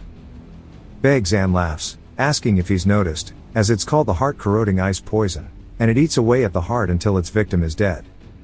There is no antidote either, as it was created with not having one in mind to begin with. Woonhui says he was wondering why they were going after the Tang clan, but he guesses this is why. He asks if this is what he has received from the society, which catches Baekzan off guard, surprised that he knew about them to begin with, but realizes that he should have expected as much from him, and that it's a good thing he's getting rid of him now. Woonhui tells him not to get ahead of himself, since he took care of 5 dead swordsmen of the Blackbone on the way here. As he consumes all of their wraith spheres at one time, he starts to feel an intense flow of aura in his body, and it starts to shoot out with his distinct purplish color. Baekzan laughs, saying it's pointless to struggle, saying surely he heard him, that there is no antidote. Woonhui says it's just as he said, and that it cannot be detoxified, but what he's trying to do right now isn't to get rid of it. With the energy from the wraith spheres, he'll resume circulation of blood in his freezing vessels, and thereby absorb the ice poison, and that it's definitely a great weapon, but also a powerful yin energy and poison, which are both just great resources of power to him. Immediately the energy around Woonhui starts to change, as Baekzan realizes it, saying there's no way he just converted it all into internal energy. Woonhui says it was stupid to try to kill the Ghost King with yin energy, when that's literally his thing, and that his intelligence really seems to have degraded. Baekzan falls to his knees, saying that he doesn't know what to do, and that he's just been mocking him this entire time, and he screams out to Woonhui with his final breath before the energy runs out in his eyes, and he falls face first into the floor. Woonhui says that that was quite a meaningless death for someone of his rank, saying surely he agrees. Now that he's taken his loot, he needs to take care of the corpses using the true fire technique to avoid being tracked down. The little kid from earlier says that he didn't think he'd be able to witness this with his own eyes, and that it sure is an honor. He then feels a familiar energy as he looks up seeing a bird. He yells, telling Woonhui that that's the energy from the Blackbone Ghost Valley, and it's an enemy. Woonhui tells him not to worry about it, as it's none other than an ally. It's Huan, who has been destroying their camps ever since he left earlier. He says he has returned after having fulfilled his orders. All of the ghost boys surround him, and Bro is feeling himself. Woonhui tells him to be quiet, asking if he destroyed all of the farms. Huan says yes, but there's something he has to report, and he found this while destroying the farms, as he pulls it out into his beak. Woonhui picks it up and looks down at it, saying that this means he has to hurry. Meanwhile, Minky is flying in with somebody, asking if he's sure this is the right direction. The man tells him not to worry, as their beast, Jiangxi, possesses dark essence in their body, and there's no way they can avoid his soul tracking. This is one of the 12 black specters of the Blackbone Ghost Valley, the Redbone Terror. Minky asks why he wasn't able to capture that monstrous bird until now if it can't avoid his tracking. He says that there was interference, and it's not their fault. Minky says that he doesn't want excuses, and he should just do his job. The Redbone Terror says he forgot how bad this kid's inferiority complex was. They arrive at the spot, and he says according to his tracking technique, the bird never left this area, only for them to find nothing here but cold energy. He looks around, saying that this energy is from the Blade Demon North Sea mythos. Minky tells him that he had Baekzan track down the revered demon god mythos. Redbone Terror says that it must have been a pretty skilled person if they were fighting this much. Minky can sense the heart-corroding ice poison being used, which is something that requires a lot of internal energy required to activate it, so much so that it definitely cut away at the user's lifespan. And if Baekzan, who didn't have much time, used it, it means that he is no longer here. The Redbone Terror says this is strange because according to his soul tracking, the bird should be here, only for him to get grabbed by the throat. As Minky lifts him into the air, he asks why he's doing this. Minky tells him to listen, as he followed him here on the orders of his master to kill that stupid bird. But not only is nobody here, there are even traces of a battle, and he had him do the tracking, But there aren't any traces here of anyone leaving this place, despite the fact that the heart-corroding ice poison was used. And he needs to find the connection between the monstrous bird and the other members of the demon god mythos, and that he better tell him everything he knows about the bird's owner, unless he wants to find out how well his life-stealing sword truly works, as he starts to point it towards him. The Redbone Terror, in a panic, tells him that it's the Nine Dragons division. The monster that the bird thereafter was made solely to assassinate the son of the Nine Dragons division. Minky realizes this is where the assassination of the Dark Supreme is meant to take place, saying that he wants to hear more. Redbone tells him that they were trying to win over the wife of the house to infiltrate, and then she requested that they assassinate the second son, but the assassin they sent after him went missing, and for some reason, the bird mutated and began attacking their farms instead. Minky drops into the floor, saying they are nothing but useless shits, and Redbone says that the instructor is investigating the issue, but as he knows, they have not completely infiltrated the Nine Dragons division. Minky says that everybody knows how closed off the Tang clan bastards are, and Redbone says that's exactly why it's taking longer than expected. The problem is that they can't even guess the organization that might be behind the bastardized son.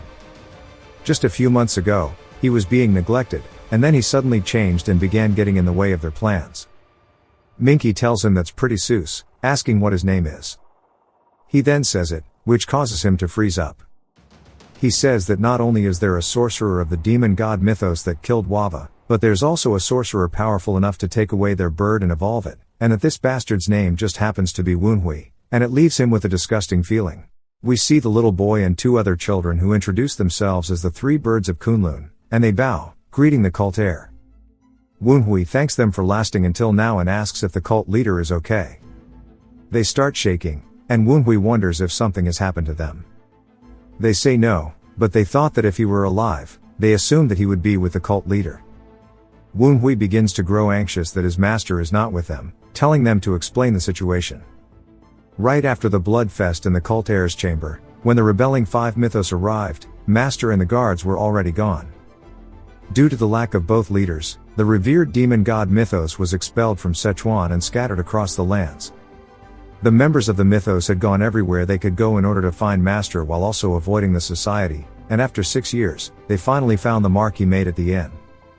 The three birds of Kunlun were sent to verify its legitimacy. Woonhui says a leader must stay close to his followers even in times of chaos, and he apologizes for his lack of ability. They start to sob, telling him to stop saying such things, as they are so thankful for him returning. Woonhui says as they might have realized, he is not with his master. They also begin to look a little anxious, and Woonhui says he has not even been able to recover to his state from 6 years ago. The warding demon squad may have disappeared together, but their opponents are the society and the five demon mythos. Moreover, if Master was fine, there is no way they wouldn't have taken these followers under. As he starts to wonder how his master is doing, he wonders what he must do from now on as the cult heir. The three birds ask what he needs them to do. Something clicks, and Woonhui says he understands. It's only been a few months for him, but they have waited 6 whole years. He recalls his master telling him to keep this in mind.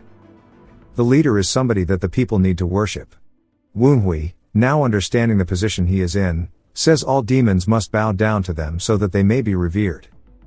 He begins to release the divine fire that began at Tianshan, and he says it shall reach Sichuan and burn all of his enemies. He begins showing off the power of the revered demon god mythos. The three birds begin crying, but so do the ghost boys as well. Woonhui says he will take them three in his master's stead, and so they will prepare the throne for his master to return to. In order for him to do so, he wants them to believe in him. They bow, saying of course. Woonhui says he needs to gather the followers that have scattered throughout the lands, asking who is currently leading their organization. The white-haired one says that it is one of the 5 sword captains, the vampiric spectre.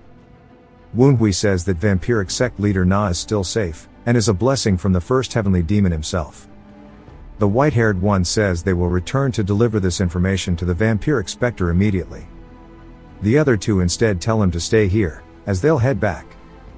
Woonhui tells them to deliver the message that the new leader of the revered demon god mythos will be waiting in the Tang clan village. On a carriage, Woonhui asks the boys if it is that bad. Dumpling tells him that his internal energies are severe. He shot out his energy before he even had a chance to organize his energy, and he could fall into key deviation at any moment. Go-T tells him that the bond between his body and soul is unstable, and they all agree that he overworked himself, but they are not quite sure how he is conscious. Woonhui says to the followers, "The leader of a mythos must not just be a ruler, but a true god." That is what his master told him. To revere is to look forth at someone who has ascended to a divine position. If that being were to descend, the follower's line of vision should also fall to the ground. With the absence of his master, he must become a beacon that the followers can rely on, even if that path is harsh and lonely. They begin to grow worried, but he understands now what he was not able to understand in the past, and that he is only experiencing a fraction of the loneliness his master felt. Woonhui says what is important now is to recover his body. Huan tells him he needs at least a month of rest, then Woonhui says he doesn't have much time, as there are only a few days left until the Dark Supreme visits. Huan says he needs to refine his yin energy and mount his new energy into the body. He says that is the only way, and it can't be helped, as he starts to assume the lotus position. They ask if he is planning to do it in a shaky carriage. He says he has to take care of it before the yin energy makes things worse. The cause of this internal energy is the fact that he tried to fill it up while things were still unstable due to his new energy.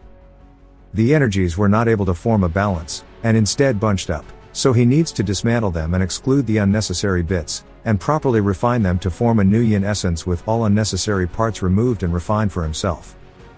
He needs to let it take place in his central core. As he begins to levitate in the carriage itself, Huan asks if it is really possible that he dismantled the energies one by one and refined them, and just the thought of it is making him go crazy. And only the cult heir is capable of such a thing. As the energy begins to stop swirling so violently, they say he must have finished its stabilizing.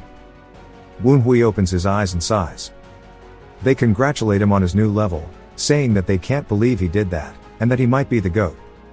As creating a new method of cultivation is insane. Woonhui asks what he's talking about. Huan says that he thought he just moved the key of his central core according to his will. Woonhui says he did. Huan informs him that's the end goal of learning the central core cultivation method, which surprises him. He continues, saying that the mystic arts of his upper core, and the martial key of his lower core, and the icy energy from the heart-corroding ice poison, all moved according to his will, so he has created a central core cultivation method that is specialized for himself. He let the yin essence flow and rebuilt the things that he has dismantled. Woonhui asks if that was really his own personal central core cultivation method. In his upper core, he has the Phantom King tome he used in his previous life, while in his lower core, it is the Heavenly Demon Warding Heart Arts, and he'll focus on learning it later. Learning both would be more than enough to make him one of the 10 strongest masters in the land, but that only applies if the enemies he is to face are from these lands, and the beings he has to face now are a group of diversions who have reached the astral heaven realm. Using both the Phantom King tome and the Heavenly Demon Warding Heart Arts separately won't allow him to surpass them. However, if he can combine his mystic and martial arts into one, it might be worth it. Huan tells him it's going to be a hard journey, but with what they have observed till now, it is undoubtedly possible. Woonhui says that he's decided on his path. As it takes the attribute of water, pulses like a black dragon, it has a purity like true energy, and with this black dragon water true energy, he shall use this for him to cultivate his central core. Calling it the Black Dragon Key Arts. Back at the Tang clan, we see somebody being told they're ready to depart.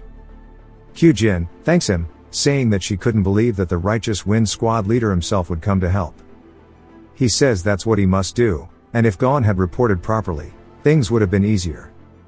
One of the guards then notices something, wondering who it is at this early hour. We see the little white-haired boy, and he asks what brings him here to the branch family of the Tang clan at this hour. Woonhui starts to get off, asking what he's talking about, as he's returning from a mission. The guard is surprised, and even Kyujin is.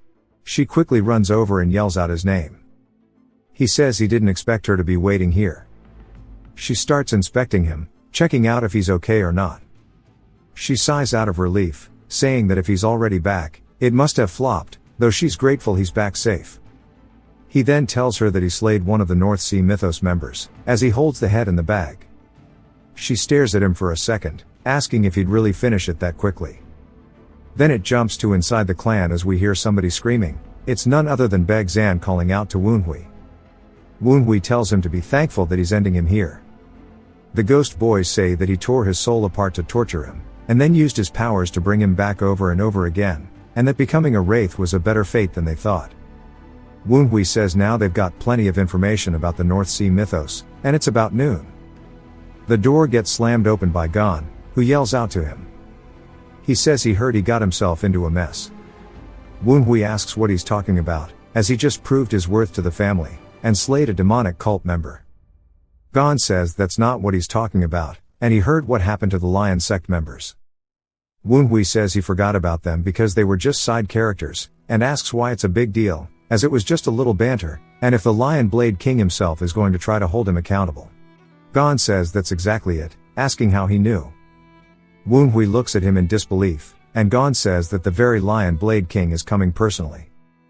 Woonhui says a man who's considered the supreme of his region is really coming for some youthful squabble. He says he heard him the first time.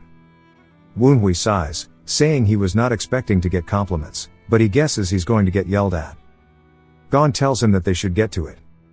As they head inside, Woonhui greets his father, telling him that he's returned from accomplishing his mission. His father looks dead on the inside, and says on top of White Bone's head, he also brought back the head of the Blade Demon of the North Sea mythos. Not only that, he managed to piss off the Lion Sect, and bring the Lion Blade King here. Woonhui says that the Lion Sect provoked him, and he actually has one more thing to add. His father wonders what he's going to tell him. Woonhui pulls out a note from his robe, as he reveals these are the details for what the North Sea mythos is plotting.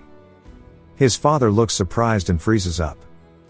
Woonhui asks if this is enough to participate in the game that he has been plotting now. As they start heading into a secret underground area of the Tang clan, Woonhui says if he knew this had existed, he would have checked that out earlier, and maybe he should send a wraith to spy on his father. But he says that wouldn't have been possible, as he needed to track Sanyong early on. But also the other Namgung members too. As they head further down, his father opens a door revealing a bright light. As Woonhui goes in, he says this is far beyond his expectations. As we see a whole group of people underground, he says he never expected such a large space here. The ghost boys tell him to check this shit out, as it's a map that covers almost the entire world, asking how it could be so detailed. They start looking at it, naming all of the continents and countries, as even the small sects and organizations are named with their details and size, and even the records of their relationships to the Tang clan, and the direction to improve diplomacy. Woonhui says it has the entire range where the divine heavenly cult is as well, and the location of the towers where they have transcended. And he understands now what the Tang clan is plotting. As we see Gui Jaggle behind Woonhui. Gui Jaggle then appears, saying that it's impressive to think his master would bring him here so quickly. Woonhui says that he was wondering where Gui Jaggle spent their time, but he guesses it was here. Gui Jaggle then asks how it feels to see the Wind Evolution Center. Woonhui asks if they're intending to bring the wind to the world. He can see what goals they have been thinking about, and why they made this map. It's not just China, but the entire world. It'll be a global network. Gui Jaggle screams, saying exactly, and then runs over to Hosen, begging that he hand over Woonhui, as bro is mega mind. Even his morals are good, but so are his guts. Everything is perfect, meaning he's the ideal or. If Hosen hands Woonhui over, in just 10 years, they plan to turn the Tang clan into the most powerful organization in the world. Gon asks what the hell they're yapping about, as the young master's actions have been that of a warrior, and they don't belong behind a desk. Gui Jaggle says combat is not what the most important thing is to a member of the Tang clan, it's the venomous determination to accomplish their goal at any cost. Martial arts and strategy are just mere measures to accomplish goals. Gon says that there's no way they will have him cooped up in a room like Gui Jaggle despite having such martial talent. Gui Jaggle says that this is the makings of a king, as one can train martial arts at any time, but the talent of a king can only be grown in a position where they can overlook others. Hosen tells them both to stop bickering, as the path Woonhui will take is his own choice. They should leave the fighting for later. He then tells Woonhui he saw well, as this place is something the Tang clan created to connect the entire world. The people of the Zhonghu refer to their clan as the barrier that prevents external forces from entering the Zhonghu. But he, nor the clan head, intend to leave the Tang clan as just a mere wall, as the Tang clan itself aims to become a castle, one that stands so high it will overlook the entire world, that nobody will dare try to climb above it. But in order for that castle to take root, they first must become an impenetrable fortress, one that the zealots of the demon cult cannot touch. Half a year ago, they received news that the zealots of the demon cult dared to plot the assassination of the clan head. To be exact, the Namgung clan intended to use the demon cult to slay their clan head. At first, they tried preventing it. But the clan head, his father, is stubborn as hell, and told him that preventing it will just leave them to capture the tail, as they need to go for the body, so he will act as bait. And so the plan was set up, and they were going to use the Dark Supreme himself to capture them all. Woonhui says they intended to use this assassination to give reason to attack the demon cult. And since the demon cult has infiltrated the Zhonghu, it's time for the Tang clan to gather forces. And he can't believe that Moon Hyuk would put his life at stake just for that goal, and he sure is insane. His ability to gain information and his decision-making skills are impressive, but he's underestimating the external forces, because that plan will most definitely fail.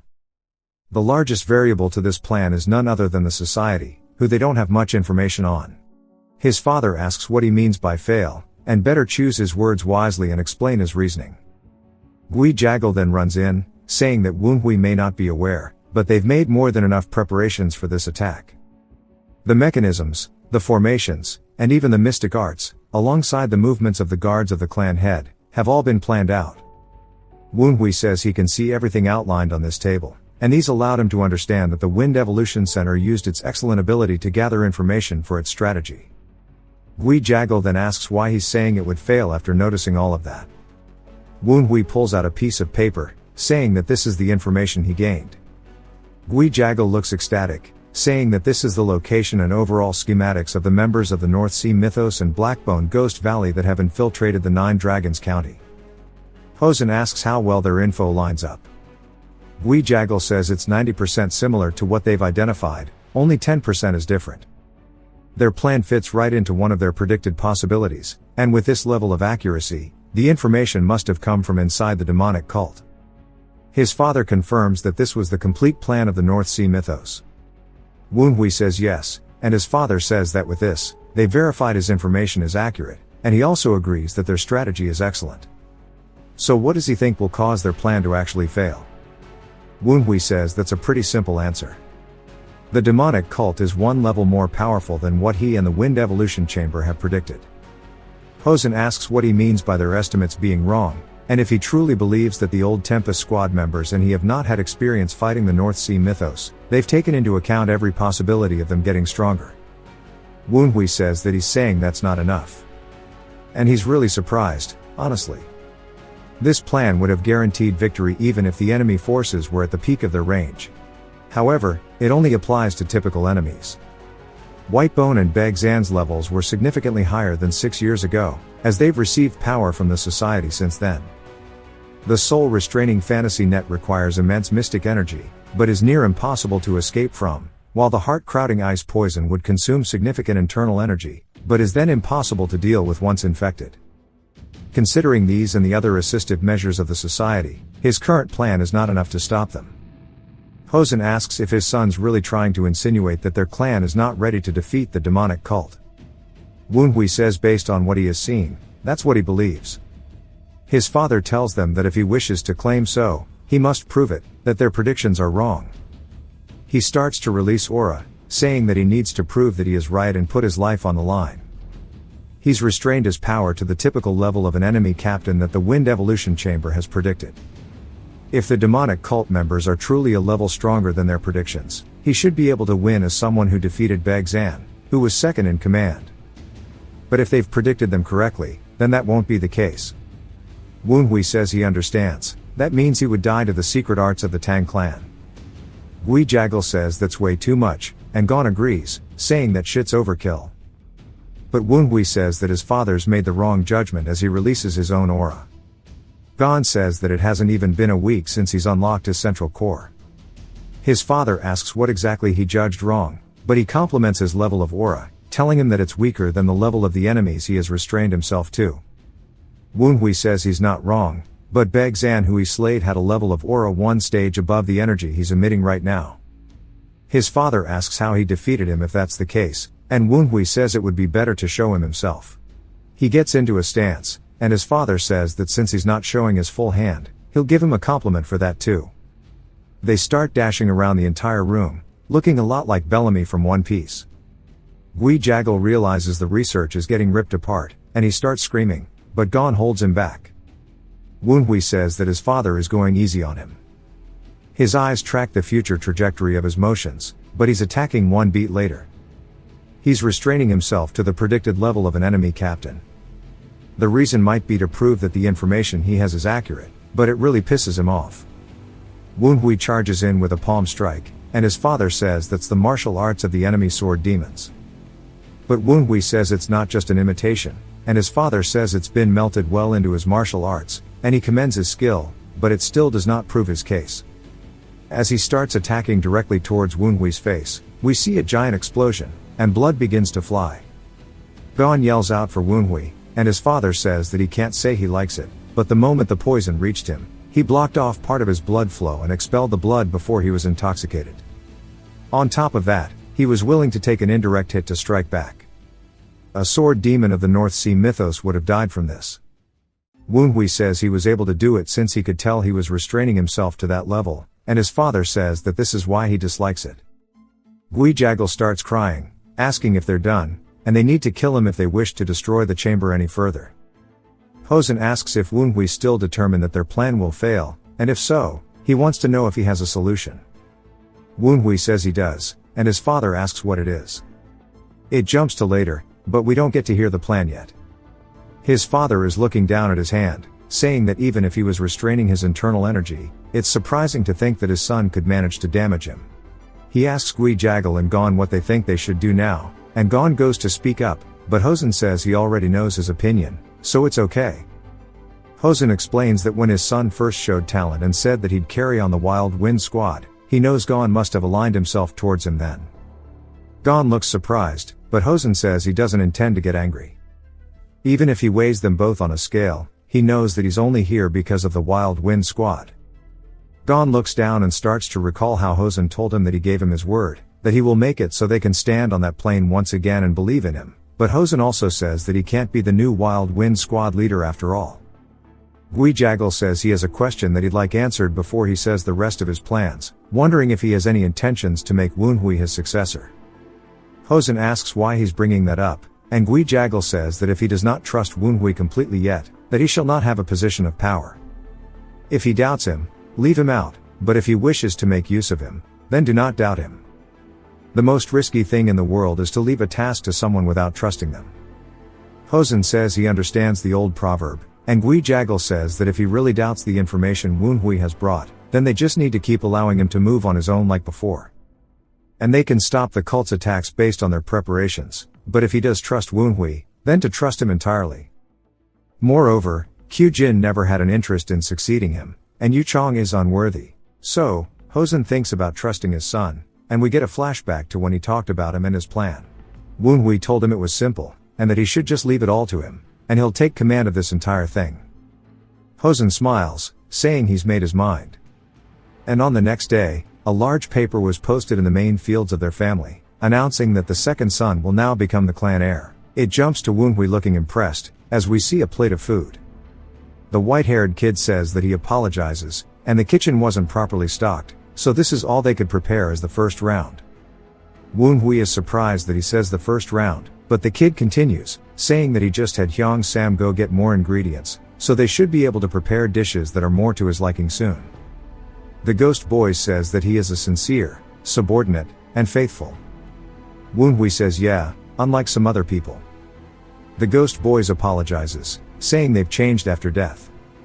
Woonhui says it doesn't matter anymore, and he told his father to hand over the rights to the issue, but he just gave him all of the Vice Branch clan head responsibilities right before a big event.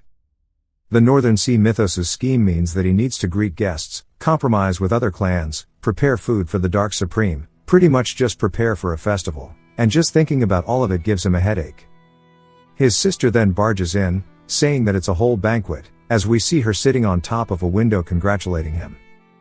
He thanks her, and she asks what's wrong with his face and if he's not comfortable with her or something. He says that she's already drunk, and she says yes, since today's a good day. It's the day he's finally being recognized by the household. He says it's also the day that she'll be freed from the position she hated. She laughs, saying that he caught her, and he says that she's much more fit for the Kwangcheng rather than the Tang clan. She says that he's definitely right about that, because when she thinks about the days she trained in the Kwangcheng sect, it was the happiest days of her life. Woonhui says that he knows she is not an irresponsible person, and he's sure she didn't cut out on as a successor even while training in her martial arts.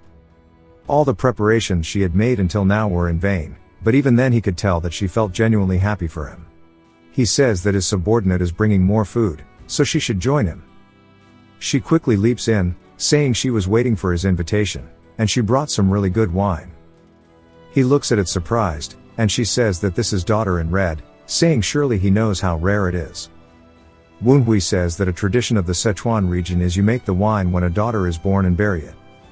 It's a congratulatory wine that you take out to drink when the child gets married or accomplishes something great in life. Originally, they would have taken this out when she became the vice branch clan head. He asks if she's sure about this, and she says yeah, today is a happier day than if she had been the one to become the vice branch clan head. He says that if she says so, and Gon appears yelling congratulations, and he's also going through the window.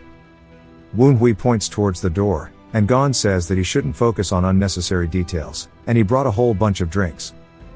Hu Jin greets him, and he laughs, saying hello, and then realizes that this is a little unsightly and goes to leave, but he says that she's here to congratulate him too. He says that he was worried that he intervened on an important conversation and notices the drink she brought, saying that they started without him. He tells her that it's her daughter in red, and he's absolutely surprised. She tells him not to worry, as she's glad to be free of the successor position. She starts pouring him some, and he laughs, and then she pours Woonhui, who says that he'll do hers. She looks down at it, smiling, saying it smells great, and she raises it up, saying that this is for the future of Woonhui and the branch clan, and they all cheers one another. They start digging into the food, and she says that Cook is really skilled while they're pigging out. He says that he's curious about something, and she asks what it is. He wants to know what happens to her relationship with the senior disciple of Kwangcheng if she opens this bottle now. She spits out her drink, asking why he's bringing this up now, and Gon asks if her and Chul-san got a thing. And she yells, telling him that it's not what he thinks. Gon says they need a matchmaker, rather he has to go talk to the branch head, but she tells him that it's not that. She doesn't intend on getting married, as she's going to leave the clan permanently once this festival is all over. They're both surprised, and Gon asks what she means and if it's because of what her mother did. She says no, but that's part of it. It's something she's considered for years.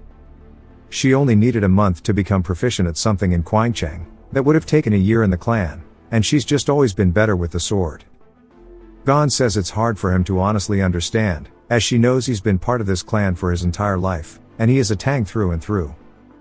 But he gets that she thought about this deeply, and she's just surprised that he's so caring, but Woonhui says he started to say this while they're meant to be celebrating, and she wonders what it's about to be.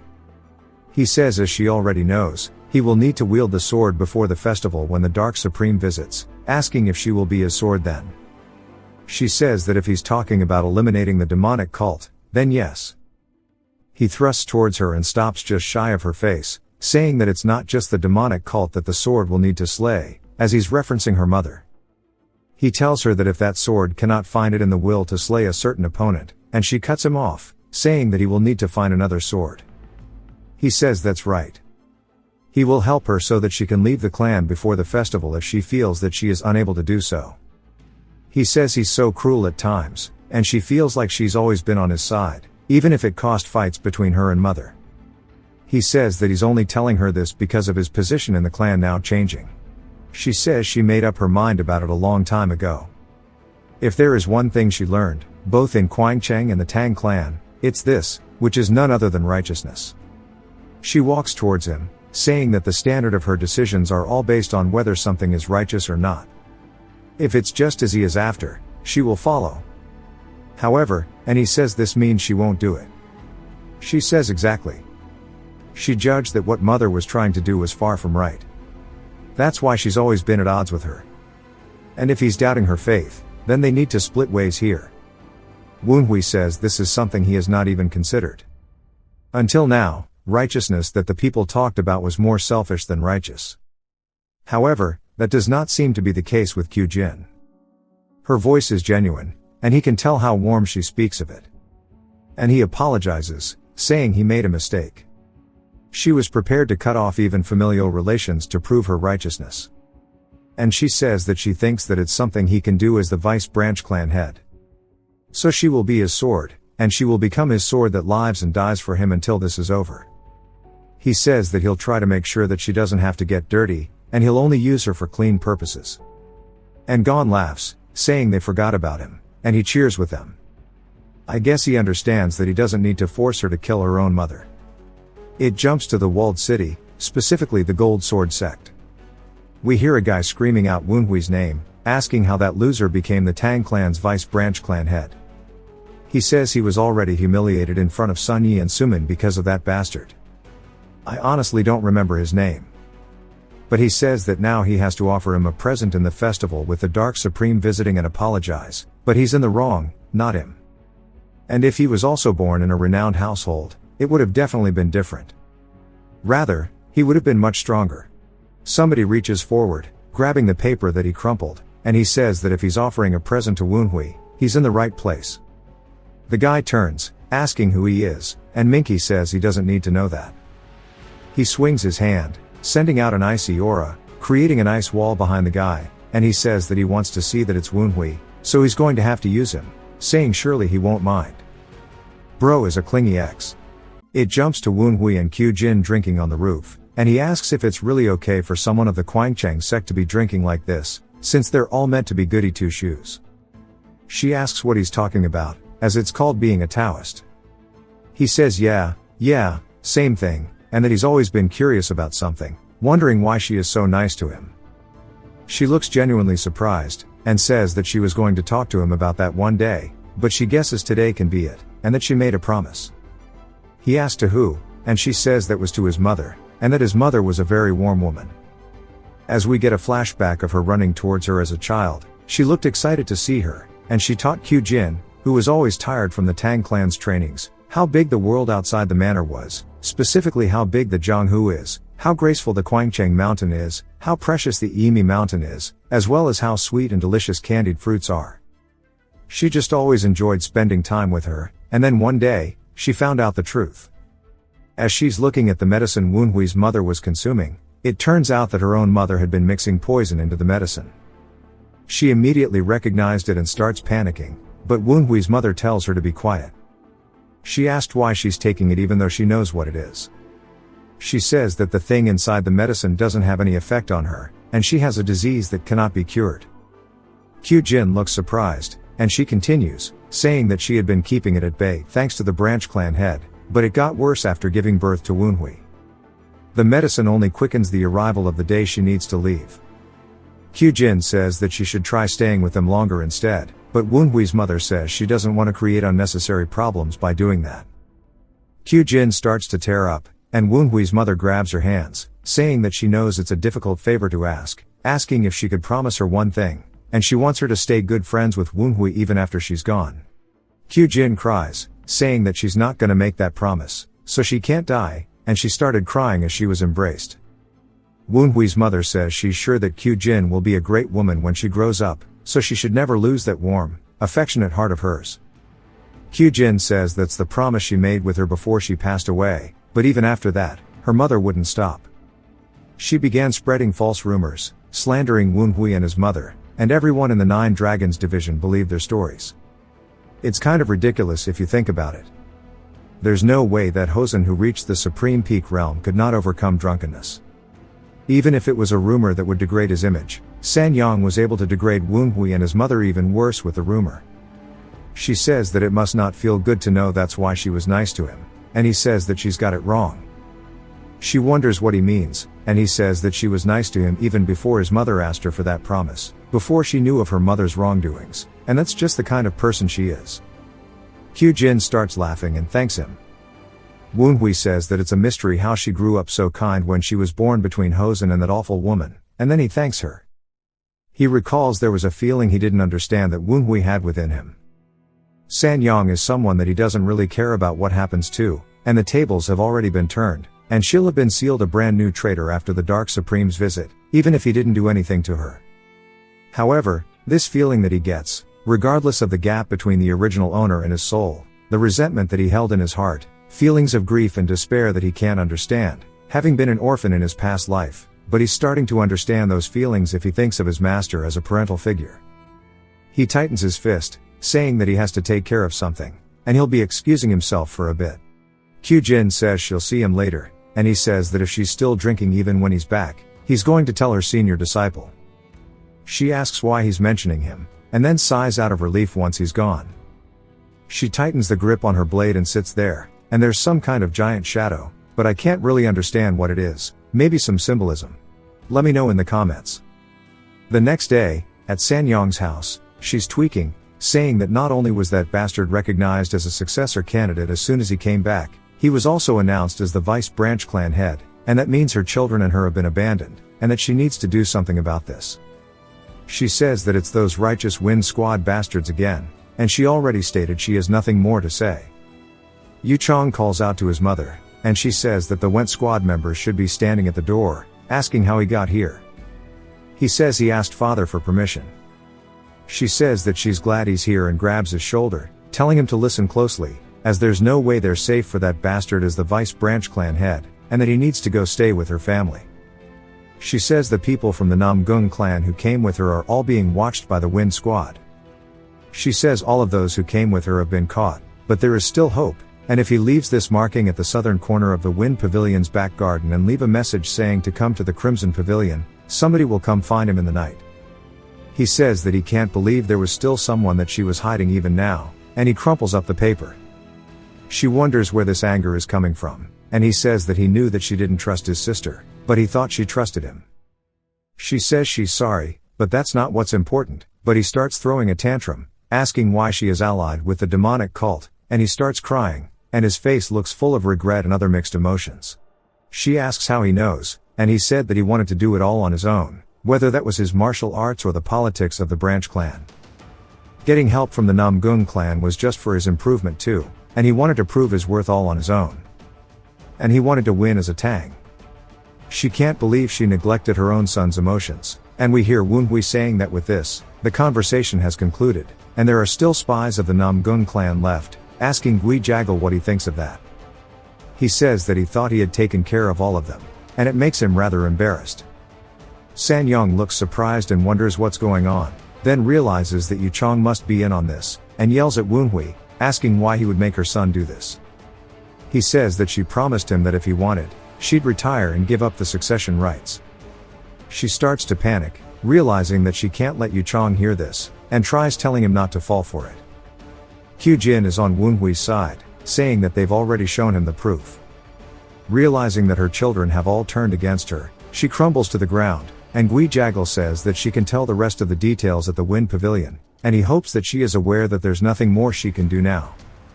She looks up at their worried faces, as Yu Chong's full of regret. Kyujin is just disappointed. Sanyong says that there's no way she would accept this, and she starts screaming as a red fiery aura starts to get released from her. It explodes out from her body, starting to cover the entire room. Woonhui says this is demonic energy. Yu Chong is just confused, and the ghost boys ask if this is what they think it is. It is the explosive reverse blood flow demonic arts that's banned even in the divine cult. Woonhui says it's something that amplifies your internal energy multiple times temporarily, but in return, you lose your mind and reason, and see all those around you as enemies, and with enough time, it will kill them.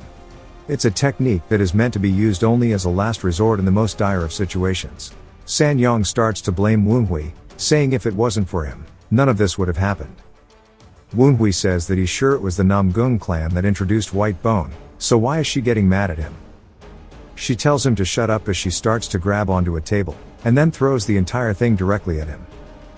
He raises his arm, blocking it easily, and we see it fall into pieces in front of Yu Chong, who's freaking out, saying that he can't believe his own mother is using demonic arts.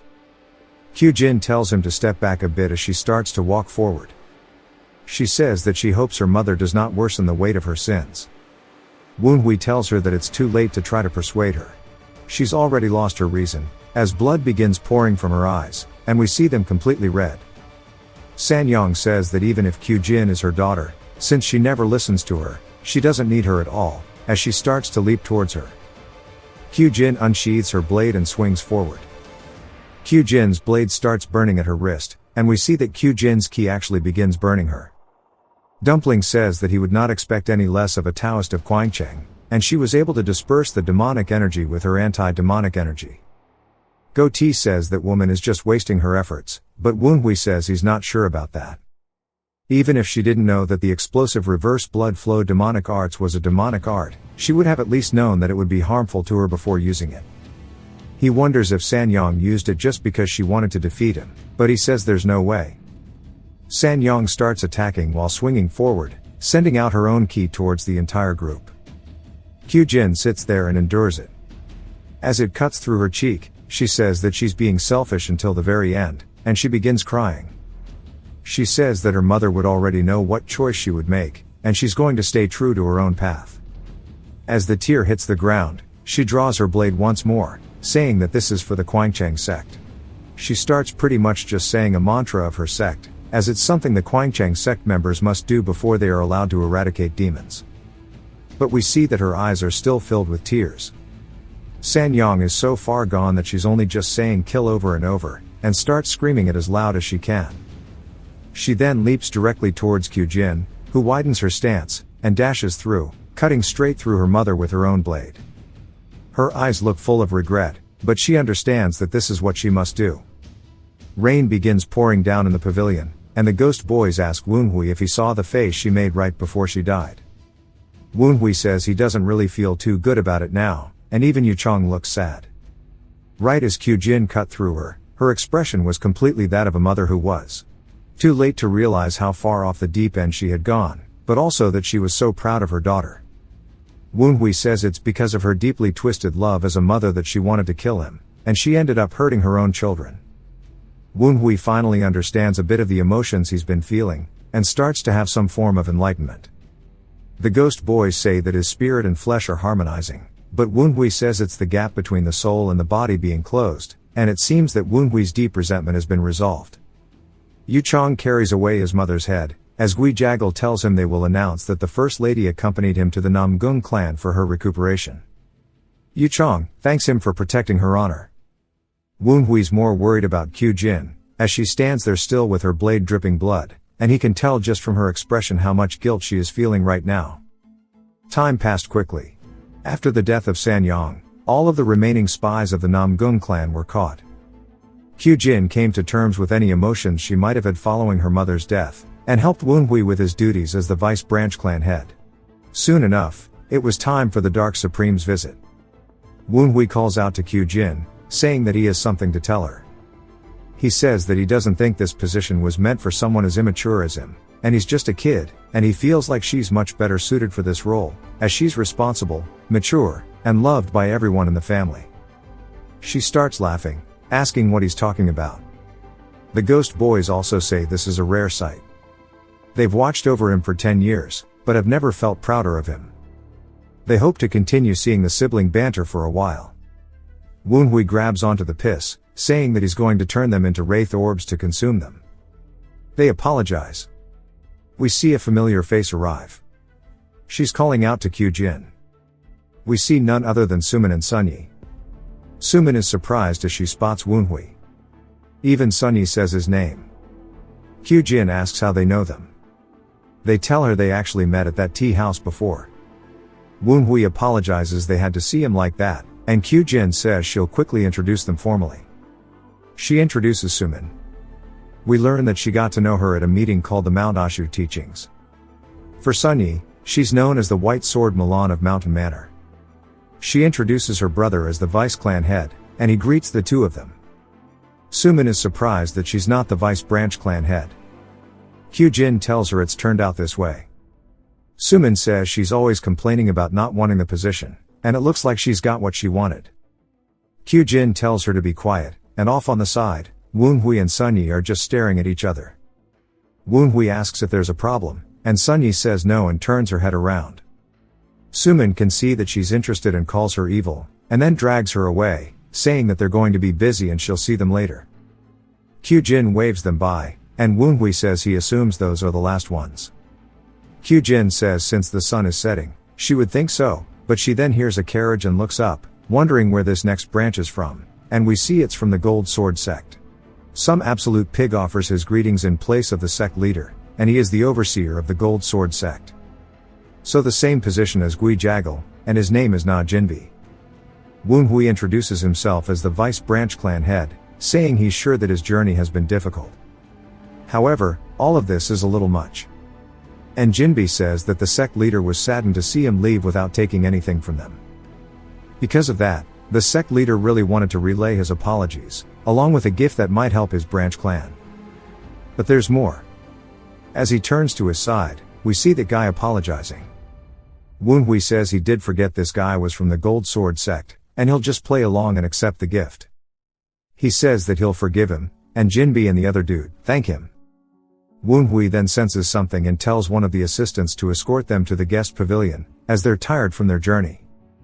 For a brief moment, he can sense traces of demonic energy, and as they walk past him, he says the owner of this is none other than the man he's staring at, which is a disguise, as he understands exactly who this is, as it's Minky, or at least his energy. It jumps to Suman telling Sunyi that she saw her back there, and she could not stop staring at Woonhui. Sunyi tells her it's not what she thinks. Suman asks if she's being serious, and starts teasing her, asking her why not. As she's pulling her cheeks, Sunyi says that there was a sword sent on him. Suman asks what she means, and Sunyi says that he did not have it before. She asks if he really learned to wield the sword in that short time. Sunyi says that it was like he was someone who had trained for years, not just years, but decades or even longer. She starts to smell another scent, and immediately grabs onto Suman's hand as she recognizes it. She tells her that they need to get going, and they need to get directly to Woonhui and Kyujin, as this is the same sword scent as the person who fought her father. Back to Woonhui, he says that he's trying to hide his demonic energy as best as he can, but it's not enough to fool him. The ghost boys ask what he's looking at, and he says that Minky is here. They ask if he means the 7 Seconds Killer, and if the North Sea Mythos leader's second child is really infiltrated. Goatee says he knew they would try it, but this is way too quick. Dumpling asks what he's going to do, and Woonhui says it would be a bad idea to get rid of him for now. He would love to rip him to pieces right now for what he's done. However, the damages would be too great if the Northern Sea Mythos were to give up on their assassination, so he'll let Minky live a bit longer. Kyujin asks if this is the last one, and Woonhui says that the sun is completely gone now, so if anyone is late and has manners, he assumes they'll be here tomorrow morning instead. Woonhui then feels something in the air, and immediately realizes what it is. He opens his inventory. I low-key forgot the actual name, but he throws everything out of it straight into the air. Kyujin asks what's going on, and Woonhui tells the ghost boys to fetch his spear.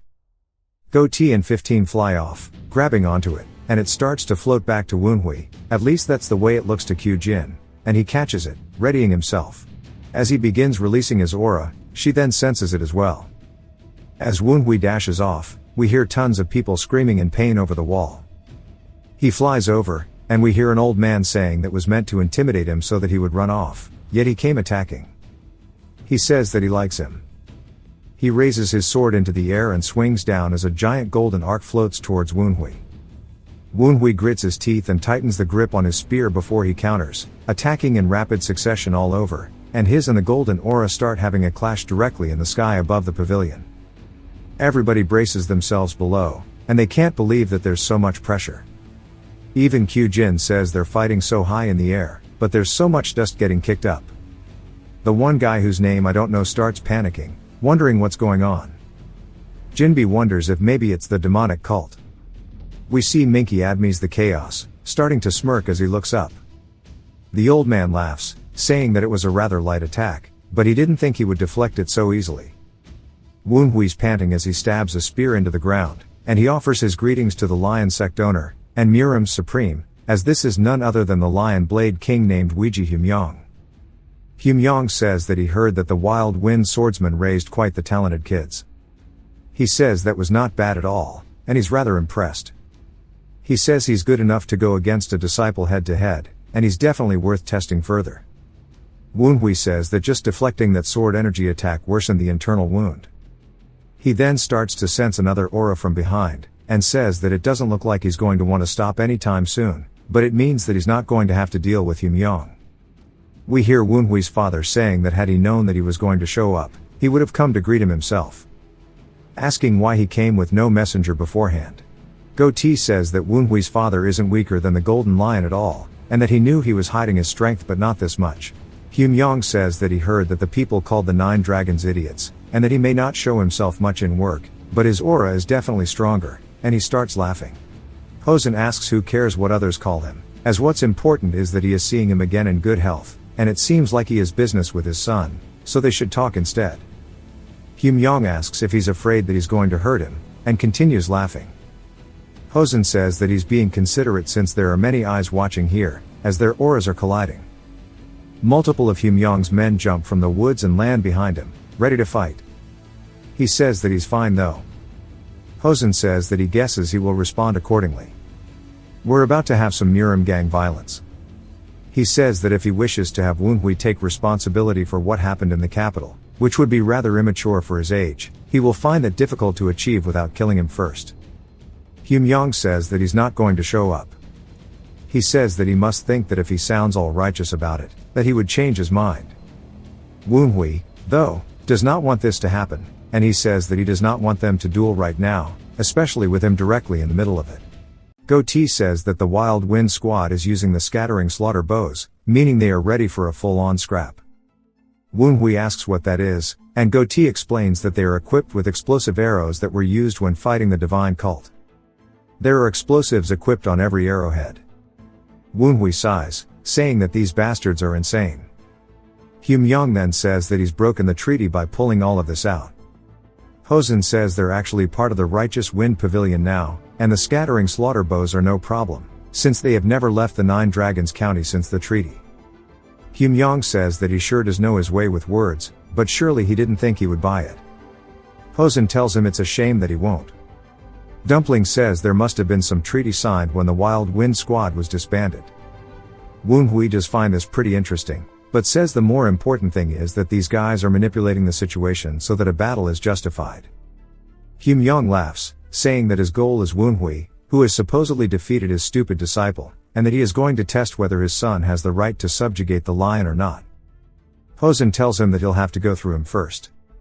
Hyun-yong says if that's really what he wants, and their auras start to collide again, and we can see Hosen's in the shape of a snake. Woon-hui sighs, saying that he has no choice. Woon-hui then picks up his spear from the ground and readies it behind him, as he starts charging it up with his own aura, and he blasts it straight up into the sky, dispersing both of theirs, piercing through it, clearing the sky. And Kyujin says they weren't fighting properly yet, but their aura was still so tense, and he managed to break through it. One of the guys says that he wasn't that strong when he saw him in Daocheng County. They wonder when he got this strong. Everybody is kind of anxious. Minky is there too, and he recognizes the cold key. Woon-hui tells his father that Hyun-yong is a guest. Hosen says they are no longer guests the moment they prove themselves as foe. Woon-hui says that he already told him that he was here to see him. Since he is here for him, he is the one who should decide whether he treats him as a guest or not. Hyun-yong is surprised, goes back to chuckling before going into a full-blown laughter, saying that he is quite the bold son since he wants to treat him as a guest. Hosen wonders what Woon-hui is playing at, and decides to get closer, saying that he's sure he's noticed, but that man never knows when enough is enough, asking if he's sure. Woon-hui says he'll try his best, and his father says all right then, and waves his hand as all of the boys that were with him disappear in a flash. Hyun-yong says that if he's treating him as a guest, that means he's willing to be tested by him. Woon-hui says that's true, however, the internal injury he took during special training in Daocheng County has yet to heal, so he's not in the best condition for his test. Hyun-yong says that he's right, and it's pretty bad, and he glares back at his disciples, saying that their opponent was in this condition yet they still lost, and he calls them all fools. Hyun-yong asks if he just wants some time, and Woon-hui says he does. Hyun-yong asks how many days he needs, and Woon-hui says 10. Hyun-yong says that with his clan's knowledge, he should only need 3, but Woon-hui says he needs at least 5. Hyun-yong bargains down to 4, saying that he can't wait any longer, and Woon-hui agrees. Hosen warns him that if he causes any problems within those 4 days, and Hyun-myong tells him that he gets it, and Woon-hui offers to escort him inside. He then asks Gon for a favor. Gon says that the sun's already setting, wondering what he wants. Woon-hui says he needs to check when the thing he ordered will be ready. Gon says okay, and Woon-hui tells Hyun-myong they should head inside. As they do so, they pass by Sumin and Sunyi, who are surprised and immediately greet Hyun-myong. Woon-hui says that he'll tell them to get the food ready, as he's sure he's hungry. Hyun-myong says that he sure does know how to treat a guest, and as they walk by Sunyi, she can't help but think about her father. Later that night, Kyujin sees the two of them, saying that they must have been taken aback. Sumin says not at all. It's a great opportunity to witness the power of the martial masters. Sunyi says that she's just glad Hyun-myong was not interested in her at all. Kyujin says that's right, and Woon-hui just happened to be there. But Hyun-myong showed zero interest in her, despite her being the cause of everything, and maybe he doesn't care about the Clear Heaven Sword Emperor. Sunyi then calls out to her, asking what kind of sword technique Woon-hui uses. She says that Woon-hui's never used the sword though, and she's surprised, saying there's no way. Kyujin says that's strange, as Gon asked her a similar question. Sunyi asks if she means the Fierce Wind Knight. Kyujin says yes, and he is teaching Woon-hui. She recalls Gon asking if she ever taught Woon-hui swordsmanship. She says no, finding the question odd, saying that he never had interest in martial arts when he was younger. Gon says that he's learned the 12 beats of the Violet Tiger without him teaching him, so maybe he really does have hidden connections, like the rumors were saying. She wonders why he's asking, and he says that he took him to the Righteous Wind Pavilion's foundry and he ordered a sword. She's surprised, and Gon says that he also asked to teach him the spear, as well as blunt weapons, but for him to suddenly order a sword, that's why he thought that he might have learned sword techniques before, or that he might have a sword technique he wants to learn. After she tells her all of this, Sunyi asks why he would order a sword when he's never learned sword techniques, and she says that she has no clue. She tells Kyujin she can't hold it anymore, and she needs to talk to him ASAP. Kyujin is confused, but can tell that she's really wanting to, and says that she'll go ask him about it, and she thanks her. Sumin tells Kyujin that she's been staring at him since earlier, and that she's never been interested in anything other than plants and swords, but the way she's watching him she can tell. She also tells her that this is between them, but she wouldn't make a bad wife. Kyujin says that she is the only daughter in a renowned family of many sons, but then whispers something in her ear that we don't get to hear, and she looks surprised. They start looking at her with eyes full of pity. She wonders what the stares are for, and then she hears somebody being greeted at the gate. She wonders who is here at this hour, and it's none other than Chuk-yong. The guy asks where he should get escorted to, and Chuk-yong asks where the second child is. He says he'll guide him to the White Pavilion. Kyujin wonders if he was the one who made the sword, and Sunyi asks who that is. She immediately tells him that he's the one who made her sword too, and they recognize him as the owner of Lu Ban's foundry, and that they think this is their chance to see what kind of sword technique Woon-hui uses, and they decide to follow Chuk-yong. Woon-hui greets him at the pavilion, saying that he didn't expect him to be here himself, and Chuk-yong says he's the one who sent that loser to rush him, but Woon-hui just wanted to check on their progress, since it was close to the date. Chuk-yong says that he only knows how to run his damn mouth, and Woon-hui says if he's here, that only means one thing. Chuk-yong says of course, and that means he's finished the order, and he starts to take the box out of the bag and lift it up, and says as promised, here is the sword that he has ordered, and it sure does look unique. We get a flashback of Moon-hyuk, saying it's been a while since he took on a project this interesting, and that he managed to see through the essence of the Tang clan's martial arts at such a young age, and put all of it into a weapon. And for the main function of the weapon to be a sword, he wonders if Hosen's son will be able to handle it, and he's very curious. Back to Woon-hui holding the sword, Chuk-yong asks if it's to his liking. Woon-hui says this is even better than he expected, and Chuk-yong laughs, saying of course. Woon-hui says while it looks like a fan, it has the functions of a sword, while hiding stealth weapons. And this is exactly what he wanted. The most impressive thing is the balance of its weight. For ordinary metal fans, the weight is focused on the handle part, so that you are able to swing it with speed. But the weight on this is focused on the middle, so that he can use it as a sword. Then he thrusts the air. He then unfolds it to reveal the fan, saying that however, it has been balanced well enough that he can still use it as a fan without a problem. On top of that, as he's touching one of the tips of the fan's blades, he asks if this is made of ivory. Chukyong tells him his eye is sharp, and that he used the black mythical element for those parts. Woonhui finds that surprising, because that's a very rare material that's used for sorcery artifacts. Chukyong then tells him that the handle is made from rosewood, and the ghost boy said that means that it is made from iron heartwood, and that it is at least 500 years old. He then goes to talk about the string on the bottom, and Woonhui can't believe that he used all of these insanely rare materials, and wonders what the hell this dude has created. Chukyong says what the important thing is about the product are its features. Its form will change when he pulls on the string on the bottom, telling him to try it. Woonhui does so, and all of the blades then immediately spring up. He tells him to point it at the ground, then pull on it again. Woonhui points it down, and then tugs on it, releasing a ton of hidden little darts within the fan that land on the ground. How do they reload this thing?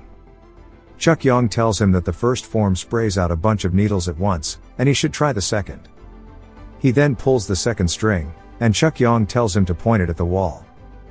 Woonhui does so, and it shoots out even more needles from the fan, but this time it scatters all the way across, and Chukyong says that it is called the Rainstorm Needle Scattershot.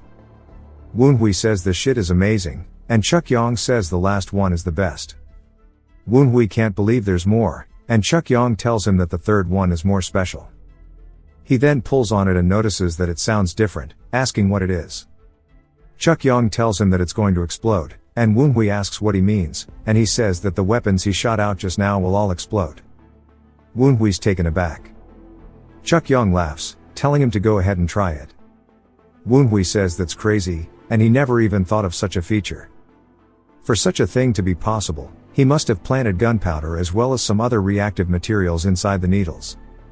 He says it's an amazing stealth weapon, and it will surprise the enemy twice, and that it's going to be effective and powerful, and this is what the demonic martial arts seeks. He tells him that he's the best, and Chukyong says that he knew he would like it. Woonhui tugs on it, and Chukyong smiles. Nothing happens for a second, and they immediately start flying towards him. He immediately whips them all away, and then the ones from the wall start doing the same thing. Woonhui realizes this is bad, and he keeps it in the fan mode, and starts to imbue it with his aura before he swings forward, deflecting all of the needles. Chukyong says he knew he would easily dodge those, and Woonhui asks what the hell that was, as all of the needles he deflected are now just suspended in the air. Chukyong says that he didn't make it on his own, and the man who helped him wanted to test him.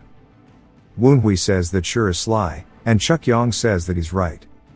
As they all start to have a purple aura leak out from them, Chukyong says he's the kind of person who would not be satisfied just with this, as they start pointing at him once more.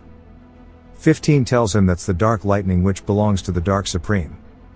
Woonhui can't believe that Manhua helped him make this, and if he planted his dark lightning into those small needles, it means that he has already reached the observer of celestial orbit's realm. Chukyong tells him that if he pulls on the string one more time, those things will attack where he is standing right now. Being struck by them will hurt tremendously, and not only that, he won't be able to use martial arts for 10 days. Woonhui says if there's energy dispersion poison, he wonders if that was also from the Dark Supreme. Even if he were to use the Venom Dragon cultivation technique, he wouldn't even be able to fully counter the Dark Supreme's poison. In other words, if he gets hit with just one of these, he won't be able to do anything about the Northern Sea mythos invading during the festival. Chukyong says that he can just step away from there if he's not confident that he can deflect them all. Woonhui asks what happens to the sword if he does. And Chukyong says he's glad he asked, so if he does not pull on the string after some time, or if he has not managed to deflect the dark lightning, the sword itself will explode. Woonhui's surprised and says that he now understands that both of them are telling him that he needs to prove his worth to wield such a weapon. Since it's made of such amazing materials, he needs to prove that he's qualified. Hosen then asks what he will do as Woonhui looks up towards the needles and says that he's going to go all in. He can't miss an opportunity for some fun when he has a sword like this. Chukyong says that he's always had a good eye for people and starts laughing. Woonhui begins to release his aura and closes his eyes, readying himself to go all out. As he takes in a deep breath, he exhales, saying that he's about to start, as he starts pouring it into his sword. We see all of the girls watching from over the wall. Sumin says that's hella cool, and Kyujin agrees. But Sunyi tells them that it's actually a sword, and not just a fan. They ask what she means, and she says that again, that is a sword. Sumin asks how that's a sword, when it's clearly a fan though. And Sunyi says that it looks like a fan to her too, but this sword scent coming from it ever since he got his hands on this fan is definitely the scent of a true sword. And the scent tells her that he is a genius swordsman as well. Then the lightning stuff happens, and they wonder what's going on. They all recognize the dark lightning and wonder why it's here. Woonhui raises his sword and starts to grab onto the rope, and readies himself before he tugs it. They all start to home in directly on where he's standing and fly in just as Chuck Yong said they would. They begin going, and Woonhui swings, deflecting the first batch before immediately following up with another swing. He then fans out his sword and starts to get a sharp pain in his wrist, but doesn't stop there as he keeps deflecting them. He says each one has a lot of weight and force to it, and he would not expect any less from the Dark Supreme's lightning. He's taking everything he's got to deflect them. Chuck Yong compliments him, saying that he's got the basics down as the second barrage is now ready. Woonhui says that this is more than earlier, and as they start to fly in, attacking from all sides, he says each attack's angle is lethal and efficient. He can see how systematically calculated every one of these are. It's like when a master is teaching his disciple the sword.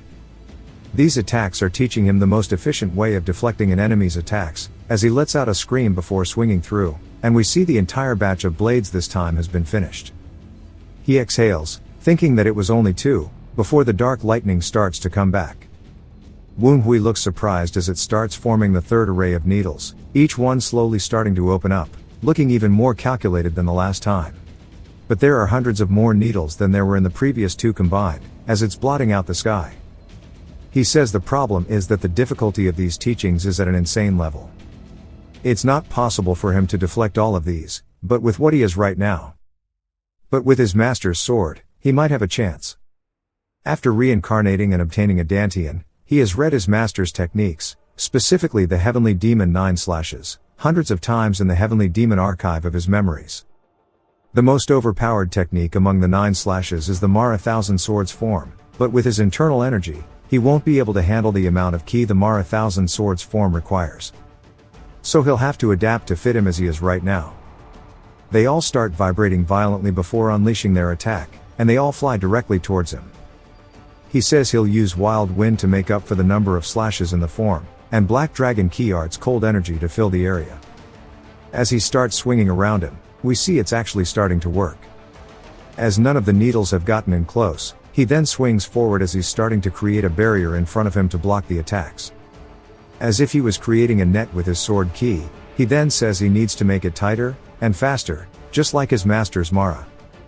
He has now made his new version called the Wild Wind Dance Sword Tempest Mara. The needles start bouncing off of his technique, and it does create a wild wind just as the name suggests, as the dust is flying everywhere. We see Woonhui's silhouette, and he says he's passed the test, and he smiles, saying that the sword is now his. Chuck Yong then hands him a box, saying it contains the explosive needles he told him about, and the piece of paper is the recipe for the explosives. Woonhui thanks him for the weapon as well as his teachings. Chuck Yong says he should thank the other guy who helped him for the teachings instead. Woonhui says it's all because he agreed to make the sword that he decided to help. Chuck Yong says he wants to ask him something if he can, and Woonhui tells him to shoot. Chuck Yong says that the wild wind is something only those with remorse in their hearts can properly handle, but his wild wind possesses more than the normal amount of remorse, and he's so young he probably doesn't even know anything about the world, so what makes him so remorseful? Woonhui tells him that it's simply because he's an overthinker. Chuck Yong just takes it as him not wanting to tell him the truth, seeing that everybody has their own heartaches. He asks if it's okay if he names that fan sword. Woonhui says of course while laughing. Chuck Yong says that the movement from just now was like that of a tornado, so they should call it the Calamitous Wind Fan. Woonhui looks down at it and thinks about it before saying that's actually a pretty good name, then he thanks him for bestowing him it. He says the Calamitous Wind instead of the Wild Wind sure is funny. He then looks up towards the sky of the heavenly pavilion in his mind and says that perhaps this is his path. It jumps to an inn, as we see Chuck Yong there. One of the workers tell him there's no seats available, but Chuck Yong tells him that he's already got a room reserved under Liu Ban's foundry. As he's guided to his room, he says there's a ton of guests despite it being so late, wondering if they are here to see Moonhyuk, who we see when the door to his room is slid open, Moonhyuk is sitting there waiting for him. Chukyong says it's embarrassing to see people talking about him like he's a hero, when to him he's just an immature older brother. Moonhyuk asks what took him so long, and he got so bored he had to crack open a drink. Chukyong says he's been working day and night, so no way he'd be quick. Moonhyuk asks how he was, but Chukyong says he knows he was watching. Moonhyuk says he wants to hear his opinion. Chukyong says he'll grow up to be more than the wild wind, and will become the calamitous wind, and will probably sweep through the alliance. Moonhyuk asks what he thinks he'll do once he is through with the storm, pretty much saying what he thinks he'll do once he's done. Chukyong tells him not to worry, as he doubts he will tire out. Moonhyuk wonders why he thinks so, but Chukyong tells him that he'll see himself. His aura was violent and wicked, but his heart is full of resentment. To the point it was crying pitifully, and desperately. Chukyong asks the worker for another bottle, maybe to get him away from the door. But he continues, saying that he is the only one fit to inherit the Wild Wind Squad. Moonhyuk says he's got talent, determination and other stuff that overlap perfectly, even the fact he is Hosen's son. Chukyong can tell that he's hesitating, wondering what he's worried about. Moonhyuk tells him that Woonhui will need to know how to get along with others. His wind will surpass all of those around him. Chukyong says that he might create a path for others, so make him a squad leader, and if he were to do this. But Moonhyuk says that he'd do that if he was the only person he was considering for the role. Chukyong is surprised, asking who else he had in mind for the role. He tells him that he's looking at the Kwangcheng Divine Sword, Chul-san, who Kyujin has a crush on. Chukyong asks if he's out of his damn mind, wanting to have a member of the Kwangcheng sect become the Wild Wind Squad leader. Moonhyuk says that he knows well that Chul-san is considered to be among the strongest swords in the world. So it would be better if they have him on their side than someone else's. Chukyong says it sounds like he's doing it to deepen his relationship to the Tang clan, but also force competition. Moonhyuk laughs, saying he knew he'd understand. Chukyong asks if there's no way for Woonhui to survive, saying it's a shame. Moonhyuk says there is though. He's confused, but Moonhyuk continues saying it's obvious. He just needs to take his position from him, as he pours his drink. Chukyong is surprised. Moonhyuk says there's no need to get along with others if he absorbs everyone else, as the others would have to get along with him. Chukyong says he acts immature sometimes, but he is still a leader for a reason in the end. Moonhyuk's hand starts to tense up, and he drops his cup as his body starts to freeze up. His vision begins tripling, and Chukyong says it's a paralysis poison that knocks out bulls with just a drop, and he'd expect nothing less of his brother. Moonhyuk gets pissed, saying he can handle it, but wonders why he did it. Chukyong laughs, saying that he thought it'd make him have a bit of trouble talking. But he must have been taken aback to not notice it right away. Chukyong then asks him who he thinks gave it to him. Moonhyuk realizes now, and Chukyong asks who he thinks he met on the way here. Moonhyuk is surprised he sold him out, at the entrance to the inn. We see people enter, as they quickly leap up towards the room they are in, the door is kicked down, and a group of people appear behind Chukyong. Moonhyuk says he won't be caught up like this. A woman says they've surrounded the place so he should give up, and that the schedule has been delayed due to his outing, and she calls him grandfather. Back to the girls, Sumin says the Wild Wind dance is amazing, and she's never seen a sword technique like that before. Kyujin says she hasn't either, which surprises her. She says that wasn't the Wild Wind dance, it wasn't even part of their clan's martial arts, wondering where he learned it. Sunyi notices it as well, asking if it doesn't belong to the Tang clan. We see it was a bit before the final barrage, and they wondered if he'd be okay. Kyujin says this is something even a martial master, or someone at the supreme peak would struggle to deflect, so she gets up saying he's going to get hurt. But she is surprised to see the attacks already flying in, and it was when he started his new Tempest Mara, and Sunyi calls it the 10,000 sword scent. Saying it's in full bloom, but ever since he started the technique his scent is unstable. She and Sumin looked worried, asking Kyujin if she'll be fine. But Kyujin says she's never felt such intense bloodthirst before. The blue ghost face root, just calling her blue ghost for now. Says she told her he's the demon king. Kyujin says she's back with that nonsense again, but blue ghost asks why she doesn't believe her now, as he could easily rip her apart. She starts getting scared, and Kyujin tells her to shush. Saying besides the bloodlust, his ki is unstable too. The ghost boys tell Woonhui that he still has spectators. Woonhui says he thought they'd leave when Chukyong did. Go-T says they forgot they were supposed to be spying on him, since they were captivated by the divine cult's Mara. Woonhui says even if the basics were mixed with demonic arts, he put in his own techniques so they probably didn't notice. The problem is the consequences of having used Mara without the heavenly demon cultivation technique.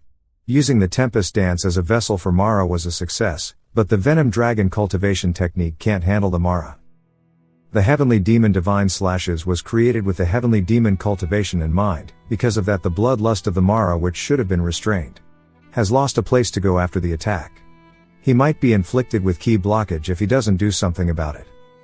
He then realizes something, and starts laughing. Before leaping forward, stopping right before the girls. Asking how long they intend to stay here. They start panicking since they were caught, and Woonhui starts smiling while laughing. Saying that they are the best candidates for suppressing his bloodlust. He just means a duel as they are surprised, and Kyujin asks if he means against all of them. He says yes since it's payment for watching him. She says it's true they were wrong for spying on him, but wonders if he's sure since his ki looks unstable. He says that's exactly why he's asking, because he lacks training in swordsmanship so he needs to fight. People like them, who are experienced with it, are perfect, so he can fully digest the enlightenment he reached. Of course that is true, but it's really so that the Quang-Chang and MA's energies will help melt down his bloodlust. Kyujin says it makes sense, asking the other two what they think. Sumin says that it's true they are wrong for spying on his training, so they'll go with it. Sunyi agrees too. Woonhui laughs ominously, telling them to start then. Kyujin tells him to not push himself too hard, and he says he won't. She readies her blade, saying she's going to start. Then leaps off the ground, coming in with an attack he blocks with his new sword. She then goes for attacks in rapid succession, which he successfully blocks. He then closes the gap, readying himself to attack after finding an opening. Swinging straight towards her head, she narrowly manages to block it. But it sends her sliding backwards, creating distance once more. Realizing she needs to lock in, she starts to use her Quang-Chang sect aura. Then continues trading blow for blow, just now using her aura. Sumin and Sunyi are confused as to why they are going so hard, when it's meant to be practice. Kyujin goes for rapid thrusts forward towards him. He blocks them all with barely any movement. She is surprised, saying she knew he was improving quickly, but that this is absolutely insane. He's a different person than he was just 2 weeks ago. Also, every time they clash swords, his techniques are becoming more and more refined. He's watching her sword and learning her techniques with each attack. We see her leap backwards to avoid an attack. And when she regains her footing, we see her sweating and gassed out. He thanks her for the practice, saying it was very helpful. She sheathes her blade, saying okay. He then asks who he is fighting next. Sumin sighs, saying if she knew it'd be so intense she'd have said no. Woonhui says he's looking forward to it. She sighs once more, unsheathing her blade, saying a deal is a deal. She points it toward him, saying she'll be going all out off rip. She charges in with a zigzag rush, then starts to raise her blade forward, going for a thrust towards him, but the wind from her attack causes Woonhui to have to block attacks from all over. He low-key starts struggling, and the ghost boys ask if he's alright. Saying as expected of the MA sect, her energy directly counters his. Woonhui says he knew this would happen, which is why he asked for it. Thankfully, the Mara's bloodlust has yet to turn into demonic energy, so her energy won't inflict any internal injuries on him.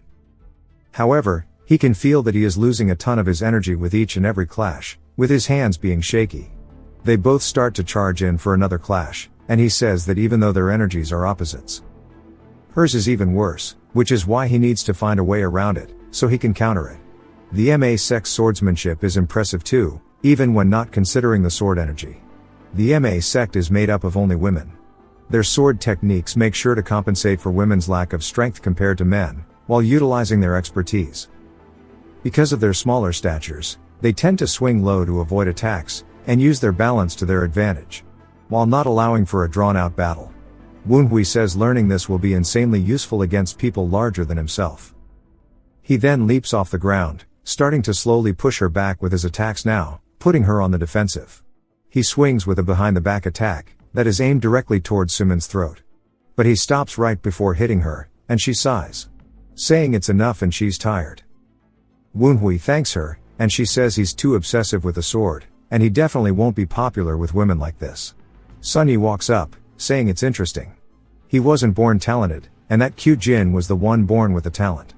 If she considers talent alone, he is no better than a normal disciple in her sect, but regardless of this, when she watched both of them fight him, She watched him slowly make their techniques their own. The speed at which he learns is not something someone with talent can imitate. He's able to do this because his understanding of the sword is incredibly high. But he is an adept with the sword, physically, so how can his understanding of it be so deep? She then notices something, as his sword scent becomes stronger now that she's closer. She tells him that isn't how he's meant to do it. He asks what she means. She says that if he manipulates it like that, he'll harm his scent. He shouldn't try suppressing it, he needs to maintain a balance of letting it in and out. He asks what she means by sword scent. She then snaps out of it, saying it's nonsense, so ignore it all. Woonhui recalls reading a book in the divine cult, that there's an ability of the Shema clan that lets them detect others' talents. Wondering if this is what it is, saying the Clear Heaven's Sword Emperor is a sword master comparable to his own master, so he can't ignore her ability. He thinks about it, then asks if he just needs to maintain letting it in and out. Wanting her to explain it in more detail, she is surprised, as if he's the only person who thinks she isn't crazy. She instantly calls out to Suman. And she tells her to just keep it easy to understand. She then turns back, saying it's like a consumable item. Then starts to put it into an essay. The TLDR is that if it's all used up it won't come back, but if he leaves it unused for a long time it'll become more helpful when put into the sword. Suman can't believe she's yapping like this. But Sunyi looks so happy to explain it to him. Woonhui, though, just wonders what the hell she is saying. It jumps to Woonhui finally going to meet with Humyong, saying he's late after all that shit, and he hopes he doesn't get lectured for it. He apologizes to Humyong, but Humyong laughs, saying that he finally made it. He says all of that bickering in the garden when he has a guest waiting is crazy work. Woonhui says that there were lots of things he had to prepare in order to meet with one of the greatest martial masters.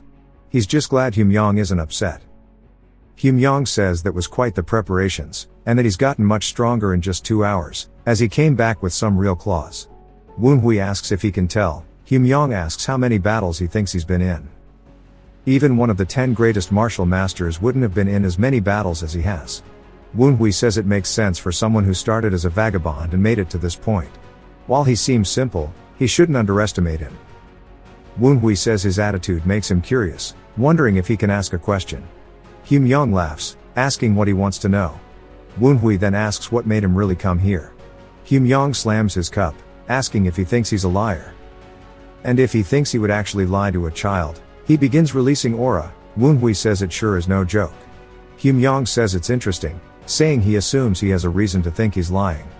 He says to tell him what his reasoning in, depending on what it is he will test him now, rather than in 4 days. Dumpling calls him rude, and Goatee says he can't handle him right now. Woonhui says that he will tell him why he thinks there's another reason for his visit. A Grand Martial Master of Murim has come to the 9 Dragons Division, where a great festival will begin, and it was done without any notice.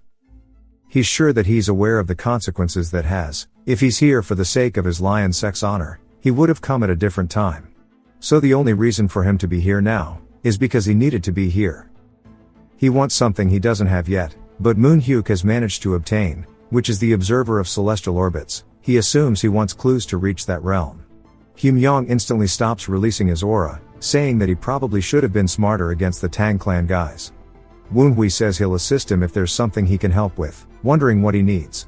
The ghost boys can tell he's hesitating, and Goatee says it makes sense he'd be prideful, but he's misunderstanding. Humyong then says that he's already aware he was once a vagabond. Every day was a fight for his life, but he managed to establish a sect and got to the place he is today. However, a year ago he realized his limits. As we see him on his knees, asking how the gap between then could be so large, and he is asking the Sword Emperor the difference between the two of them. The Sword Emperor says that his ultimate blade has just barely managed to reach martial peak. He can't even see what's below his feet, so why does he think he can achieve the celestial orbit realm? Humyong is surprised, asking if that realm truly does exist. The Sword Emperor says that he needs to chase the trajectories of the stars, that follow the course of the spherical heavens, and read the divine will of the heavens, allowing himself to absorb heavenly ki in his dantian. He turns back towards Humyong, telling him that the realm is a real thing. Humyong says the way he looked at him haunts him. It was full of nothing but pity, and not just for beating him. But it was genuine pity towards him. An emotion stronger than humiliation and shame took over him that day, growing his desire for power. He then went into isolation training, and he poured his all into his golden lion blade, he made when he was a vagabond. But he realizes it was way too shallow compared to the martial arts of others created by generations of martial arts. This is when he felt envy for the renowned clans and sects he's never been a part of. Coincidentally, it is when Manhwa bodied his disciples. He heard that he's done something similar to the demonic cult too. So he thought that the Tang clan with Manhwa, who is considered equal or better to the Sword Emperor, would have the claws that he could not obtain. Yesterday when he tested him he was made certain. Now as well, he can tell he has claws. Countless martial artists die without obtaining it. Most don't even know how to achieve it. And that he is one of those people. Manhwa is surprised, as he didn't think he'd be this honest. Yang says that's the reason he's here. He needs help to find the claws. Go-Ti says for a supreme martial master to admit his faults, but also to ask for help is crazy. Manhwa says he truly doesn't care for pride. Yang is a culmination of raw desire for strength. He hasn't seen a man like this in a long time. He tells Yang he'll help him. Yang asks if he's serious, but Manhwa says he has a condition. Yang asks what it is. Manhwa says he wants to borrow his ultimate blade. Yang asks what he means. Manhwa says that he doesn't know when, but the Lion Blade King's claws will have tremendous value at some point. Yang laughs, saying he makes it sound like he's already obtained them. Manhwa doubles down, telling him that he is serious. He knows for a fact he will acquire them. Yang is speechless, then laughs loudly, saying it's interesting he'd say that without any proof. He slams the table, saying surely he knows it's not something he can lend when he wants. Manhwa says of course if someone as renowned as him just took favors without thinking of the consequences there's be issues. But Yang says that if he considers him an older brother it won't be any trouble at all. Manhwa asks him if he heard that right, and he and the ghost boys wonder what the hell Unk just said. It then jumps to Jinbi and Minky, as Jinbi tells him he told him to be careful of his actions. Asking why he's so late. Minky sighs, and Jinbi asks why he's acting this way to his superior. Minky starts to release aura, making Jinbi freak out. Asking what's wrong with his eyes. Jinbi then begins to freeze over, before shattering on the floor. A man enters, laughing saying that's a savage way to take care of that problem, as there are many eyes here. Minky says it doesn't matter, as everyone here will die, and he's starting early. The man then shifts into Jinbi's appearance, saying he's got a lot of work cut out for him. Asking about the thing he checked out. Minky says that there's no weak point at all. They then wonder if there was a leak, saying it might be too dangerous to go after Manhwa. Minky glares at him, asking if he thought he wouldn't calculate the risk. Fake Jinbi says he's sorry for crossing the line. Minky warns him not to do it again. Fake Jinbi says he won't. Then a woman enters the room. She is part of the 12 Black Spectres, the Blue Bone Merchant. She says there's an order. She then begins to put her hands together, as a giant face appears out of her aura into the room. They both immediately kneel, greeting the Mythos leader, who asks them how their preparations are going. Minky says that their white-handed squads have gotten together. Once they get the order they will begin the holy war with smiles on their faces, accepting martyrdom. Not the COD perk. The Mythos leader then gives them their order to start the first chapter in their holy war. The leader says that this is for the sake of sending a gift to an enemy they haven't seen in decades, so decapitate one of the Tempest swordsman's children, and put their head on a stick. Asking if it can be done. Minky says of course. The leader says they are looking forward to it. Before they stop their weird possession thing. Minky then tells fake Jinbi, who is Red Bone, to gather everyone, as tonight they are going to ambush Manhwa. It jumps to Manhwa being informed by Gui Jaggle about how the Northern Sea Mythos leader is here. Manhwa says it was earlier than he expected, even though he knew he was here. He's playing it off. Manhwa asks if keeping an eye on them is too much, but Gui Jaggle says they'll all end up dead. Manhwa says he doesn't want to assume the leader is going to do anything until the day of the festival. Gui Jaggle says that's good, and the rats have infiltrated and have begun their activities. Manhwa says it's interesting that they've started to work even though the patriarch isn't here yet. They probably gave up on the assassination plan when White Bone died. An assassination doesn't work when they know their plan after all. But it's not like they can give up, as their goal is to plant a seed of fear of the demon cult in the Zhongyuan, as well as to prevent the patriarch from creating a new squad. If his predictions are correct, then they'll try to start a head-on battle when the festival is at its peak. Gui Jaggle says they were thinking the same, but Manhwa cuts him off saying he must be confused on why the rats are already acting up. Gui Jaggle says exactly, he can't find out why they need to start now. Manhwa says they want to humiliate the Tang clan for having seen through their plans, and intimidate them. Gui Jagal asks why they'd give up their advantage just to intimidate them. Woonhui says that's just who they are. The most effective target would be the branch clan head, the one leading the festival. But it'd be too hard to kill him, so he'll assume they are after him instead. Gui Jagal asks how it feels to be a target. Woonhui says it's not a big deal. Gui Jagal starts fangirling, saying he's so fit to be a leader. Woonhui says nah. He reads the board, saying there's something he needs Gui Jagal to do.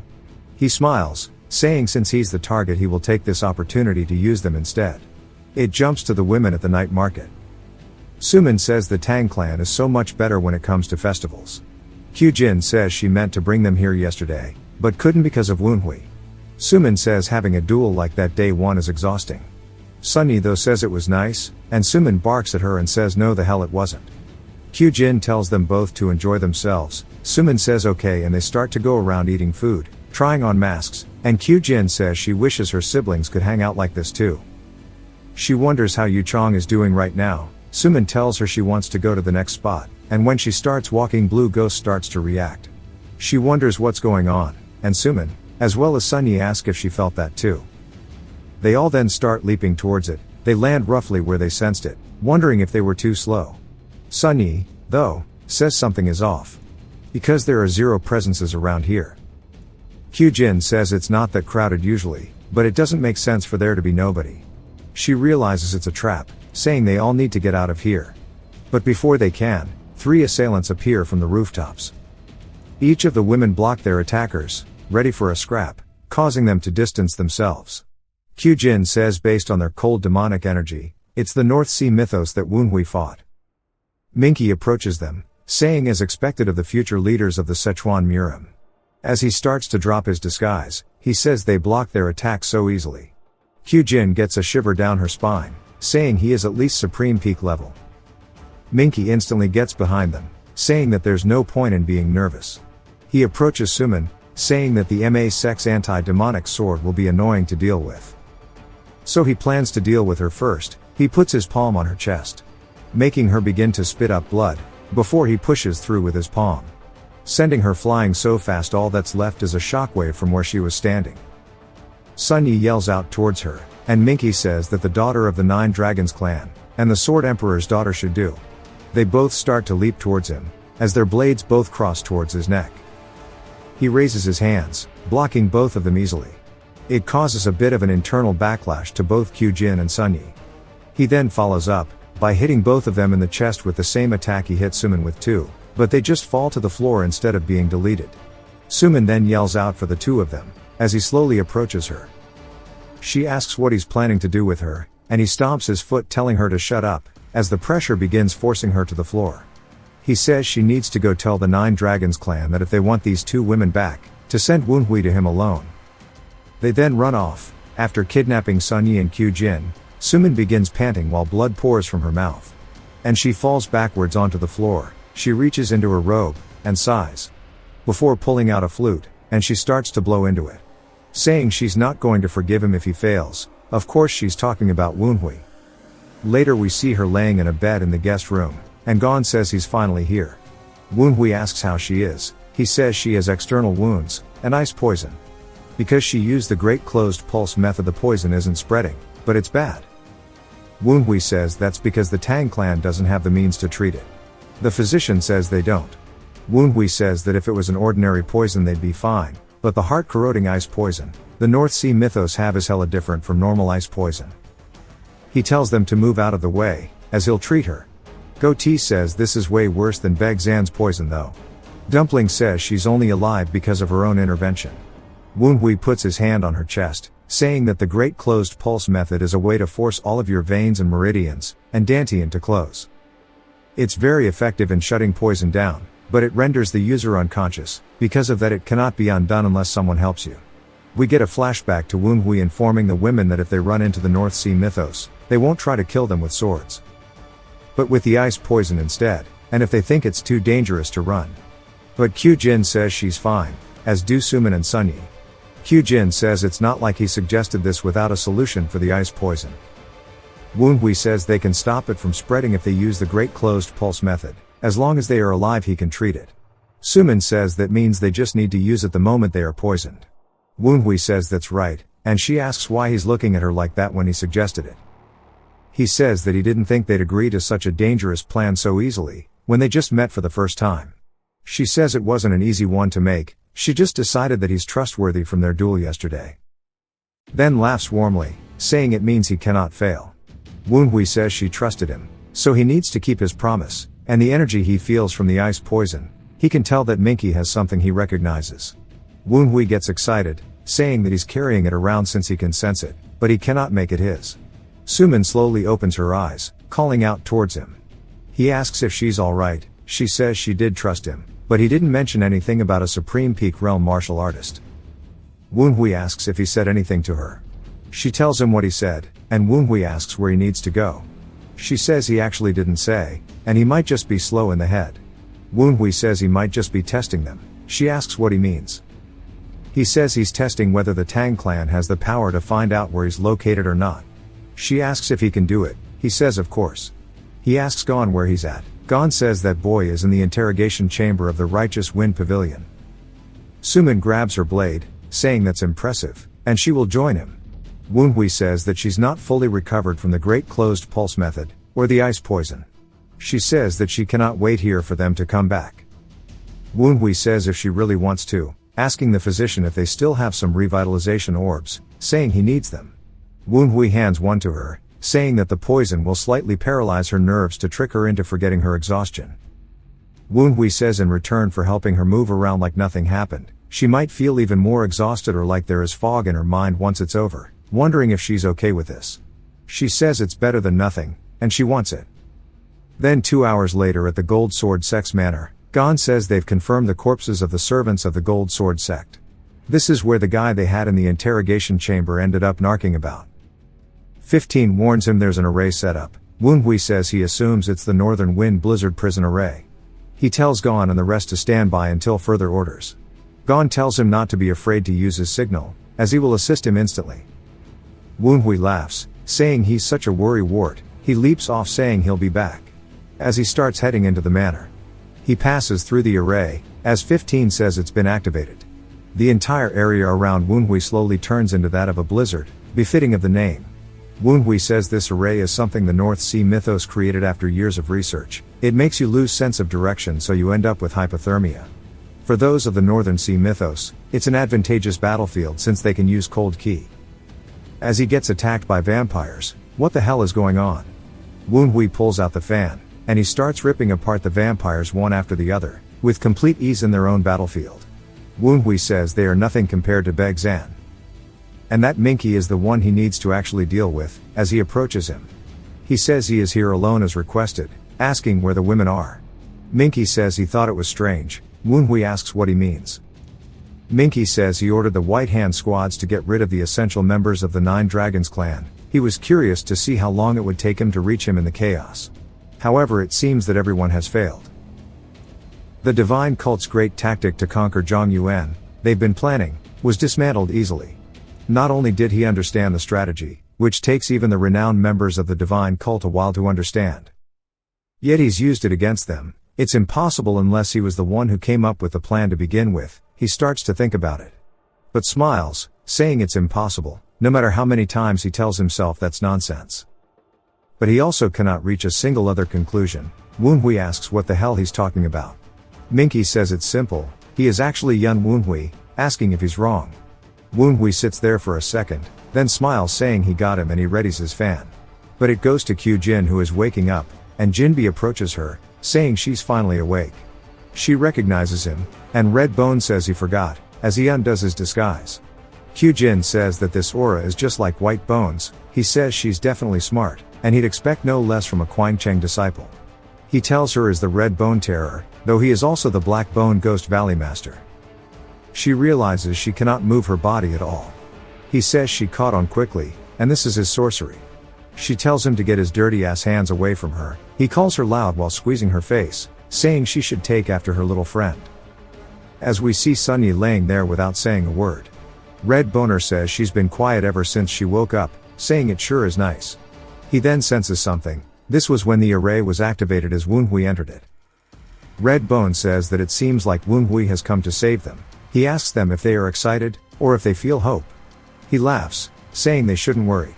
As once this is all over, he'll make them both into living Jiangshi. He then closes the door. Kyujin asks Sunyi if she's alright. She says that she is. Kyujin then says that the security is really tight, and probably multiple people like Red Bone here, also all of the arrays.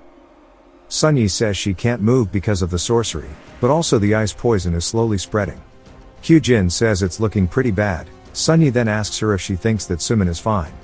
Kyujin says that Woonhui probably took care of her, which Sunyi hopes so too. They decide to wait for Woonhui as planned, and it doesn't work. They can do plan B. Back to Minky being told he was right. He calls him Yun Woonhui, but Woonhui corrects him. Minky says it again, and Woonhui rage baits him, saying he still has no clue what he means. Minky grabs his blade, telling him to stop playing dumb. Then swings forward towards him.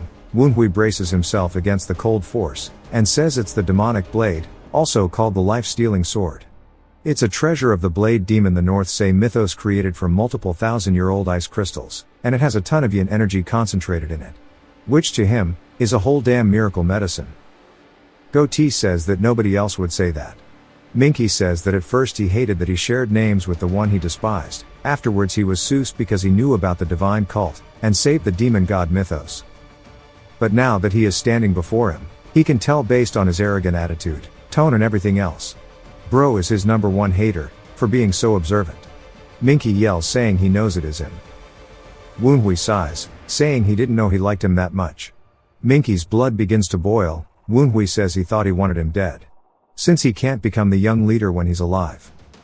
Then asks if he thinks he can become the young leader now, but says that he wouldn't be here doing this if he could. Then says shit, he hasn't changed whatsoever. This begins to cut into Minky. He yells, saying that based on his insult he really is Yun Woonhui, then starts chanting his name over and over. Woonhui says to stop, as that shit is creeping him out. Minky then yells, raising his sword into the air, causing the blizzard around them to start to get sharper. As more of the vampire dudes appear from everywhere, now Woonhui is being surrounded. Minky says he surely already knows that they are invincible within this array. So he will face a pathetic death here within this blizzard. Woonhui says he seems to be the one mistaken. Minky asks what he means. Woonhui says that if he was able to tell that he is Yun Woonhui, then he should have been more careful of the array that he was going to use. As the ground begins breaking, the vampires are caught off guard by the cracks appearing. As their entire array starts to collapse, Woonhui says a shitty array like this is nothing to him. He doesn't want the yin energy used to form it to go to waste though.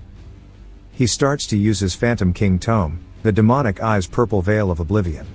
Woonhui says he'll put it to good use, as he forms his own array, the evil demon hell array.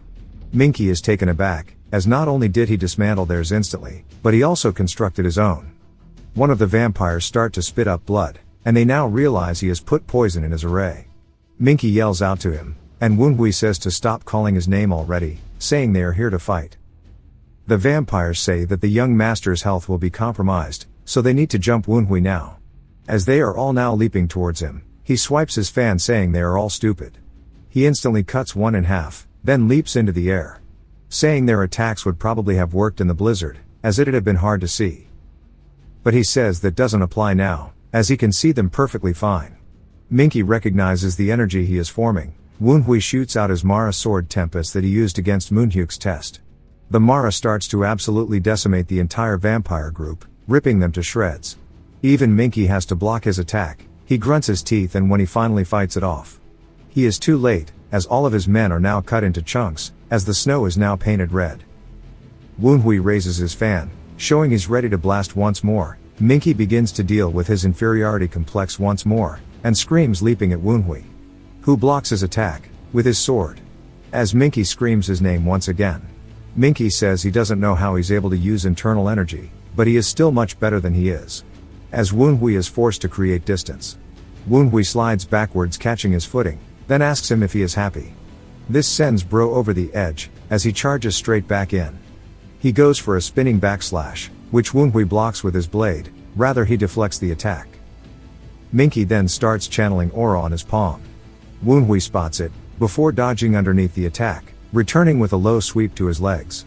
As Minky is starting to fall down, Woonhui charges in with a shoulder bash, sending him backwards, as now he is having to regain his footing. Woonhui refuses to lose the tempo, but Minky can't allow that, so he stomps forward, shattering the floor. An ice shard forms upwards towards Woonhui, making him jump to avoid it. As he is flipping in the air, he swaps back to the fan mode, tugging on the rope, shooting out a whole barrage of needles. Minky starts blocking his attack, but of course he cannot get all of them. 3 needles pierce into his shoulder. It causes Minky's sword to drop a bit, as he now realizes they have been poisoned. Woonhui asks how his soul-shattering sand tastes.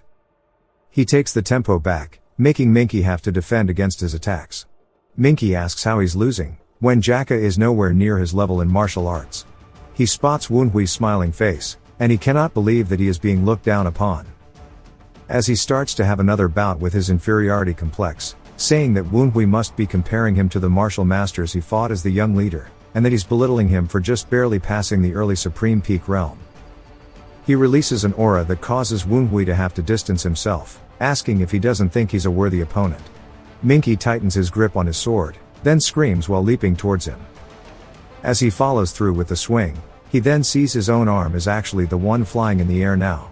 Minky asks how, as we see a massive bright light that causes an explosion, as tons of dust is now kicked up. Minky's blade swirls in the air, before stabbing itself into the ground. Woonhui asks if he understands now, why he didn't use the evil ghost war robe from the start, but says he would probably need more time to understand it. Minky holds onto his nub, trying to stop the bleeding, asking if he baited him into a large attack, asking why. Woonhui chuckles, saying he got that part at least. When Minky fully committed to the attack, Woonhui says he made him think that he was going his fastest until now, which is how he got the upper hand on him, literally. He says he let his guard down, and it must be because his ego grew as his martial realm did. He should have kept his guard up, the moment he realized he wasn't wearing his evil ghost war robe, calling him an idiot. When Woonhui displays it, it cements the fact to him that it truly is the young leader. Minky says the society allowed him to reach the early Supreme Peak. Plus Woonhui is nothing compared to how he used to be in terms of strength, and his martial realm is leagues below his too. So why, despite all of the struggles he's been through, can he still not defeat him, even though he is so much stronger than he is in this moment? His worldview begins to completely collapse, as he is now starting to release aura just like Begzan did. Back to Kyujin, saying that now the demonic martial artists have begun moving, it's her time. We hear Huan giving the signal to her, and she sighs, saying that Woonhui must forget she is from a Buddhist sect since he is using a jiangshi. She also eats the pill he gave her. She recalls Woonhui saying the Righteous Wind Squad will take care of the others, but she will need to deal with those standing guard. She spots 3 of them, and charges in towards the 3 of them. She instantly stabs one in the stomach. They now realize it's an ambush, but also she is from the MA sect. With one down, she pulls her sword out of his chest.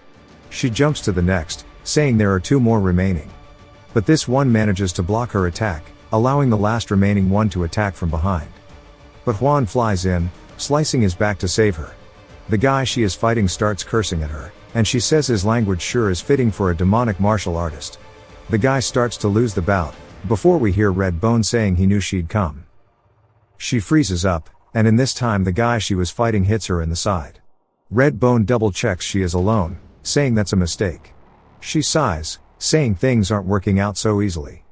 Red Bone asks again why she came alone, and that she is gravely underestimating them. As he rings his bell, he begins to speak enchantment table.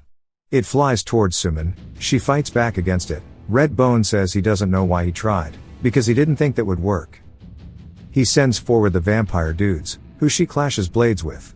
She says she cannot defeat them with her anti-demonic energy alone, wondering what she should do. She pushes back the original one, going for the one to her side, taking advantage that he wasn't expecting her. She then realizes something from trading blows, and that is their techniques are the same as what Woonhui fought them with, saying that is crazy. She gains some confidence, then pushes back all of them near her. When one of them is reeling from the attack, we see Huan overhead, who swoops down, deleting this dude's inside. Red Bone for him to find the beast Jiangshi he was looking for. It sure is a welcome coincidence. He rings the bell once more, but unlike Suman, this is effective against Huan. As he stumbles, flying into the wall, Suman sees it and wants to help. But Red Bone tells her that she needs to focus on herself. Back inside the room with the girls, Kyujin wonders if Woonhui is outside due to the vibrations. Sunyi says no, and that this scent is Suman's. Kyujin wonders why she's here and not Woonhui. Sunyi tells her she smelled him too, but it isn't him. She says that it smells a bit odd. Kyujin says it must be his bird that's here. She says she can faintly smell Woonhui's scent, but he's far away. There's also some from the Righteous Wind squad too. But she doesn't smell any other scents nearby. Kyujin asks if it's really just the bird and Sumin. Sunyi says yes and looks nervous. Since she probably hasn't recovered much energy yet. Kyujin goes into what I assume is her upper dantian, calling for the blue ghost. She asks her what she needs. She asks if she can control her body if she lends it toward her. Blue ghost starts cackling, asking if she's out of her mind. Kyujin says to answer her. Blue ghost says of course, ignoring sorceries and the ice poison is simple, although her body will be messed up after. Kyujin says if she can save her friends, it doesn't matter. Blue ghost asks if she's serious. Kyujin says yes and Blue ghost says she is happy if she can just fight. She opens her eyes inside of Kyujin's eyes. Sunyi feels the energy, asking if she just gave her body up. Blue ghost stands up now, saying she can't figure her out at all. She calls Red Bone stupid, saying he needed to take their weapons too. She then picks up Sunyi, saying she got the little kid as promised. She asks Sunyi who the strongest person is here, and Sunyi says he's right outside the building. Blue ghost swings her blade, sending out a giant energy slash. It shatters the wall behind Red Bone. Sumin realizes what it is now, as the debris is flying from the attack. Blue ghost leaps out of it, landing in the courtyard. Sumin is happy, before Sunyi gets thrown at her.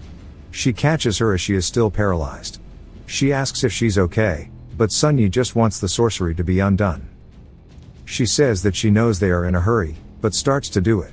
As Blue ghost charges at Red Bone blocks the attack, saying he didn't expect her to have a soul streak.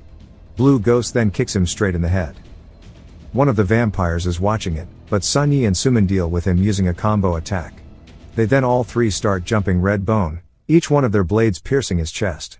He then releases his aura, forcefully creating distance.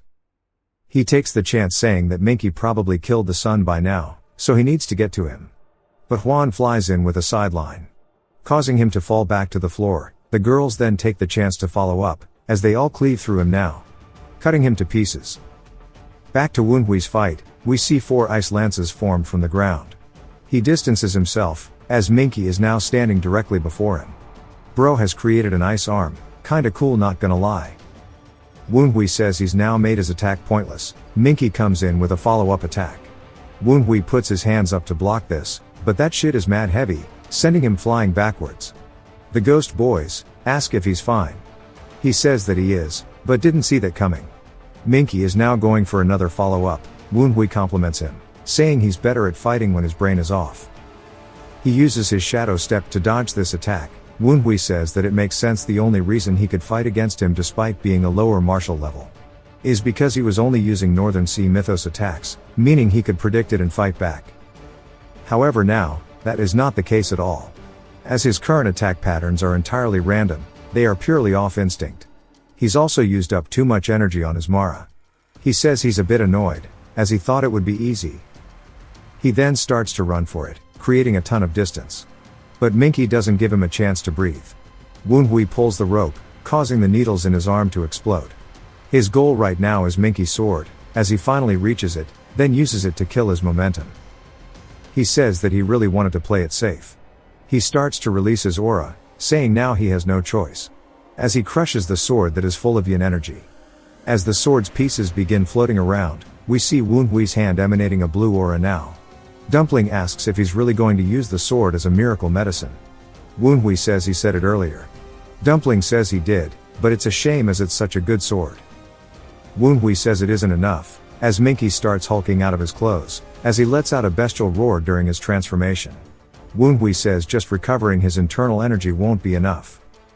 The ghost boys asks if he's about to do what they think he is, as cultivating mid-battle is just wanting a death wish. Woonhui says that only if he were to use a regular method. Minky comes in with an attack, smashing the ground that Woonhui is standing upon. But we see that he has got past Minky. The ghost boys say that he is actually fighting while cultivating. Goatee says it might be the Wudong's dual internal energy art. Minky, seeing Woonhui dodge, turns around toward him. He swings wildly all around, but Woonhui starts to dodge the attacks while preparing a counter. He raises his fingers into the air, as his magic imprisonment chains fly out past Minky. Woonhui tries to catch him again, but Minky backpedals. And then dodges the follow-up as well. The ghost boys ask if he's really using sorcery. He is cultivating, using martial arts and sorcery all in tandem right now. Which is unheard of. Woonhui says in his past life, he could only perform sorcery, so he focused on this cultivation technique, in order to raise the speed of his sorcery activation, for his succession rivalry. Which is the Wudong Sex Dual Internal Energy Art. It allows the user to split their personality into two so that the user may have to thought processes at the same time. While it doubles your thinking speed, it also places a heavy burden on the upper dantian, so if things go wrong, it leads to serious harm.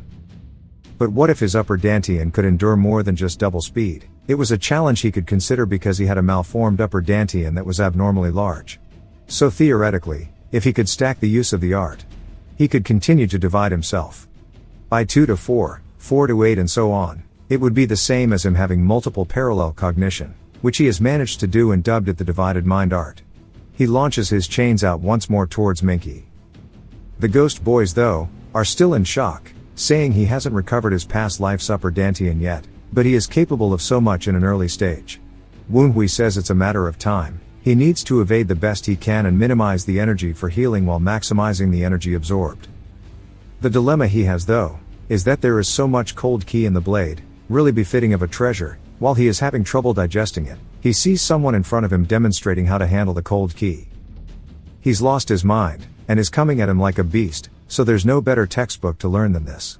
Minky continues his wild attacks, then starts to let out another primal roar. Woonhui asks if he's fighting with his stank breath, saying he needs to show him some martial arts.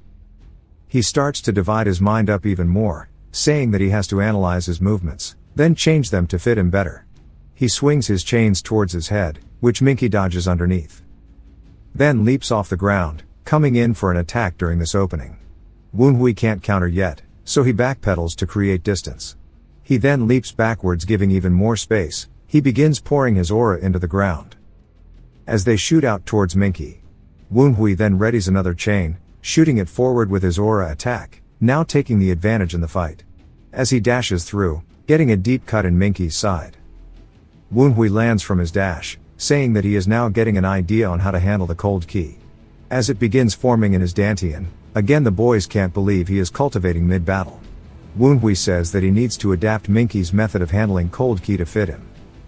And absorb the venom dragon cultivation technique through his black dragon ki arts. Which will let it evolve into a unique cultivation method for him. His evolved central dantian will affect the upper dantian too. His aura starts to have an explosive reaction, as his upper dantian is evolving just as he had predicted, with him starting to undergo a transformation. We see his eyes now purple, and his hair is white, as he has 100% succeeded. The boys comment on how his hair looks like it used to. But also he has a ton of spectral and demonic ki emanating from him. His aura is just overwhelming right now. It is as if he himself is now an incarnation of Mara. Just his aura starts to pressure Minky, as Woonhui slowly walks towards him now. He pulls out his fan mode, and slices forward with it. Minky blocks the attack, but it cuts through his defense. Woonhui swings down, again piercing his defense. Woonhui then goes into an X/attack, but these attacks start to combo together, creating a cage around Minky. Woonhui puts it back into its sword form, then thrusts forward towards his Mara prison. As his aura begins to zap Minky as if it were lightning. All of the aura dissipates, as Minky drops to his knees, completely bald now. Woonhui thanks him for the lesson, then cuts his head off, saying he can't let him live any longer. Sending Minky's blood flying across the snow, Woonhui watches it fly through the air too, and the ghost boys say that he defeated an opponent of the Supreme Peak Realm despite the chaotic situation, and they don't think anyone else could advance as fast as him. Woonhui says he doesn't need them to be kiss asses, and he has to review his technique since it was rushed. He hasn't reached the Supreme Peak yet, but he managed to absorb the Extremian energy. He can also use his divided mind art for a bit, even if it's not for long. The ghost boys say it's pitiful that one of the 10 pillars has fallen like this. Woonhui asks how, as he brought it upon himself. He grew stronger by depending on the society. If he had gotten to the Supreme Peak with his own prowess, it had not have ended like this. Despite his flaws, he was one hell of an opponent. He needs to go treat Sun Yi and his sister, so he undoes his newly found transformation. He then uses his eyes to undo the array he is in, allowing him to escape from the blizzard prison. As the ground transitions into the courtyard, he spots Sumin standing before him. She turns, asking where he came from. He says he broke through the enemy's array, and it just turned out like this. He asks whose corpse that is at their feet. She tells him it's the Black Bone Ghost Valley's leader. Woonhui says he doesn't know the details of the Red Bone Terror's death, but it seems like he got ripped apart. Based on his injuries, all three of them had a part in his death, and his bell probably didn't help him at all in this fight. He says they've all accomplished a great feat. She says they just did as they should, but it was hard. Woonhui then asks where Kyujin is. Sumin says that she was just here. Woonhui then spots her hiding around the corner. He walks over, asking what's wrong with her. Blue Ghost is tweaking, saying the Demon King is going to eat her. Kyujin asks what she's talking about, and luckily manages to regain control of her body. As she stares blankly for a second, Woonhui asks if she's okay. She says yes. Then asks if it's all over now. He says that it is, as he took out the enemy's leader. But there's a hell of a lot of minions left behind. The vampires ask how dare he. The girls start wondering what to do. Woonhui smirks, as we see the vampires starting to get ripped apart with complete ease, from a range 2. As they are all being taken down in rapid succession. The girls are impressed. Gon lands before him with his squad, asking Woonhui if he's alright. Woonhui just asks what took so long. Gon says he was the one who told him not to enter the array, so everyone just waited as they noticed the vampires waiting for an ambush, so they ambushed the ambush. Woonhui says he should have helped in rescuing his sister at least. He says they wanted to, but they saw them just bullying the shit out of that guy. The girls start to get embarrassed. Gon asks if it turned out well. Woonhui says of course, then turns towards where his corpse is. Only to be surprised by a man staring down at Minky's beheaded corpse. The entire ground freezes over in an instant, as everyone has now been completely frozen over as well, as Woonhui starts to fall apart. He then snaps out of it, as everyone as well begins to have severe headaches from the attack. The girls ask what the hell that was. Woonhui says that was a really intense cold key, and just his presence alone feels like he froze to death. This is the leader of the Northern Sea mythos, Gu Raksong. Gon yells, telling the boys to get into the 7th formation, as they start to form a defensive wall for Woonhui. Gon tells him to run as they'll stall for time. Raksong says he knows war is a chaotic place, full of resentment, but it's only right that you help a parent recover their child's corpse. The squad members start to feel pressured once more, and the ghost boys say that his power is much stronger than 6 years ago, and he's now comparable to one of the 10 greatest martial masters. 15 says he doesn't know if the society helped, but he's either close, or at the celestial orbit level.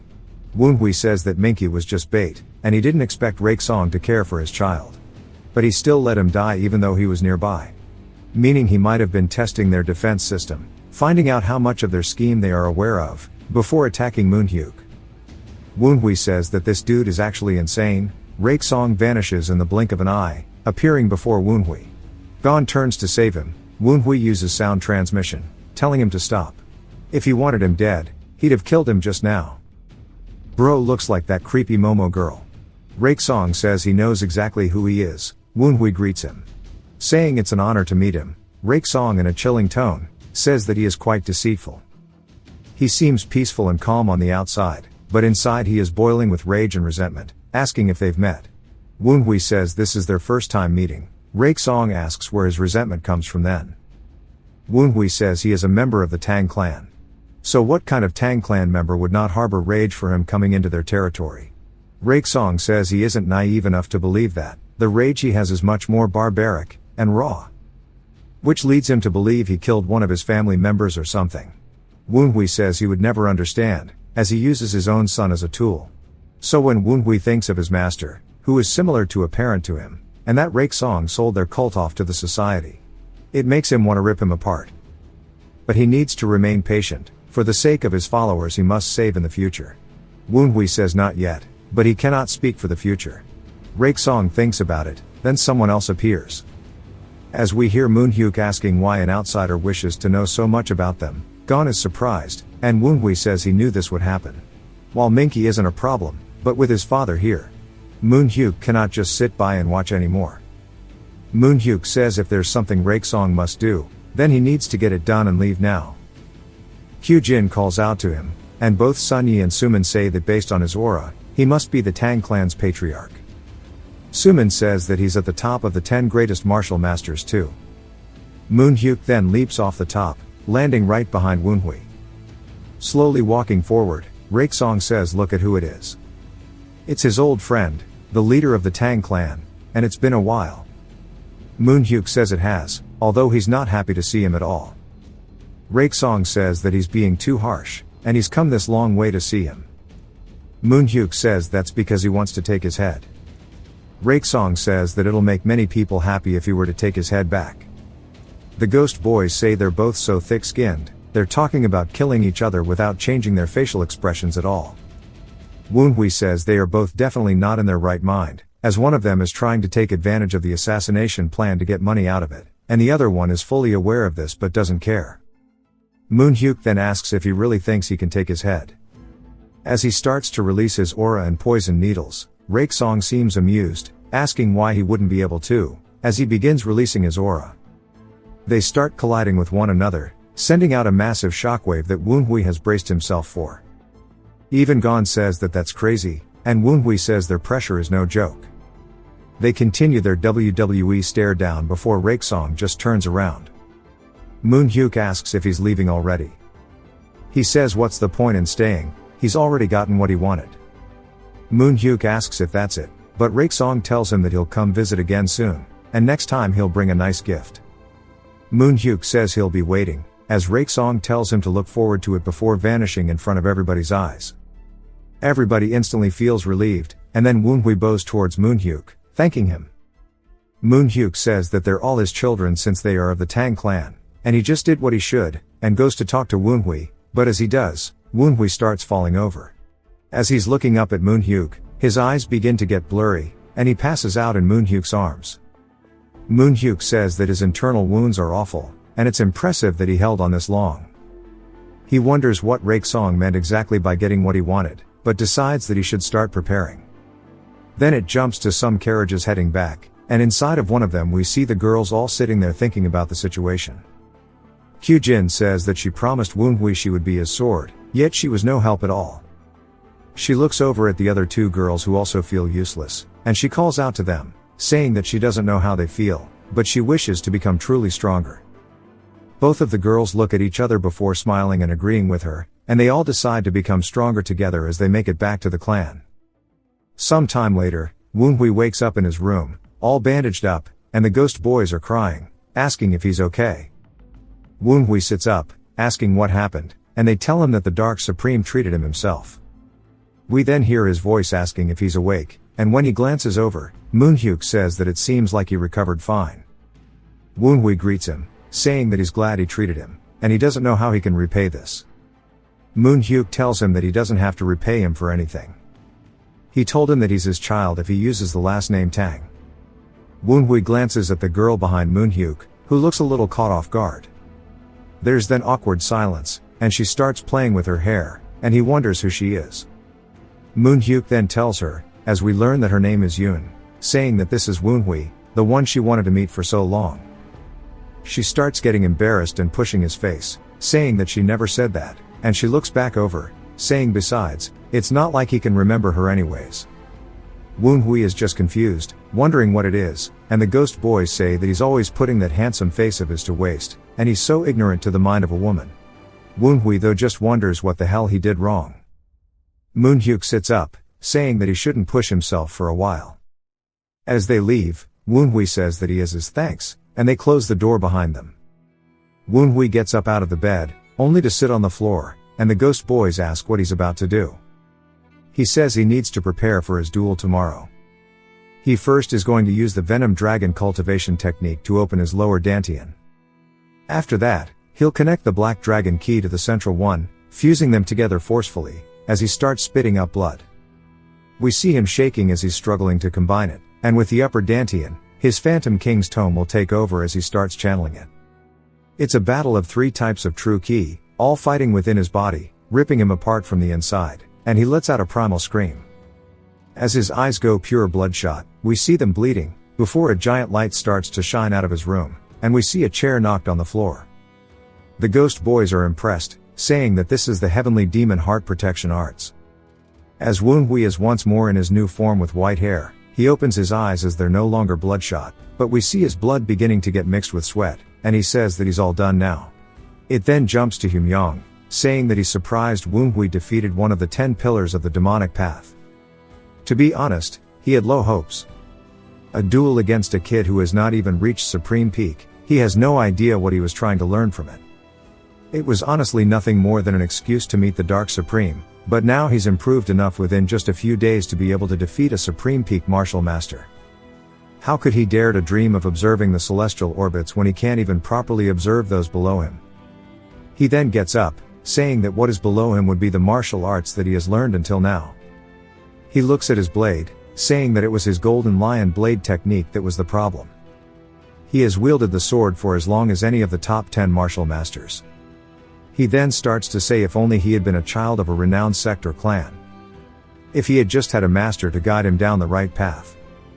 He then realizes something, saying that's right, Woon-hui seemed like he knew something that he didn't. He even defeated his disciple, though he only just began wielding the sword. And now, as well as Minky, he exits the door, looking towards the training area, wondering what exactly Woon-hui knows, saying that he needs to find out.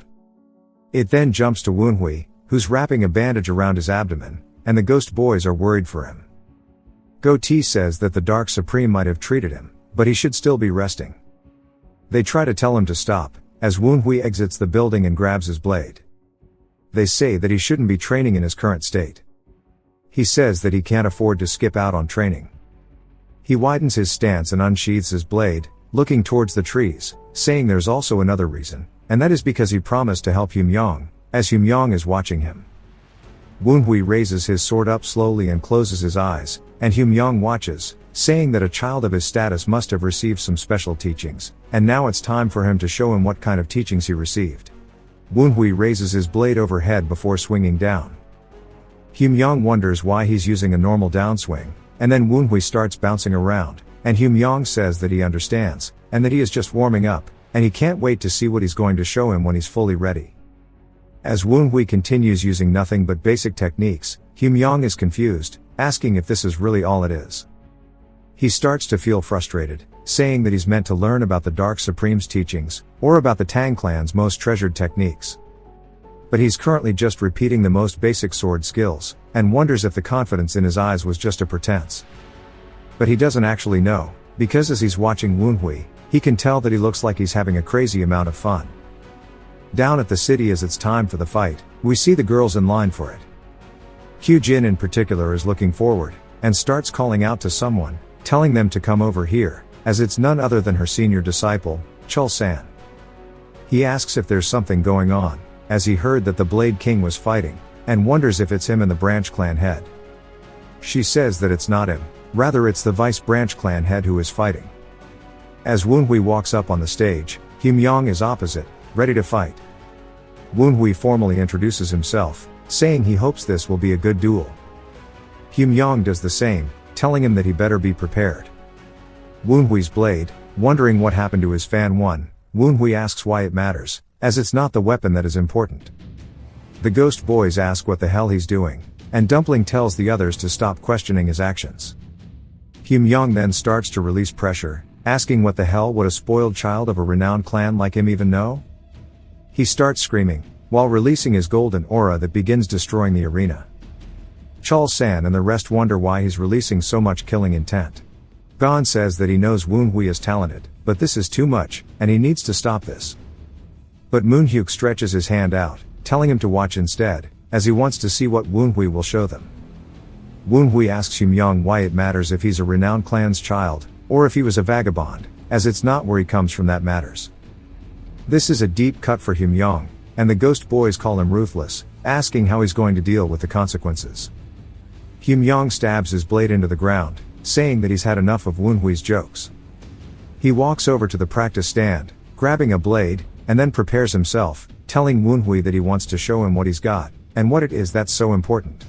Hyun-young begins charging in and raises his sword up before swinging down. Woon-hui blocks it, and Hyun-young takes the chance to go for his side and comes in with a punch, hitting him hard. It causes Woon-hui to spit up blood. Hyung says that he's the one who said that martial arts, as well as the weapon, aren't actually what matters, and he swings again, but Woonhui blocks it, but it's still devastating enough to send him flying backwards, destroying the arena. Hyung asks what matters then if those two don't.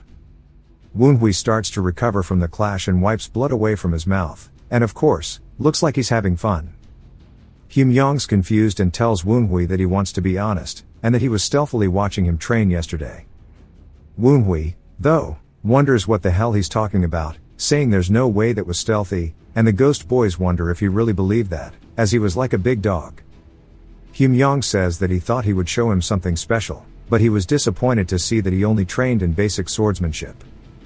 And, he's definitely different now that he's fighting him. However, he won't just sit here and idly assume that that is all Woonhui is capable of.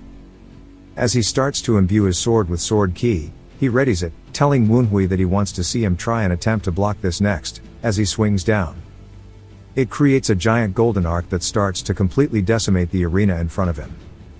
As it starts flying in towards Woonhui, we see a giant explosion from the aura that sends out a shockwave, causing everybody in the crowd to have to brace for it. Gon wonders if Woonhui's okay, and as the smoke starts to fade, Hyung says that's what he was curious about. As he sees Woonhui smiling, he asks what he finds so fun about this.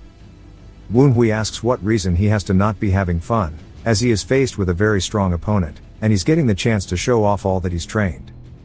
Hyung says that he's getting hurt, and he's out of his mind. Woonhui tells him that's what it means to be a martial artist, and he asks Hyung if he's also not having any fun. This catches Hyung off guard, and he looks down at his hand, wondering if he is having fun, and when he holds up the reflection, he sees himself smiling, wondering since when. He's always tried to climb this endless cliff of martial arts.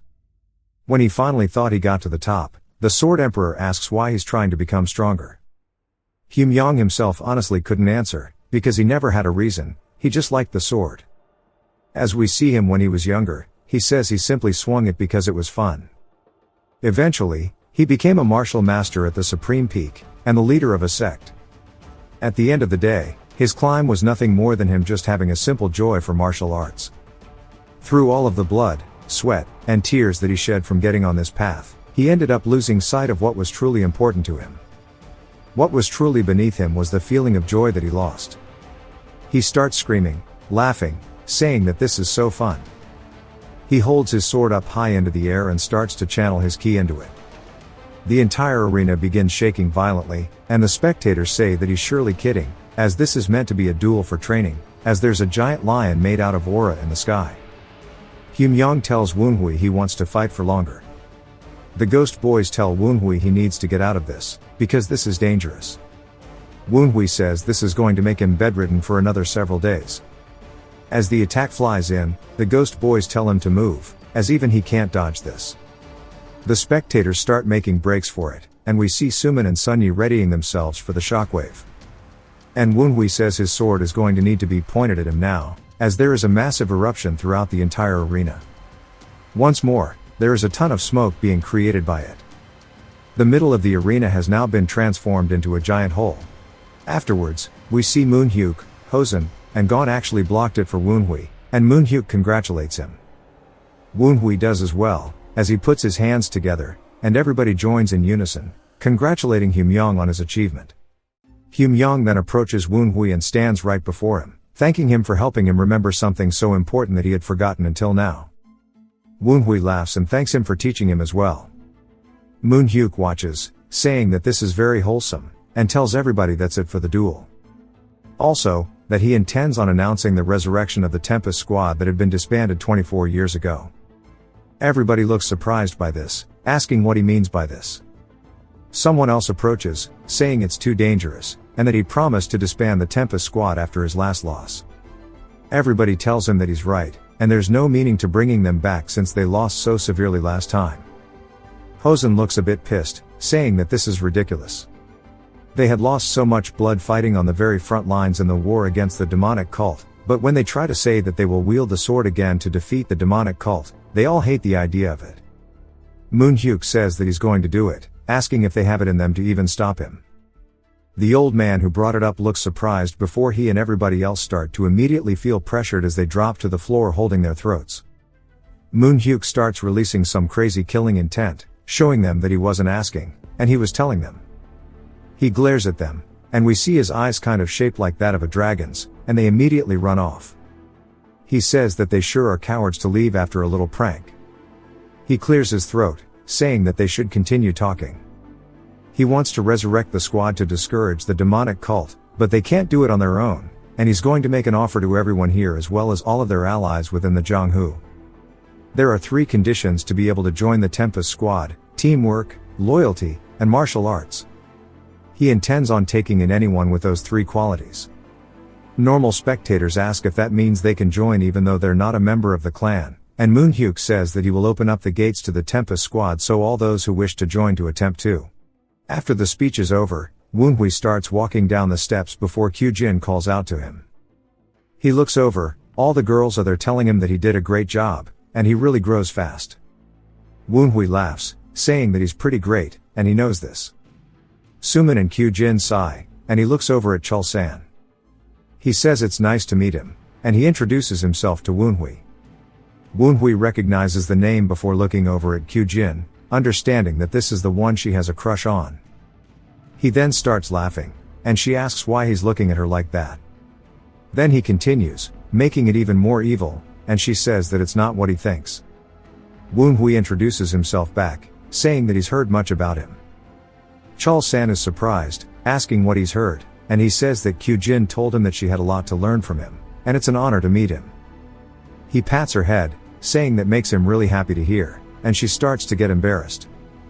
Woon-hui then senses something. Just as Kyujin has the blue ghost in her, it seems as if Chul-san has something in him as well. The ghost boys ask if that's what they think it is, and Woon-hui says they're correct, and he has a soul streak. They can't believe that there are 2 people within the Kwangyang sect that have soul streaks, and Woon-hui says that there might be more as well. Of Chul-san's, his is pretty grand in comparison. He laughs, saying that he understands why people say that he's going to end up becoming the best swordsman. Woon-hui then goes back to what he was going to say, telling Chul-san that he heard that he often goes out with other women, and Kyujin quickly closes his mouth, asking when she ever said that, and Chul-san just looks amused by the whole situation. Sumin and Sunyi are a little surprised, saying that they get along very well. Sunyi says that she didn't think they would, but is glad that they do. Someone else then approaches them, calling out to Woon-hui, who turns, and the man tells him that the patriarch wishes to see him. That night, he goes to meet up with Moon-hyuk, saying that he heard he wanted to see him. Moon-hyuk says he does, and then starts releasing pressure, saying starting now he needs to think wisely before answering his questions. Woon-hui wonders if he figured out who he is, and the ghost boys tell Woon-hui to run for it, as he might actually die tonight. Woon-hui wonders if it was because of Minky, but says that he wasn't there when the fight happened. Minky starts to reach into his robe, calling out to Woon-hui, and Woon-hui says he has no choice as he grabs onto his fan blade. It turns out that it's just a drawing of his granddaughter, and Moon-hyuk asks him how he feels about his granddaughter, saying that she's beautiful, and the ghost boys now understand that he's really just a normal dude. Woon-hui says she is, and Moon-hyuk says that he knew that he would agree, but he's not allowed, as he won't give her. Woon-hui says he never asked for her, and Moon-hyuk says that's a good answer. Woon-hui just wonders what the hell he wants from him, and Moon-hyuk says they'll talk about that when the time comes, and says that when he first stepped onto the duel stage, he reminded him of the demonic martial artist from the Heavenly Mountain. This catches Woon-hui off guard, and Moon-hyuk says that he's definitely talented. However, what is important is his mindset and the balance of his martial arts. No matter how powerful his martial arts are, if there is no balance, then it will only end in ki blockage. He says that 17 years ago, there was a disciple like him. He was so talented that it was fun for him to teach, but the rumors tell him that he has been inflicted with ki blockage. Woon-hui curiously asks him if he's surprised, and then asks who it is. Moon-hyuk says he knows him, and that everybody basically should. Woon-hui wonders if it's what he thinks it is, and Moon-hyuk says that the demons of the Heavenly Mountain had a nickname, and they called him the Divine Sword Heavenly Demon. Later that night, we see Woon-hui looking up at his ceiling, thinking about it. We get a flashback to him and his master when he was a kid, and his master said that they once visited Kwanghai Lake long before they met him. However, they could not appreciate its beauty. Woon-hui asked why, as his master looked up and stared at the stars, saying that they were badly hurt, both physically and mentally. At the time, they were raiding the mountain bandits, and they were extremely terrible people, so they had to annihilate them thoroughly, but was badly hurt because of someone they had to come across, and barely managed to get away at the cost of severe injuries. Death was already approaching them, but so was someone else, as when they looked up, they met someone they could never forget there. They then woke up to an unfamiliar cave ceiling, and we hear Moonhyuk saying that they are finally awake, and they shouldn't sleep outside, while clicking his tongue. Woonhui's master says that they were treated by him, and that the man even taught them. Woonhui looks up at his master, who is smiling, and Woonhui says he didn't know that person was the Dark Supreme. The ghost boys say that fate works in strange ways, and it seems like nothing is a coincidence. Woonhui says that if the Dark Supreme hadn't treated his master then, his master might not have ended up becoming his master, and if he ends up finding his master one day, then things would be nice to have a drink with the two of them together, but in order to do that, he needs to find his master as quickly as possible.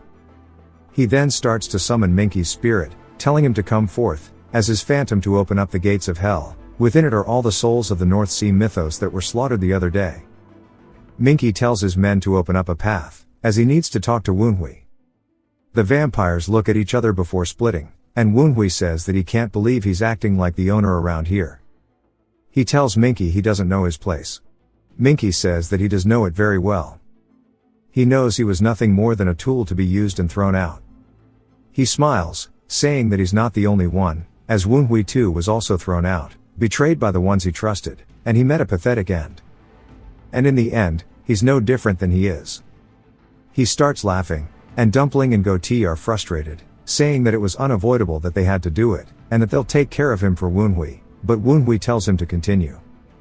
Minky laughs, saying that he knows the pain of abandonment better than anyone else, and now he's using the Tang clan to corner these people, and it's ridiculous. Woonhui says he's right. He was betrayed by those he trusted, just like him.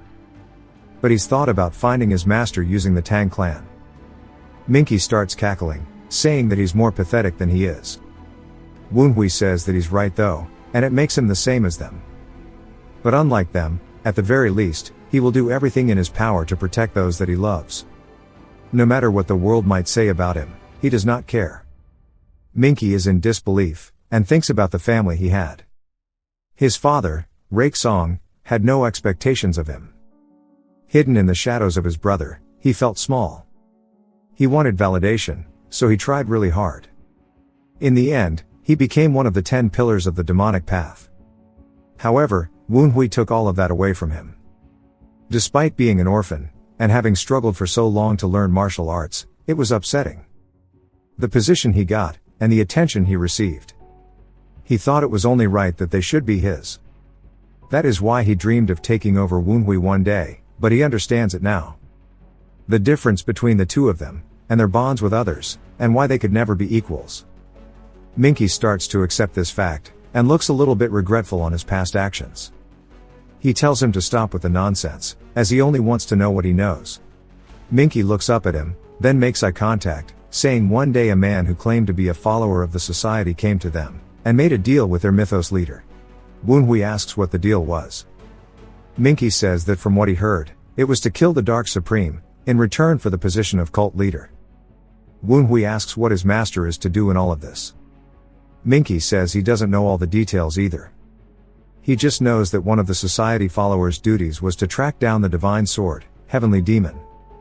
Woonhui is surprised, saying that means his master is still alive. Minky continues though, saying that the society gave them the mythos leader powers, but he doesn't know what exactly they are. He did hear that the mythos leader recently went to the Eternal Ice Mountain. The ghost boy says that is one of the very front lines of the Northern Sea mythos, wondering why he would go there. Woonhui as well doesn't know what he is scheming, but there is something he is certain of, and that war is definitely upon them. It jumps to the Eternal Ice Mountain, and on one of the paths, we see all the vampires carrying stuff up towards it, and leading the charge is none other than Rake Song. Ugly bastard. So there's obviously still a lot of length left in this series that we haven't seen yet, and because of that, I'm holding back on going fully in depth for now. The really long personal thoughts, like what I did for Eternally Regressing Night, take a lot of time to put together, so I'd rather save that for a season end or a clear stopping point. If you feel like I could have gone into more detail on certain parts, I will later. The baseline of the story, A protagonist who dies and then possesses another body isn't new, but the way it's being executed against the backdrop of the demonic cult feels fresh. The way he's building relationships within this world is what really sets it apart for me. Character development has been strong. I'll skip the long breakdowns for now, but the Spark Notes version is this. All of the Ghost Boys started out as enemies who tried to kill him. He crushed them, captured their souls, and now they're on his side. The same thing happened with 15, sent to kill him, but now loyal. His sister's development is different. She's cared for him from the start, but her arc is about realizing she doesn't want to stay confined to the Tang clan and coming to terms with the fact that her mother is evil. Yu Chong's arc is also notable. He started out hating Wenhui, but after learning he was being used by his mother, he changed, ultimately helping take her down.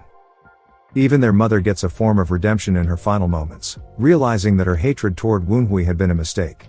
Villains being redeemed is actually a recurring theme here. Minky, the latest villain, follows that same path. His final expression made it clear he knew he'd lived as a fool and regretted it.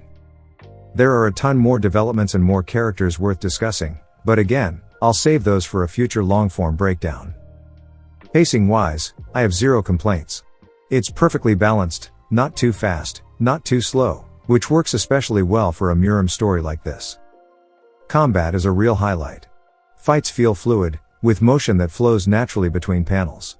Wenhui actually dodges, thinks, and strategizes mid-battle. At the same time, we still get those fan-favorite panels with giant explosions and shockwaves that sell the impact of the fight, and power within these Muram worlds. There's also a bit of symbolism sprinkled in, usually blatant, but it still works for what it's going for. If I had to nitpick anything, it would be the amount of plot armor and convenience, but that's a common trait in most Muram stories and doesn't take away from the fun. I'm really enjoying this series. There's a ton of cool moments throughout, and while this personal thoughts entry is short, it's because I think the big, in-depth ones are better saved for when there's a proper stopping point. I hope you've enjoyed it so far, and let me know what you think in the comments. If you've watched till the end, comment, Peckerwood, to let me know. Subscribe for more videos like this, leave a like or a comment to help the channel out. Thanks for watching.